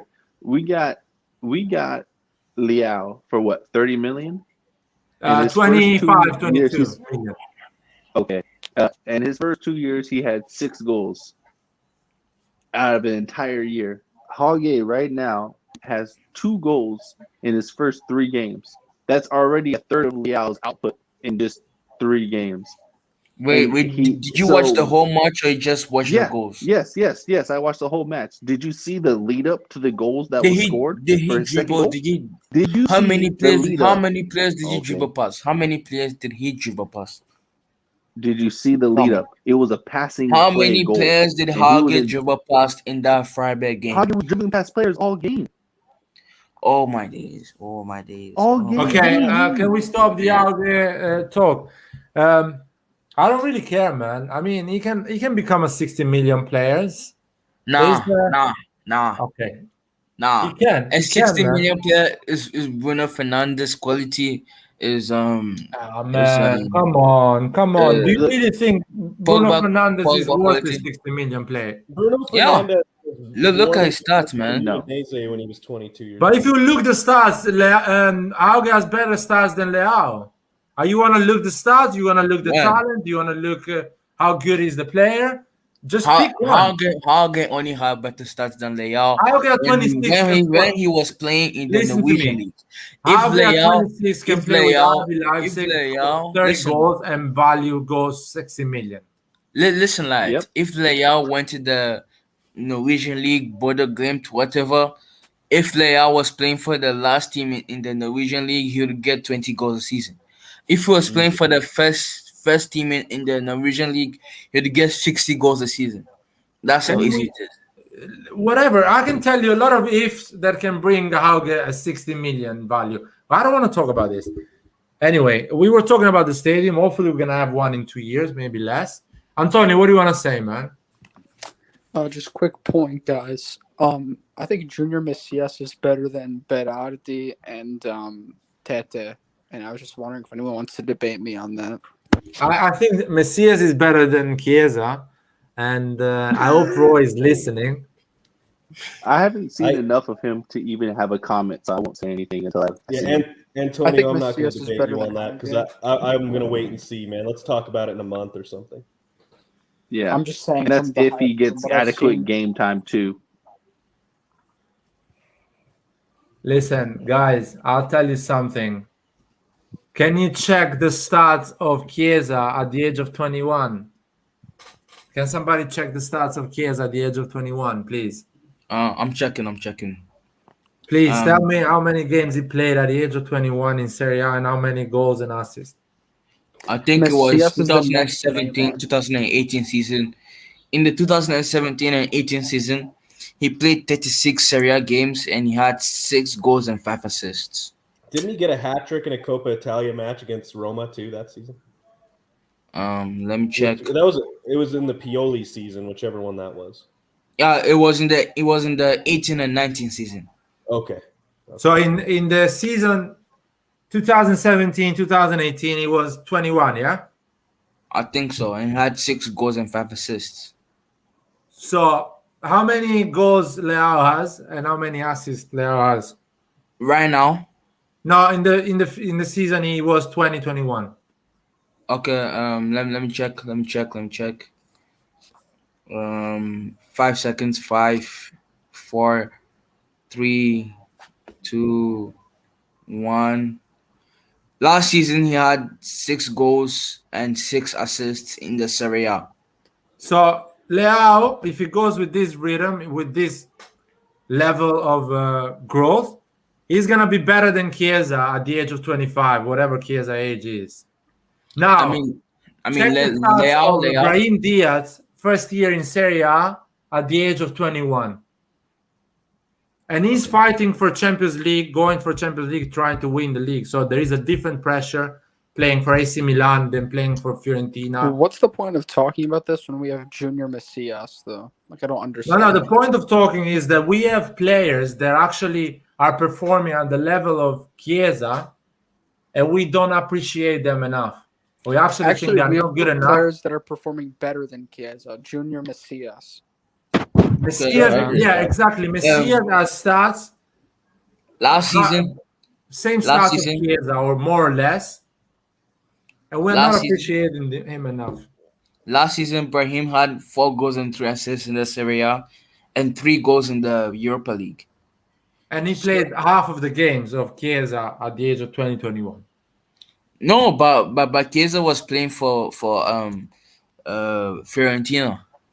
Yeah, but That's he a was playing every game at the end, you know? No, he played 36 games, but it's not like he played 90 minutes. He was 21 years old. He was getting subbed off, and Yeah, of subbed course, on. but a lot of games he was starting because he was Fiorentina. He didn't have a lot of competition to actually, so he was starting a lot of games. Anyway, we have pretty good players that are doing insane stats for the age they have and the insane performance for the age they have. Yeah, and I still think Hauge will never be a 60 No, million Hauge player. is one of them as well, man. Hauge did a lot of great no. things for as much as he played. The only thing, the unfortunate thing is that we have Castillejo in the team. Nah, I That think in doesn't his have any prime, market, and Hauge has. I think in his prime, Hauge will be like 15 million, No, 20 in his million prime, max. Hauge is gonna score. 20 million max. No. Look, Listen, you know, lad. if Listen, Hagen lad. gets over 10 Listen, goals, lad. he's gonna be already made- at 30 million. I made a bet. I made a bet with Roy saying that Juventus will not make top four this season, and look at what's happening. I am a future predict. Okay, don't even base about that. Juventus started Li- horrible li- last year, listen, lad. Listen, lad. and then I know the future. All right. going to finish above I know us. the future. I know the future, and I know what's going to happen. Roy unfortunately has to pay me $1,000 at the end of the season because Juventus isn't finishing in the top four. And exactly the same thing is going to happen with Hauge. He is not going to be a 60 million player. He's going to be a 20 million max. Listen, can I tell you what is my prediction about Auge? Yeah. Auge is gonna be a right wing, a left wing, whatever, both of them. That is gonna manage to pull out 10 goals and 10 assists every season, and his value is gonna go at least 40, 50 million. Let's see. That is what he's gonna do You because got to remember, he's a work you gotta rate. remember, too, He's a he good played guy a anyway. full He trains a season. lot. Yeah. he played a full season at Bodo before coming to Milan. Their season was about to end in maybe a month or two. So he got zero rest. And just because you take maybe a month or so off, you're not recovering. No, And then he's a good player. He's gonna have a great career. And another thing I want to say, another player that actually is gonna have an insane career is gonna be so good that you don't even imagine. Selemaker. Selemaker is gonna be an insane player. No.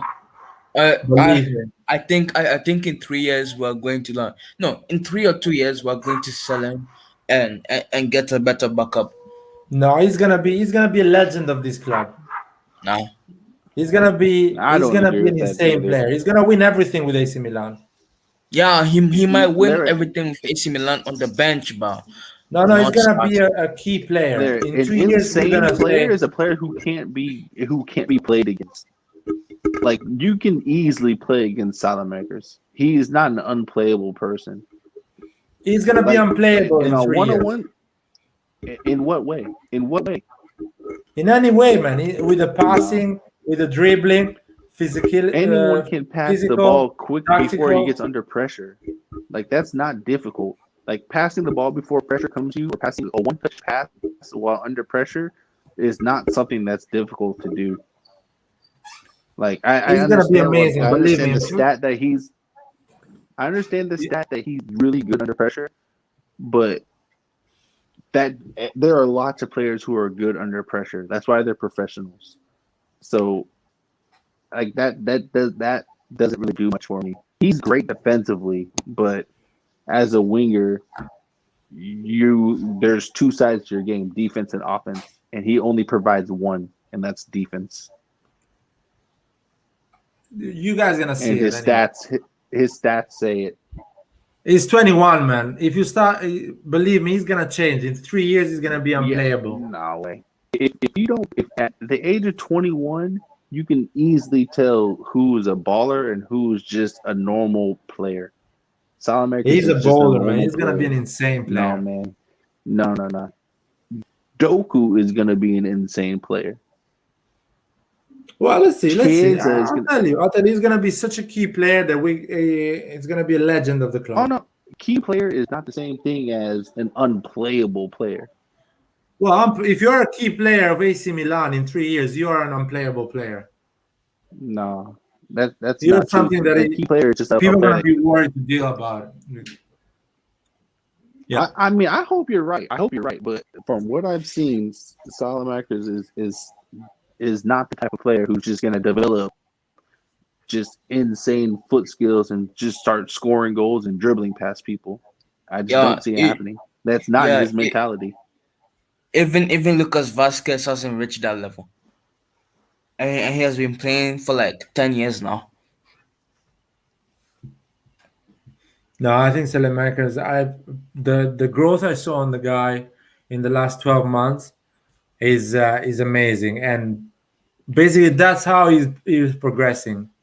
In 12 months, you're gonna see another player, and in 2 years, even a better player. In 3 years, he's gonna be fighting for becoming, I don't know, the best player of Serie A. No. Look, I'll say it like this: if so, who would you prefer for the right wing? Salamakers or Berardi, or Salamakers or Chiesa? Right Chiesa. now, I'm sorry, I prefer Berardi, but he's been playing in Serie A 7 but years. why would you something like prefer that. him if you think Salamakers is so fantastic? Well, What I'm puts telling you, Berardi over Salamakers? but listen, what I'm telling puts you, him I'm telling over you that him? in 4 years, Selemak is going to be better than what is Berardi now. But what puts Berardi and Chiesa over Salamakers? At the age of 19, I wouldn't pick Berardi to play on that right wing. I would pick Selemaker. No, I'm asking what puts them over him. What Just puts they're them? going in their prime. They have a lot of experience, a lot of games in their shoulder, in their legs. They know more at the level of tactical and preparation of the game. Okay. That's the only thing, but they don't have more talent than Selemakers. Oh, come on. Sorry, man. Salamakers literally do you offers remember? nothing in offense. Literally I offers nothing in remember offense. Berardi at the age of 21, and I remember Chiesa at the age of 21. They were pretty good players.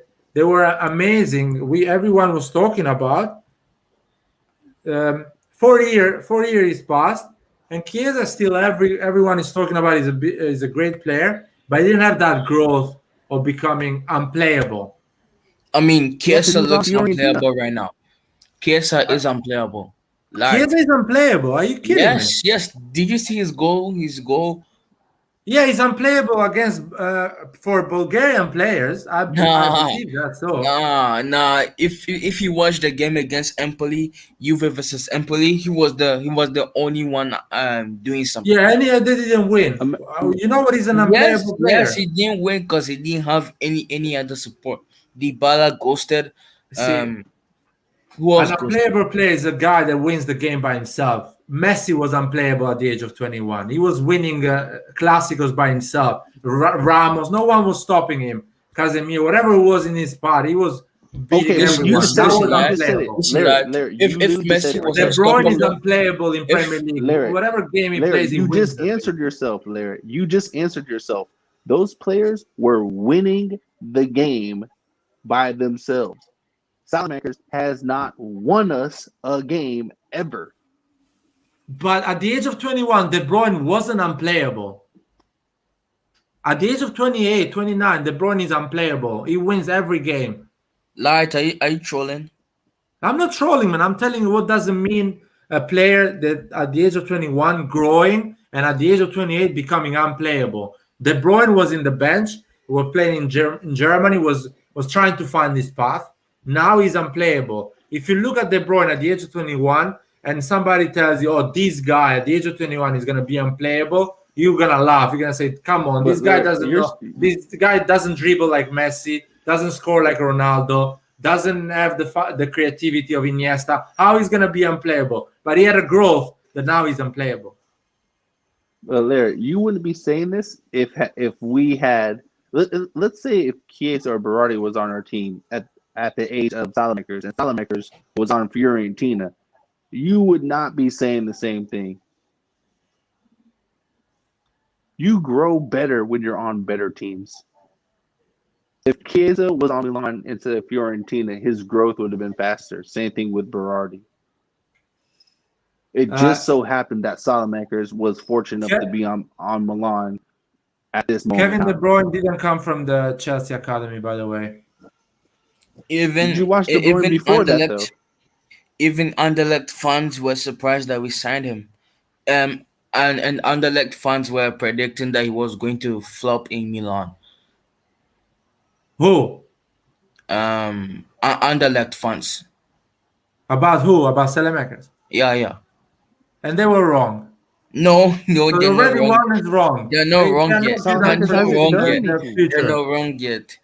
No, they're not. They're not good at predicting the future. Nah, they're already misplaced. I think Milan should go for another Madrid reject in Kubo, the Japanese guy. I think Milan should go for him for the right wing / right mid. No, I'm not.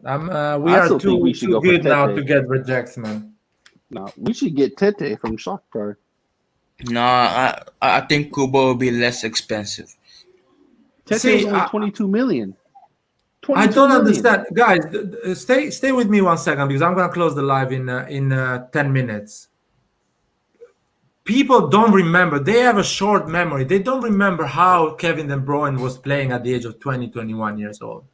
They don't remember that. He was a talent for sure. He had a potential. A lot of people in the industry were seeing a potential, a future growth, but no one would have think that he's gonna be the best player of Europe. One of the best players. I think he's the best player in Europe at the moment because as much as Messi and Ronaldo are incredible, they are going down on performance and they are not anymore unplayable in my opinion, both of them. Kevin De Bruyne, no one thought he's gonna be that player that he is now. No one. And he was a talent at the age of 21. He was a prospect. When Chelsea bought watching him De for Bruyne, that reason. when watching De Bruyne at a younger age, you can see that he was going to be great. No, I not the don't see best the player same of thing. Europe. Not the best No, I'm player not of saying Europe. He would have that. been I'm an not saying the incredible best player of player. Europe, but you could see at that age that he was going to be better than Salamakers in the same time frame. You No, could we see don't it. know that. Like We I don't haven't know seen that. anything from No, I have not seen anything from Salamakers that tells me he's going to be a dominant right wing player. Nothing has told me otherwise. No. Listen, I'll tell you something. Um, there is Like another he's a player closer. actually. He's a closer. I would rather have a very good right winger, and then when it's time to close the game, then bring Salamakers on. That is what I personally would do. I think Salamaker is gonna be such an incredible player in a few years, in 2-3 years. I think not. Yeah, exactly. De Bruyne played really bad at Chelsea. Anyway, I'm not Tangu, saying yes, I did. that sometimes you become a good player, an incredible player, playing the type of football that is completely different from what the public opinion I've seen before. If you see, Kevin De Bruyne is a type of player that we haven't seen a lot in the previous year. At the end, is not his technique is not pure finesse like Zidane or Ronaldinho, but it's still so effective. The way he plays football is so simple. It's not like Iniesta that is making magical passes or something like that. He's always doing the right thing. He's always solid. So you can be unplayable in your own way. And what I'm saying that Selemakers in 5 years, on 3 years, 4 years, he's gonna be unplayable in his own way. He's gonna be an incredible player. He's gonna be a really good player. You guys don't think about it. Well, in order for that to happen, he would have to drastically improve his one-on-one crossing and shooting and decision making when making runs.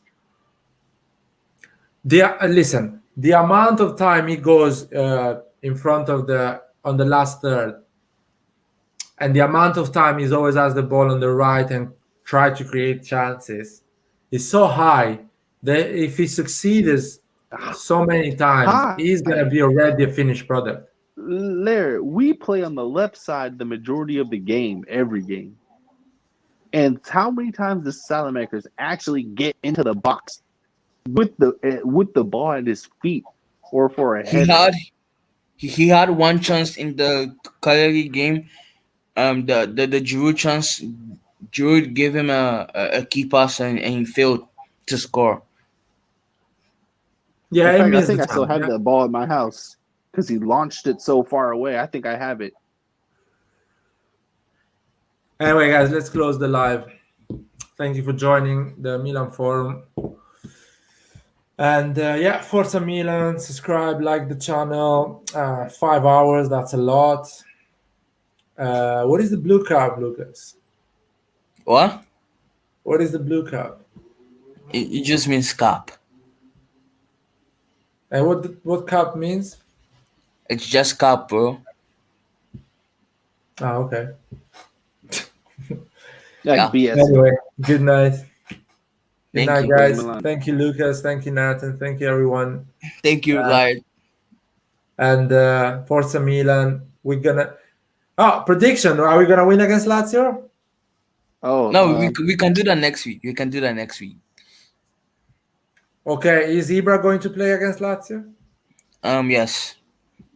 What about you, Nathan? he has to because Giroud has COVID. So Cool. I hope he's playing as well. Good night, guys, and Forza Milan. Yeah, Totti and Kangu are lying. They don't know what it means. Ah.